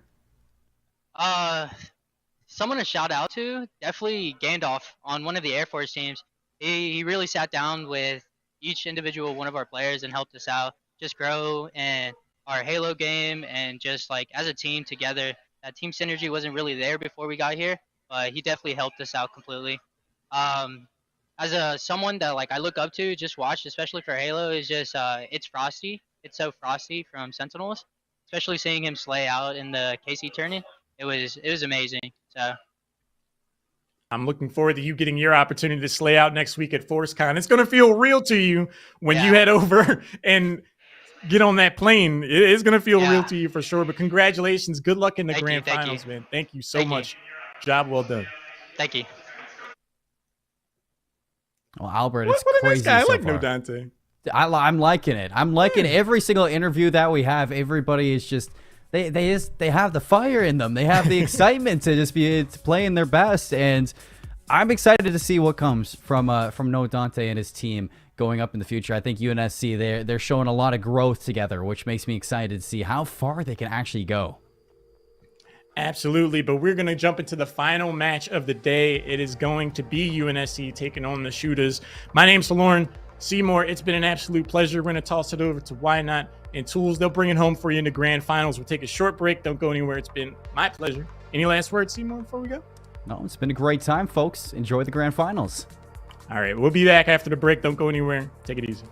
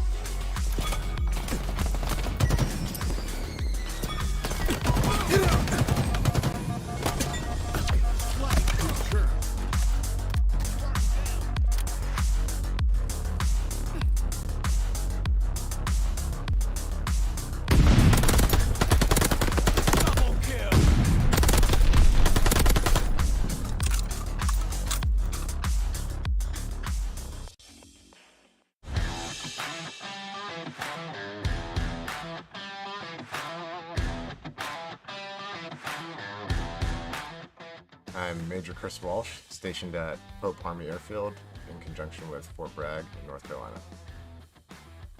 We have a sim racing community in the Air Force Gaming Discord. We kind of get together and do races. We have some leagues that we participate in now. It's not as official as a formal competitive team anymore, but the guys all, pretty close-knit, and we still race together. Once you get into the more serious racing games that are really trying to replicate what real-world racing is like, that's when you kind of get into games like Assetto Corsa, iRacing, which is on PC, real-world race car drivers that are professionals all the way up to Formula One. you can meet these same guys online. That's the cool thing about it is, you know, I've raced against Max Verstappen a few times and Lando Norris, who are Formula One drivers. I used to race motorcycles, was kind of where my real world racing experience started. During the pandemic, I got involved in sim racing because I had an ex-teammate who was a skeleton athlete who works for iRacing, and this was just a snowball effect. I literally went from the sim to a real car kind of within a year. I went into professional racing, so I've actually raced at a professional level and took third place in my first weekend in a car I've never driven, and that was partly all the preparation I did in the simulator beforehand. I think the cool thing about gaming in general is just kind of how it creates a community that you kind of access all the time, no matter where you are. That was something that this nonprofit called Operation Motorsport decided to utilize, and they have a sim racing league that they do, and their focus is to support, you know, disabled veterans in the US and Canada who are transitioning to civilian life and helping them find a new sense of purpose and community. And motorsports for these individuals is that thing that helps them, and so all the guys from Air Force Gaming on the sim racing side are involved in as well. It's a pretty cool opportunity to just stay in touch with people and help them through tough times and give them that thing they look forward to every week. Air Force Gaming has done a great job staying linked in with them and, you know, being there and present at their race events online and engaging with that community. My name is Major Chris Walsh, and you can catch me racing online at my Twitch, Walsh USA.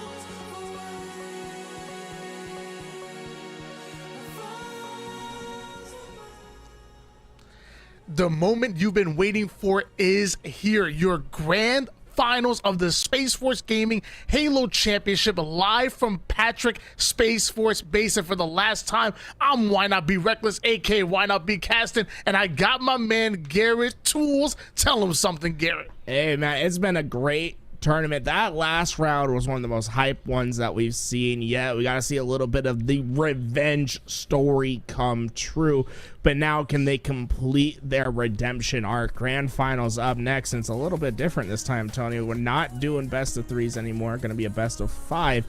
Let's take a look at how we got here in the first place, because that upset in match 5 in that lower bracket was just one cool one to witness. Remember, we started off our series of UNSC versus Dirty Davis and the boys. Dirty Davis took it in the first one, but when it mattered most, UNSC answered right back, and I want to see if they can keep that same tenacity in our grand finals where they had to match up against Shoot Us. UNSC was just sitting there like they had us in the first half. They had us in the first half, but they came out on top with a 2-0 victory. However, going into the grand finals, Shooters did make it all the way into there through the winners bracket without dropping a single game or series. So because of that, they're going to have a 1-0 advantage over UNSC in this best of 5. That means if they're able to put 2 wins on the board, that is it. However, UNSC will have to put the full 3 games in order to become your champions. Either way, both of these teams go into San Antonio, and that's really what it's all about, Gary. Not only are they going to come in and compete against some of the best, but they're also going to receive some specialized coaching from professional coaches. We're talking about the likes of, Hoaxer, the likes of Alumni, Elamite, some of the best out there. I know I would want that. Oh yeah, we have some of the best coaches in the scenes ready to take on the task, and will Shoot Us. This is a team with a little bit of coaching. They could go to that next level. The roster consists of Specialist 3 Gabriel Myers, aka Gabe Scheitze, Specialist 3 Ryan Cabas, aka Cabase, Specialist 4 Dalton Rivers, aka Hang Dog, and then Specialist 4 Troy Rodriguez, aka Godriguez, my favorite gamer tag that we've had thus far. This team is impressive.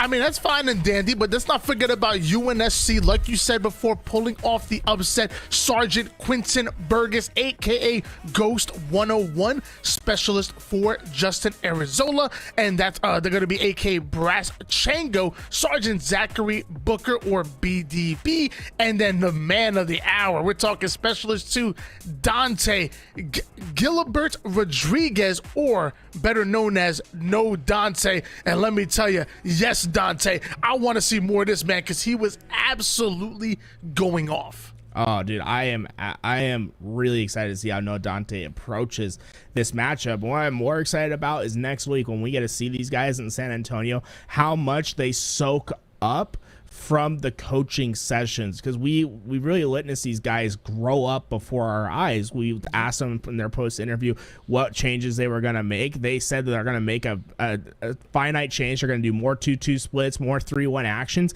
and we saw that in the next game. You could see that they're really adapting to the gameplay, and if they can get a coach behind them that knows exactly how to make these guys flourish, they could see themselves in a way better spot in the future, seeing gains and improvements right away. And that's why I love this initiative that we have next week with with these Halo coaches coming in and helping these guys, because they're in a team culture, right? And whenever you join one of the branches of the armed forces, you are a team. You have to be able to communicate well, and we're already seeing how fast that these guys have been able to pick it up with each other, play as teams. But UNSC has a tall task ahead of them with Shooters on the other side, because Shooters looks like a team that could be plopped down and be competing in the HCS tournaments every week, and going past a couple rounds. Tony, this is a team that is full of 4 very talented players. Coordination adaptation, and execution. That sounds like some of the things that you learned during your time in the armed forces, and that's what UNSC was able to do to pull off the upset against the very team that beat them in round number 1. But like you said, shooters are on another level. I've been watching some of their gameplay, and I've legitimately have been impressed. Like these guys, I would roam up against a matchmaking against them, and I would actually, I'd be okay, well, we got to figure something out. These guys are outgunning us left and right. They truly are shooters. This is your grand finals. They're up 1-0 going up into the series. So again, only having to win 2 games to become your champions. Garrett, if you're coming up through the losers bracket, if you're coming in and having to face a star-studded squad like shooters, what are some of the things that you're telling your teammates? What are some of the things that you're going to execute on to make sure that you come out and be competitive and maybe pull off a win? Well, the biggest thing is be confident, right? You got here for a reason. You need to make sure that you're playing together as a team, that you're confident when you're doing so. Be confident that your teammate has your back, and when you make a call out, that they're going to respond to it. If you're playing second guessing what you and your teammates are going to do, you're going to get punished by a team like shooters. They're going to be running at 100%. So to me, it's about having confidence and trust in the team that you built, and then enacting some of those changes that we saw, playing together as a unit but more separated on the map, doing more of those 2-2 splits, 3-1 splits that they were talking about. If they can find their way across the map, then they're going to have a successful time. But it's still all going to come down to individual gunnies at some point in this game, winning some pivotal fights to get yourself to that next level. Well, just as important as your teamwork, your communication, and your gun skill is, so is the map and game modes that we're going to play. So going into game number 1, Oddball Live Fire. That's a really good way to start things off. It's a little bit of a longer game type, but it gives both of the teams the time to feel each other out, see what angles they're coming from, and make sure that they're nice and warmed up going into a game 2 Slayer Catalyst. That's going to be absolute kind of a mix-up, if you will. We haven't seen too much of Catalyst, especially on Slayer, where it's a little bit of a free-for-all sometimes. Now, game number 4, if necessary, will be Aquarius CTF, and then if super-duper necessary, if it somehow goes to that game 5, we end up right onto Recharge Slayer. Now, when I look at these first 2 maps, I'm feeling very confident if I'm shooters, right? Oddball and Live Fire are very a team-oriented map where you're going to have solid rotations, and that's something that we've seen from shooters, how dominant they've been able to be in Oddball. They've played Oddball Live Fire before. I think this is one of the maps that they're more confident on. Now, UNSC, they're seeing Slayer and Catalyst, and they're like, okay, we played that map. We did good on it. The only problem I see with it is that it's a very long-range map. You're going to have some great gun skill from those long-range fights, and that could be troublesome when you're going up against a team like Shooters, who has great coordination and great individual skill. Although, not having as many reps on Catalyst could come to harm Shooters at the end of the day. UNSC already has one of those games on LAN. They had a very impressive performance there already as well, so maybe they can make an upset on Catalyst. Well, I want to hone in a little bit on that. I guess our first game we're going to be seeing, but technically game number 2, I want to hone in a little bit more on Oddball Live Fire. You mentioned it before. Tower side control is going to be key. When you set up on an enemy team and you're watching all those angles and you having that elevation, it could be so important. And then the moment you start to get pressured or get overly pressured and you start to drop in numbers, you get to play that ball off of the map. How important is playing that ball and forcing the reset, and then where you go from there into game number 1?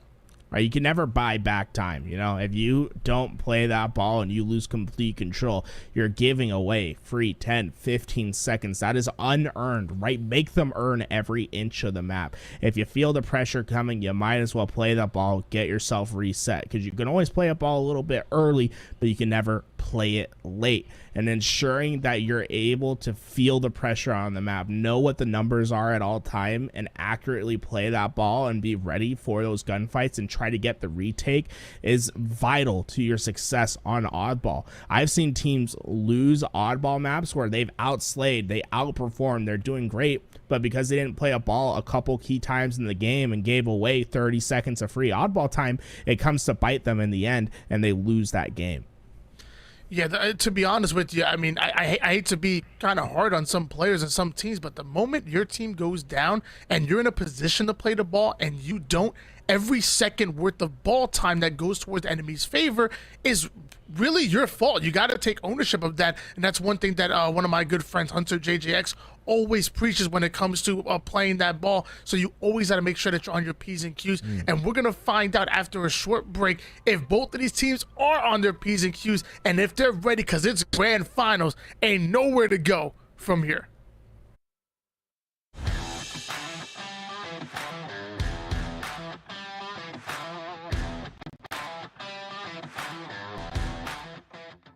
Hi, I'm Cadet First Class Christopher Chua, and I'm at the United States Air Force Academy. So I'm a program manager for the Air Force Gaming Academy, which is a startup sub-brand of AFG at the United States Air Force Academy.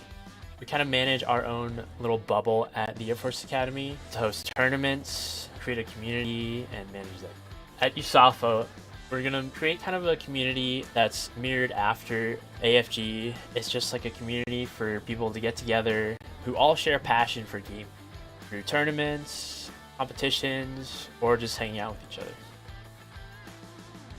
We hope to incorporate AFG Academy into AFG to give cadets exposure to and allow them to connect to active duty Air Force members and Space Force members for either mentorship or just to get to know people.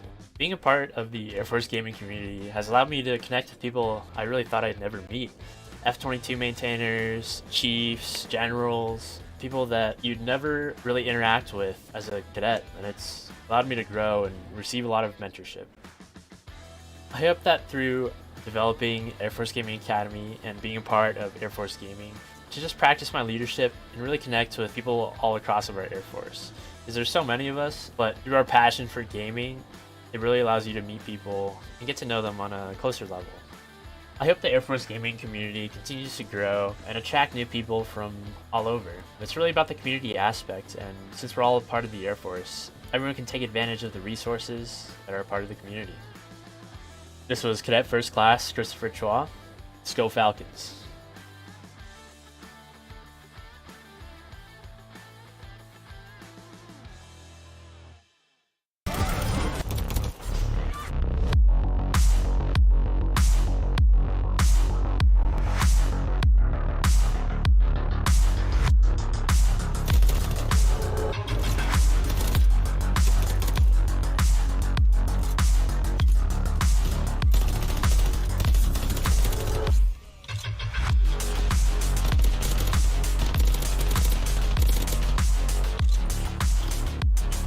We got people back. I was ready to start swinging. I'm about to be one of them. Why?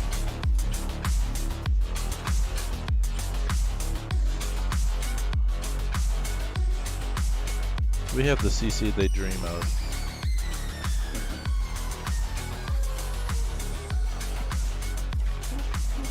Oh my god. That, oh my god.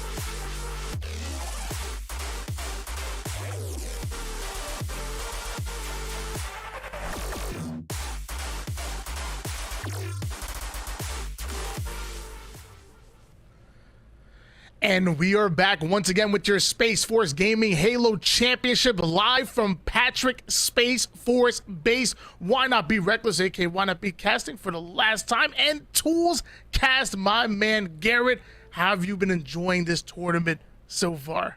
It's great, man. We've had our ups and downs, our close games, our blowouts, but it's time to clutch up or kick. You know what I'm saying? It's about being the winner. Make sure that you come out as strong as you can and play your best game in our grand finals. And finally, a best of 5, although for Shooters, still a best of 3. They only need to win 2 because of the 1 game advantage that they get from coming from the winner's side.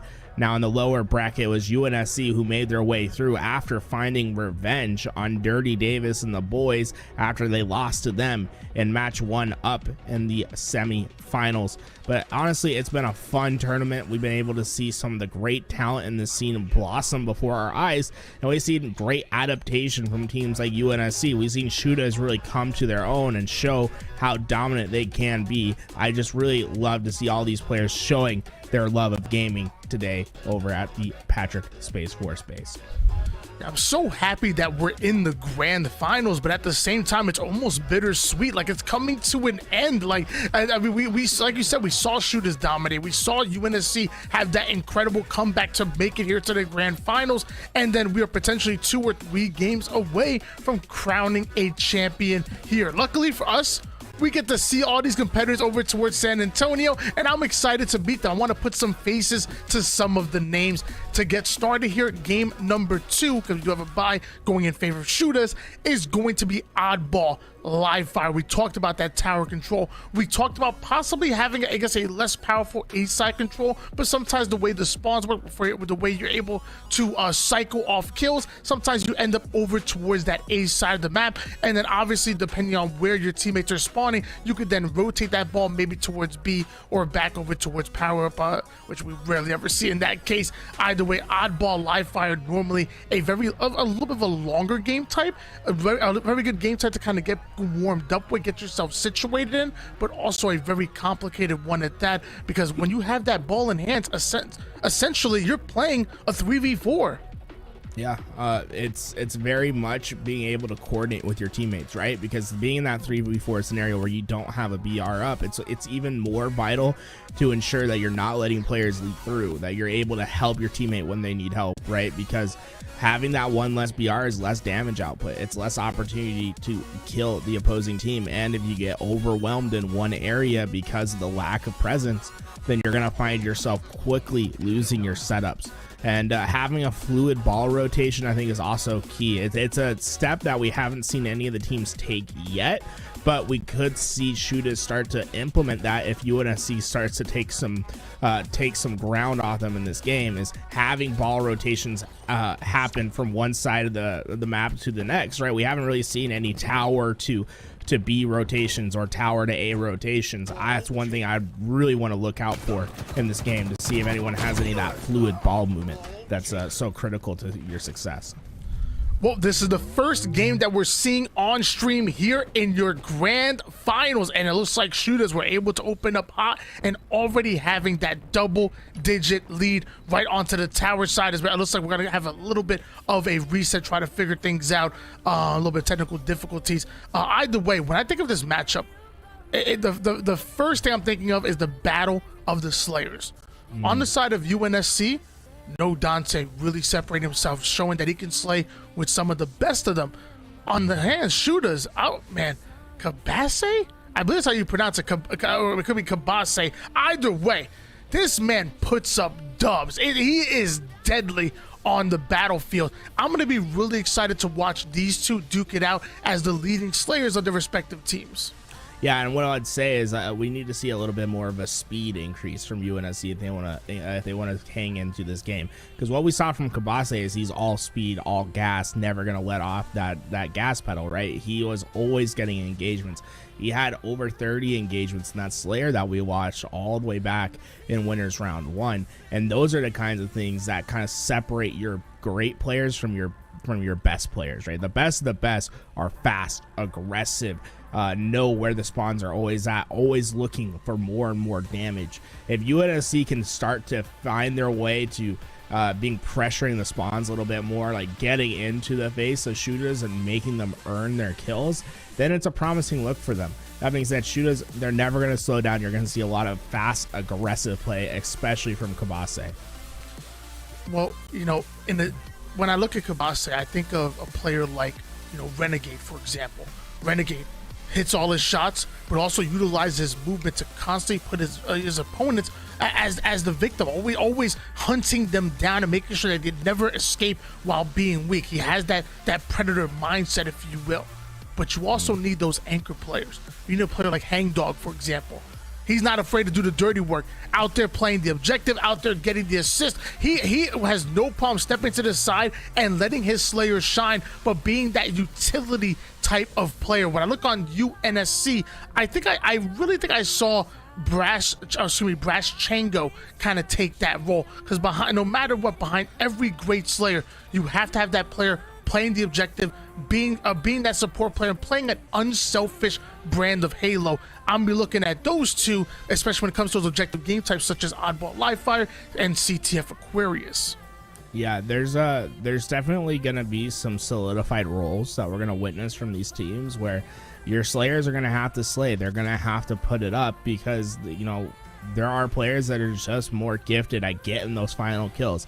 It's just the nature of the game, and it's how you can support those players best and give them the best opportunities that really help you win games. You know, not everyone can be the Frosty on your team. Sometimes you need, you know, that lethal character who's there and just picking up assists, being in the right place and supporting the team. And those unsung heroes are really what puts you over the edge. If you can best support your top Slayers and allow them to be free, and not to, if you can make your top Slayer feel like the game's not hard, and that it's just like, oh yeah, I'm just playing, then you're doing your job right. You know what I'm saying? It's whenever your top Slayer feels like they're scrapping for each and every kill, and they're like, dang, how are we not in this game? I'm finding kill after kill, but we're just not in it. That's when you're like, okay, my support players need to be doing a little bit more to alleviate some pressure. This game should feel easy at every given moment for a Slayer. They should feel as if I'm statting like it's a matchmaking lobby. If you're able to do that as a support player and alleviate pressure, then you can find yourself in a great position to take some games.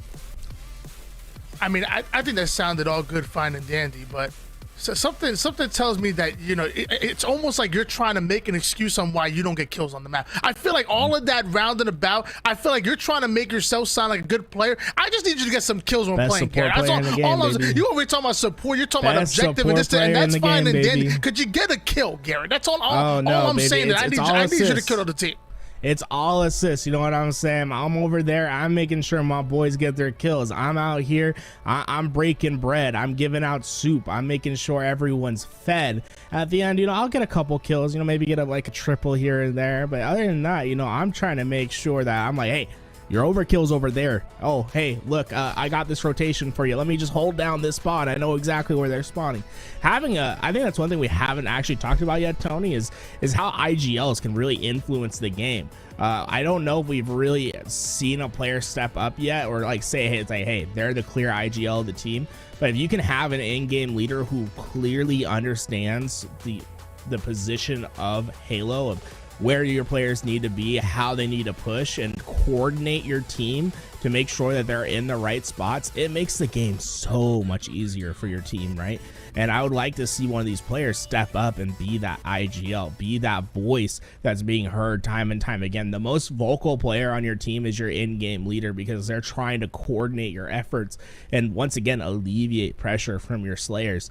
Usually they'll be that back player who are like watching spawns, making sure that they have your support, and are really just giving out play calls. Expect them to be it's a little bit different than football, because your quarterback's still out there making the plays, making the throws.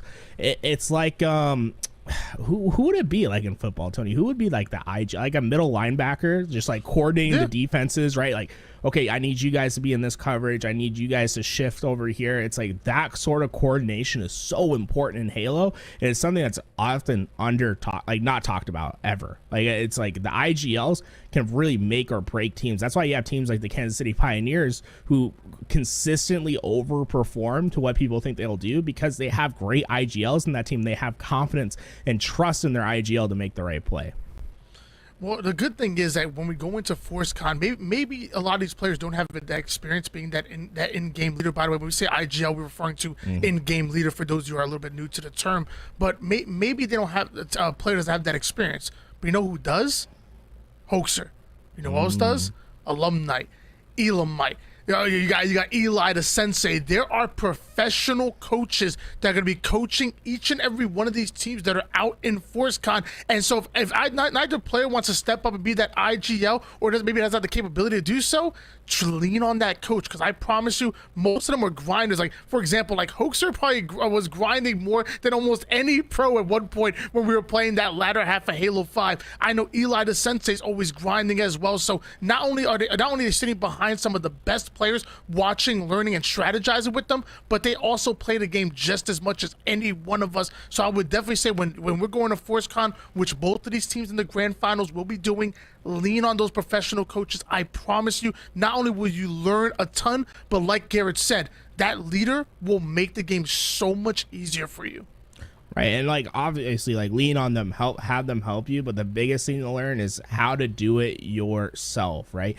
Lean on those coaches to help you learn, so that when they're not there, that you can take over those responsibilities. Often what keeps a player from being this great individual talent who just cannot find himself to the next level is his communications and his ability to just communicate with his team and give the next steps and to be that vocal leader when they need to.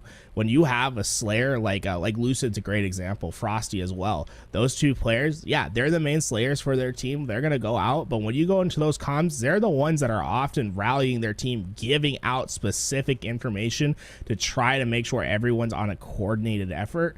And I think it's going to be great that we have these coaches here. And if you're finding yourself lacking in that communication part of your game, not being able to take over an IGL for your team when needed, this is a great opportunity, because players like Hoaxer, Alumni, Lunchbox are some of the best to ever do it when we're talking about in-game leaders. And if you're gonna learn, there's no one better to learn from than these coaches that they're gonna be seeing later next week, because they have qualified top 2. These guys are already going to San Antonio, so they're gonna have the ability to learn from the best of the best. Yeah, I always said when I would go into coaching session, or even going to just playing a new title in general, like, I'm never going to be able to shoot like Lucid. I'm never gonna. My game awareness will never be as good as his. Like my overall gaming IQ will never be. But you know what I can work on? My communication. That's probably the easiest thing that I can work on to try to get to that level. And then maybe I'll continue to practice my shot and hopefully get to that point in my gaming career. But one of the easiest things to work on is that communication. Going into this best of 5 series, we kind of talked about it before. You have UNSC fighting out through the losers bracket, and they're technically starting off this series 0-1. Their opponents made it through the winners bracket, didn't drop a single series, didn't even drop a single game actually going into the grand finals, so they have a bit of that advantage. That has caused a little bit of a mix-up when we go into this this layout. Instead of having 3 objectives and 2 Slayers, we're going to see 2 and 2. So I think that kind of really favors a team that's going to be really good at Slayer. And so far, we've seen UNSC time and time again keep things competitive in their losses in Team Slayer, but then also come out with dominant wins in Team Slayer. So maybe just maybe Team UNSC might be going in a little bit confident. Yeah, Slayer's known as the great equalizer in Halo, right? Objectives, you usually see the better team win objectives. It's just the nature of the game. It's a lot harder to win an objective. In Slayer, it gets a little bit more dicey, a little bit more mixy, right? Because there's not set metas that you would see like in an objective game where you're going to get really punished if you make the wrong play. If you can make the wrong play together in Slayer, then you could be finding yourself finding people out of position or to their back turned to you because they have no idea that you're making a certain flank. Because it's just unorthodox. A lot of these more unorthodox strategies come through in Slayer, and there's just so much more to keep account of. And the game state is often simplified to a level that's very easy to understand and apply, right? All you have to do is find kills on the map and stay alive. 2 objectives. Get to 50 kills, don't get to 50 deaths, right? And 2 very easy things to comprehend and to apply to your game right away. Whereas when we're talking about strongholds and getting the correct rotations, understanding it's like, hey, I need to leave 3 seconds earlier than I did last time because of the spawn timings on this. Like, those are more complicated, advanced concepts that take a while to learn. In Slayer, it's a great equalizer. If you can steal away objective, win the Slayers, UNSC has a road to victory. That being said, it's a mountain and a half to climb.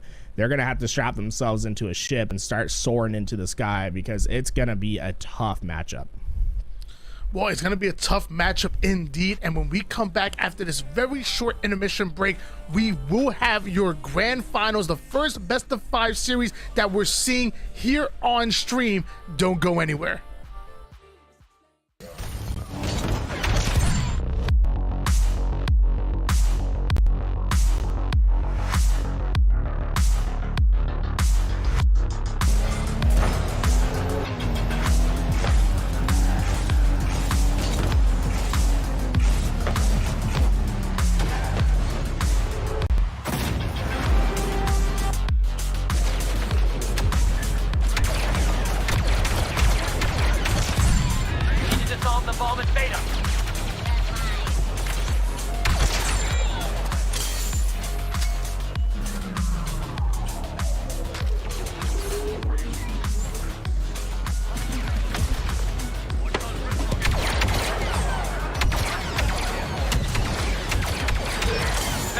We're not done yet.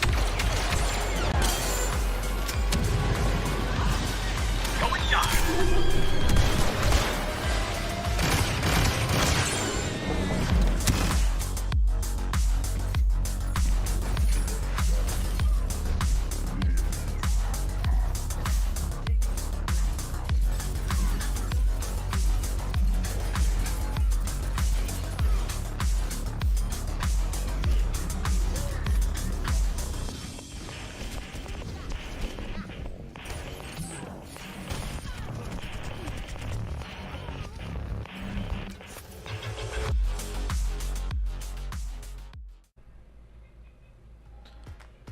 Back once again with your Space Force Gaming Halo Championship, and we're waiting on the grand finals, first best of 5 that we're seeing on stream here, and we're watching. It looks like we're actually at the lobby ready. We're finally going to be diving into it. Garrett, we've been talking about this matchup for long enough. Talk is cheap. It's time for action. I've been waiting to see my homeboy Kabase, the Nevada local to me and hometown representation on my end, guys. He's out of Las Vegas, Nevada, the first resident from Nevada to volunteer for the Space Force. Signed up, got that status title. I absolutely love to see it. And he's going to come out and he's going to have a great game, Tony. I can already feel it. Kabase is my man to watch this time around. Here we are, finally into this game. Live fire oddball. Watch out for those sniper rifles being impactful. And well, you can already see 3 going down right away. Shoot us. Already taking that coordinated effort, making sure they're playing with each other. You saw them all looking towards the same thing. You can tell that these guys are coming out strong and ready to take it to UNSC. They might have been iced out a little bit, but man, they are still warm, coming in hot, and we're already seeing a 15-0 run go in favor of shooters. However, UNSC are positioned well in order to grab the overshield, but as I say that, there are players hitting the kill feed left and right. So, you know, Dante hit that little curb slide right there. This is a man that's been watching some videos. He knows the movement tech in the game, and if the UNSC has a chance in this game, it's going to be because no Dante picks on up, but unfortunately just not able to find that bottom kill at bottom mid. And those are the things that can come back to haunt you the most in this game, is letting kills get away from you. And that's something we haven't seen shooters do at all, Tony, is that they've always been on top of the feed. If there's a player that's made weak, they instantly pounce. And you can see Kabase already taking over the lobby. He's been in 9 engagements, no deaths whatsoever, 7 kills for him. You said Kabase was your player to watch, and this young man's going off. He's demanding the screen, and we're going to hop on board with him. And you're seeing the pings coming in out of shooters, sometimes underutilized. Communication is great, and we rely on that mostly, but being able to ping exactly where the opponent is, that's coming on screen. But so are 3 X's for UNSC. Once again, shooters able to slay out while keeping 3 players alive still, and that's just going to mean good points going in for Team Shooters. Kabase's playing for that killing frenzy. It's so close. Oh, his teammate steals it away. And it just shows you how much impact that having a player that's just popping off for your team can have, right? You get a confidence boost for the rest of your teammates. Hey, if I'm going to leave a player behind, my teammates should be able to pick them up. Having a player that's ready to take whatever actions necessary is so vital to your team's success. On top of that, they've been on top of the power weapons and utility as well on the map. Truly the reason why they've been able to build a 60-second lead right out the gate. Brash Tango getting a big kill onto Godriguez, and it looks like Hangdog gonna fall as well. We're finally seeing some life being shown here by UNSC. As I say that, Kabasi, the playmaker, coming in, making his presence known immediately, anchoring that A-house window side. Another one goes down for UNSC, and that should be the collapse out of shooters to get them that ball time there. And we're going to see a little bit of freeze right here. So we'll have to see if we can get back into this game relatively soon. That being said, shooters look like they weren't slowing down at all. Kabase, when we did leave, was 10-1. He was absolutely going off in that first game. He got 9 kills in a row. And I think it largely came from the fact that they were able to control all the power weapons early on, and they were able to get their setup established right away, forcing UNSC to take routes that they're not comfortable with to try to break those setups. Yeah, shooters literally lived through about 3 or 4 different cycles of UNSC. Meanwhile, UNSC only really had one good break where they were able to get the ball out of their hands. And then even after that, we saw that collapse coming in out of shooters where they were just about to get that ball in once again. And now we're seeing just that. Yep, UNSC going 3 down. Shooters once again gaining control. Great break by UNSC, but it was only one. Shooters have still been controlling 90% of the game, and now they're 4 seconds away from taking round number 1. Yeah, that's gonna secure, and you see Kabase 14-2 to end that for the squad. 7 assists as well, and I think that's what we found so impressive about Kabase through everything, is he's not only just racking up the kills for his team, he's also being in every engagement possible, getting assists, just being on the map, being a terror to deal with. He's been in at least 24 gunfight engagements throughout this game. And the triple kill coming out of Kabasi to put his 17th on the board. Somehow has only died 2 times. UNSC rotating that ball right into the hands of shooters. A little bit of miscommunication there, and shooters are definitely going to take advantage of that. Well played by them, and now we're seeing a lead change once again go in favor of the boys in red. And look at this. He wants to get into these engagements, and unfortunately that eagerness to try to rack up those kills, that's where you're going to find opportunities for UNSC. If you can leak through and find weaknesses in the setup, find the lanes that aren't being watched and get behind enemy lines, that's how you're going to find yourself easy kills and to find ball breaks. They only gave up 27 seconds. This could be a lot worse, and you already see UNSC starting to apply pressure and find kills in the feed. To quickly go down for shooters. This is exactly what UNSC need in order to make the break, in order to be able to get some good ball time. But as I say that, it looks like Slays once again going in favor of shooters. Brash Chango gonna try to take this perimeter once again. Big kill out of him, and now UNSC are grinding forward, but they're not done yet. Shooters are still coming. And you can just see how shooters, they work together in tandem, coming in as a pair, forcing a player back out of their position. And it's those coordinated efforts that make such a difference in this fight. UNSC's trying their best to push together, but they're staggering just a little bit too much, and it's being taken advantage of by the shooters roster. Yeah, I was really happy with UNSC and the way they were able to formulate a plan in the losers bracket finals to come out with a big win to make it here to the grand finals. But like Mike Tyson once said, everybody has a plan until they get punched in the face. And as of right now, shooters are punching them in the face. They already took round number 1 handsomely. They are dominating here in round number 2. Shooters are showing exactly what they thought they were. Oh, so smart. I love that play. Although it doesn't result in a ton of kills, he baited those players to come and overexpose themselves in the big door, waiting behind that pillar with the heat wave to get a huge amount of damage down relatively easily, and it allowed them to get that full wipe on the team. And it's these coordinated efforts that we're seeing from shooters that's taking them over to the next level. Check out that assist column, all of them getting involved in every fight. Yeah, I mean, they're not counting on that individual skill. They're counting on that teamwork, and that's one of the reasons why they're so dominant. I mean, you can win games with individual skill, but you can dominate the map with good team effort, with good teamwork, and that's exactly what you're seeing coming out of shooters.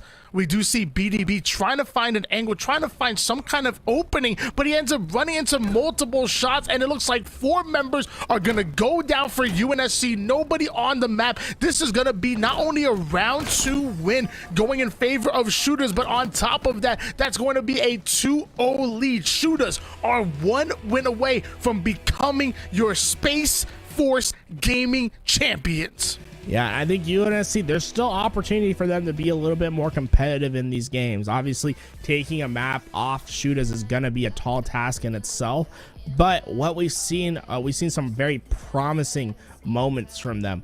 No Dante, he went 8-15 to finish that last match. If he can just get a teammate to be with him a little bit more often, or maybe just alleviate his pushes a little bit, or kind of pull back. I know it's kind of counterintuitive, but don't play as fast. Wait for your teammates to get some damage in. Maybe bait your teammate a little bit more, because you're gonna need those extra shot advantages in those gunfights. Find those double, triple kills, get them 2-3 down at a time. That way you can get your own setup. That was what really was hurting them at the end of the day, was they were finding kills on the map. You know, it's not like they were getting absolutely rolled through when it came to the kill count. It was the fact that they weren't able to stack them on top of each other, right? They were getting 1 here, 1 there, and every time they got a kill, it usually came at a cost of 2 deaths, which is an unsustainable way to play the game. There's a lot to be cleaned up there, but it's not like we can just write them off as if they can't find that improvement and make strides to alleviate those problems before next week and their championship at FORCECON. Well, luckily for UNSC, like you said, they were able to find some slays. They were able to put some moments together. Going into this next game, this game number 3, it's going to be Slayer. I mean, that's the only objective, like you mentioned before. You know, take the oddball out of it, take the CTF out of it. Slayer is a much more simpler brand of Halo. At that point, you're worried about staying alive. You're worried about getting those kills, applying pressure, and stealing those power weapons on the map, and that's it. Where if you're playing a game type like oddball, you're worried about all of those things, plus trying to manage an objective, and sometimes that can be overwhelming. Game number 3, a lot more simpler. This is UNSC's chance to make their stance, to line up their defenses. Otherwise, they're going home a little bit earlier than expected. Hey, and Slayer Catalyst is going to be a tough matchup for UNSC just because of the sight lines that are available on this map. Shooters is a team that has players that are very much aware of what's exposed to them at all times. It's a natural instinct for them. It's just in the back of their mind. They don't have to actively think about it. And when you can get your gameplay to that level, that's where you start seeing yourself making the best play possible, right? In chess, there's always the best move, right? And it's the same concept in Halo. If you can play a certain angle a certain way, it's better than playing the same angle but at a more exposed position. And that's where I think UNSC could find themselves in some trouble, is that they're going to find themselves exposed to a large part of the map at most times, and being able to learn what the sight lines that you need to make sure aren't exposed while watching lanes is something that takes practice on a map. And with this map not being out for as long as the other ones, it's going to take time to learn.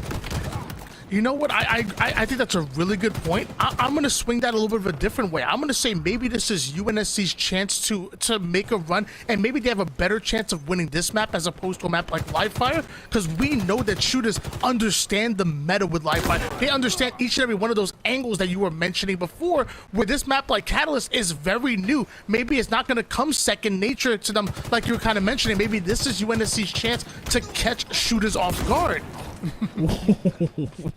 Kavase has put that skewer to work right away. He's had no problems finding the end of that gun. I have problems getting the shot to land since you have to lead it a little bit. None for him whatsoever. And that's the one thing that I've been really impressed with Kavase. He's been able to find the positions. He pushes with his team, and he acts as if he's the tip of the spear, right? If you see him push forward, you know that there's another 2 teammates coming right behind him to put down maximum damage.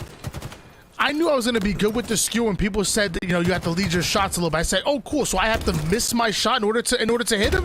Perfect. That's what I'm a professional at doing. And I immediately became a god with the skewer because there's no one better at missing shots than me. 11-5 lead, still in favor of shooters. UNSC have just gone 3 down because shooters are, in fact, hitting all of their BR shots. It's like, yeah. I can attest, Tony, you are a master at missing shots.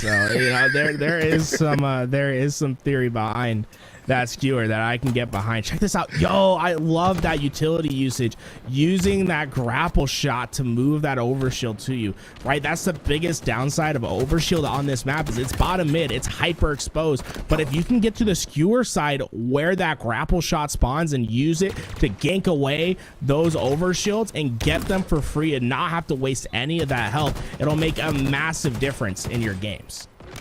Yeah, if you're not grappling equipment and power weapons to yourself, I don't know what you're doing at this point. I mean, Halo Infinite has been out long enough. You better learn it. It is absolutely meta. And so is double your enemy's team score and team slayer. That's exactly what shooters are doing right now. Currently rocking 16, where UNSC have only been able to put 8 on the board. And your man Kabasi just impressing time and time again. The man is 10-2. He ain't got no assists right now. He ain't got time for that stuff. He needs some slays. I love it. He wants to try to get to 20 once again.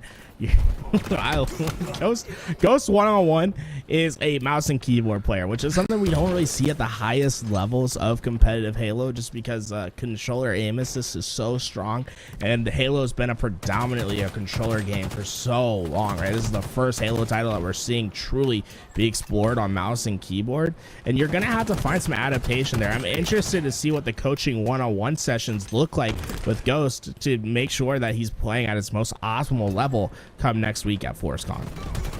Yeah, I think he has to play a special brand of Halo. Put shots, stay alive, never get into an individual gunfight, but really allow on that movement and creativity, which, I'll tell you, man, shooters being very creative with their movement. I've seen them slide in and out. You mentioned a few of the curve sides that they're hitting in order to close the gap. These are not just a few Halo players, a few FPS players said, let me decide to play Halo. Like, no, these are Halo players. These are Onyx level players that we are seeing on screen, and it's no wonder they've been able to dominate the competition up until this point. Ooh, this sword's gonna be a big fight, and it's Hangdog using that overshield to find the double kill, right? And that makes all the difference, right? Having that power up allowed him to clear out that sword side, and it just shows you how vital it is to make sure you're on top of that overshield, and if you're not gonna get it, you have to stop the other team from getting it, because it can cause a huge shift in map presence just by having an overshield player being able to take on a 1v2, especially after the changes they made to Season 2, where they gave that overshield an extra bar of health. Agreed 100%. Catalyst is the only map where overshield spawns in a position where you can throw your life away if you're not going to click that overshield onto your chest. Lots of times you'll click the overshield onto that chest, it ends up dropping to the ground, and your opponents have an opportunity to grab it. However, on Catalyst, you can literally dive your life away and make sure that overshield gets off of the map before you end up dying. It's a very interesting aspect that we're seeing introduced to Halo Infinite that we haven't seen on any other map here in this game type. Shots flying left and right. UNSC trying to find some kind of angle, trying to find some kind of option to get their way back into it, because again, they're one game away from being knocked out of the tournament. UNSC just hasn't been able to get out of their base. I think that's been the biggest problem, is their expansion on the map has been stunted because of the pressure that shooters provide right away. And when you find yourself on your back foot, not feeling comfortable when you can push up, that's where you start to see teams go on crazy runs. And that's why we have a 17-point lead right now for Shooters. Commando out for Kabasi. Excellent shots. Earns himself a quick assist, but he's not done yet. Without any timing loss, he immediately starts to gravitate towards those pings that his teammates are providing free information for. He does have 3 players in front of him. Backs down. Prioritize that light. Comes right in. So creative with the movement. Look how much damage he's able to inflict. He has put 2 players to 1 shot. He's somehow still alive despite going 1 shot himself multiple times. And just like that, that's a full squad wipe for UNSC. And Shooters are now 9 kills away from taking the game. If you don't see why he's been so dominant on the leaderboard, if you haven't seen why Shooters have been winning in these fashions, that was a large reason why. Yeah, the coordination, the effort to play together in that back base. You saw how he was 1 shot, kept taking the challenges, wanted to get involved in those gunfights and keep UNSC on their back foot. And they do it once again, right? They're keeping them in that back base, not allowing them to push forward, constantly applying pressure and working as a unit. And that's why they've started to have this separation that they have. 5 more kills needed for Shooters to not only take the game, but also take this tournament. And in flawless fashion, they haven't dropped a single game yet, but they're dropping elbows and fists left and right. Another 3 down for UNSC, and it's 49 on the board. They're looking for their final kill. Couple cross-map brute grenades coming out of hand dog. Nobody home just yet, but it seems like it's only a matter of time before they pull off that steak-tacular. That's gonna be it. Shooters are your champions. Oh man, we're gonna have to see this squad and how they match up against all of the other armed forces branches, because they have absolutely come up and shown out for the Space Force. But there's some dangerous teams in some of the other armed forces. I mean, Air Force, that's going to be a tough matchup for them over there. And, you know, I'm going to be happy to see how they improve with their coaches at San Antonio, because now it's not just about taking down some of your brethren in the Space Force. Now you got to get some of that classic rivalry done. You know, Air Force, Space Force, I'm sure there's some tension over there. I'm glad that we're going to be able to see that matchup come San Antonio. A couple of Space Force members are former Air Force members. I think we saw 2 that transferred over from UNSC. But yeah, either way, man, this is all about Shooters. And let me tell you, there's going to be plenty of competition. It's not going to get easy from here, but celebrate right now. You know, maybe get yourself a nice little drink or something, because you guys earned that win. Yeah, Kabase looked absolutely incredible all throughout today. I want to see him really take his next steps and move towards that next echelon of Halo. There are, like, No Dante played absolutely incredible for UNSC. He came out and really helped them push them towards that finish line of getting that top 2 finish so that they could come out to San Antonio. At UNSC, I think they had to be very happy with their performance in today's tournament. Obviously, it didn't end the way that they wanted, but it was a gauntlet for them to get to this point. The bracket was just stacked against them, and they were able to go down to the losers bracket, the lower bracket, right away and fight their way into the grand finals. Yeah, one last look at the bracket. We did see Dirty Davis and the boys take down UNSC earlier in round number 1, but then Shooters answering right back, taking Dirty Davis over to the lower finals. Eventually, UNSC not only meet up with Dirty Davis and the boys, but pull off the upset by 2-0ing them, the very team that 2-0'd them in round number 1. Finally, we made it to the grand finals, and Shooters letting us know who they really are, letting us know why they were the favorites coming into this tournament from the very beginning, taking it in a flawless fashion. We're talking 7 straight wins out of Team Shooters. Yeah, they made it look so easy, and you can really tell that this was a time for them to practice and start getting that coordinated effort together, right? They were able to play as a unit, and I think that was really what impressed me the most. They were the most team-looking team, right? You know, they had the individual talent. We saw great moments from individual players, but so many times when you were at the end of the game, you look at the assist column and they all were just close to double digits or just absolutely frying together. And it's that team cohesion that can help you find some upsets later on in the bracket against some better teams, because there are some juggernaut units out there that we're going to see in San Antonio that this team needs to start preparing for tomorrow, if not today. You know, maybe get on and get some scrims on tonight, because you are going to have some tall tasks ahead of you at San Antonio. Yeah, I can't wait to meet the boys IRL over in San Antonio. But looks like we got a little bit of a tease. I think eventually we're gonna have ourselves a little bit of an interview with one of the winners. And actually, from what I'm hearing, it's actually the man, the myth, the legend, Ryan Kabase. Hey, that's one of your Nevada locals, Garrett. Go ahead and tell him. Not even that. Yo, Kabase's got my back on this. You keep saying Nevada? It's Nevada. Am I right, Kabase? Yes, sir. Yes, sir. You never talk to a Nevadan local and you say Nevada ever again. Why not? He's gonna come through that screen and punch you. I'm just gonna let you know right now. My bad. I don't want no problems, man. I don't want no problems. How you feeling, Ryan? Coming out of Nevada. We're feeling good. Just got the dub, so we're on a high horse right now. I'm happy to see it. You in particular were performing at your highest level. Were you finding yourself being that leader for your team? Were you the one in the comms giving the IGL work, keeping the team together? For the most part, I think, yeah, like IGL wise, I think I have the most experience playing Halo. So I definitely took that role coming into the event, and like the slaying heavy side, I think I probably took that role as well. So yeah. There's some players that are in this tournament that obviously have played first-person shooters before, maybe dabbled a little bit in Halo. Nah, I know you a Halo player. How many hours a day how many hours a week you be putting in? So for the most part, at least when I first heard about the tournament, I definitely had to clock back in. But I did take a little break and I focused more on Valorant and Apex. So yeah, but when I did hear about the tournament, definitely was clocking in a good at least 6 hours a day just playing ranked and stuff like that. I was no life in this. All right, well now you better be no life in some more because you got some tall tasks ahead of you. San Antonio next week.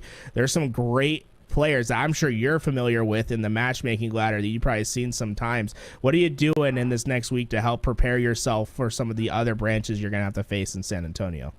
Definitely gotta lock in and put more into the grind as much as I can before the next event, before we get on the stage and stuff like that. So probably gonna do VOD review with the team and stuff like that, and probably shoot the gun as much as I can beforehand. When you mentioned VOD review, what are some of the things that you're going to be looking for going into these reviews? Are we looking for strengths? Are we looking for weaknesses? What are we looking for? Well, for the most part, just find out why Gabe Shiesty doesn't get any interactions on the map during the game, because that man be finishing with low kills and stuff. But make sure we're not making minor mistakes, pushing things we shouldn't, stuff like that. Correcting the little things before we get to the major event. Hey man, I'm from Vegas. I'm glad that we had another Vegas guy come out and represent. Is there any of the homies out there that you want to shout out? Who got you into gaming? What was your path to where you are now, getting in the Space Force and being the ultimate gamer? My path getting in, definitely want to shout out to the AFG boys over on the Air Force team, Buff boys, Nick, Andy, Charms, and Jordan for letting me know about the tournament in the first place, because I wouldn't be here without them letting me know. And shout out to the team, obviously, and then shout out to my wife and my family at home watching. Oh man, it was a pleasure talking to you, man. I can't wait to see you next week. Thank you so much for coming on, Tony. I think we had just an absolute blast of a tournament today. That we did. He said Valorant, Apex, Halo. He's speaking my kind of language. I'm just saying. I'm gonna follow him on Twitter. I'm gonna see if we can get some games together. I can keep up. I be moving my sticks.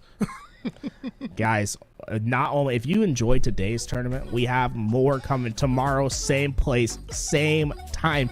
Air Force is going to be going at it, the brothers to the Space Force. It's going to be all the same from the Patrick base over in Florida as well. They're all playing on land, so if you want to see some more high octane Halo action, we'll come back to the Twitch channel. It's going to be starting at 9 a.m. Pacific, 12 noon. It's been an absolute blast today, and it's gonna be even more fun tomorrow. We got some great teams to come. Yeah, it was really exciting being here, Garrett, with you. Really excited seeing the competitors and whatnot. Big shout out to the production, everybody in the back end, because there was some fires that had to put out, and everybody handled it like an absolute champ. Big shout out to you guys in the chat as well, absolutely making some noise. And we're gonna see you right here tomorrow, same time, same place. Peace out.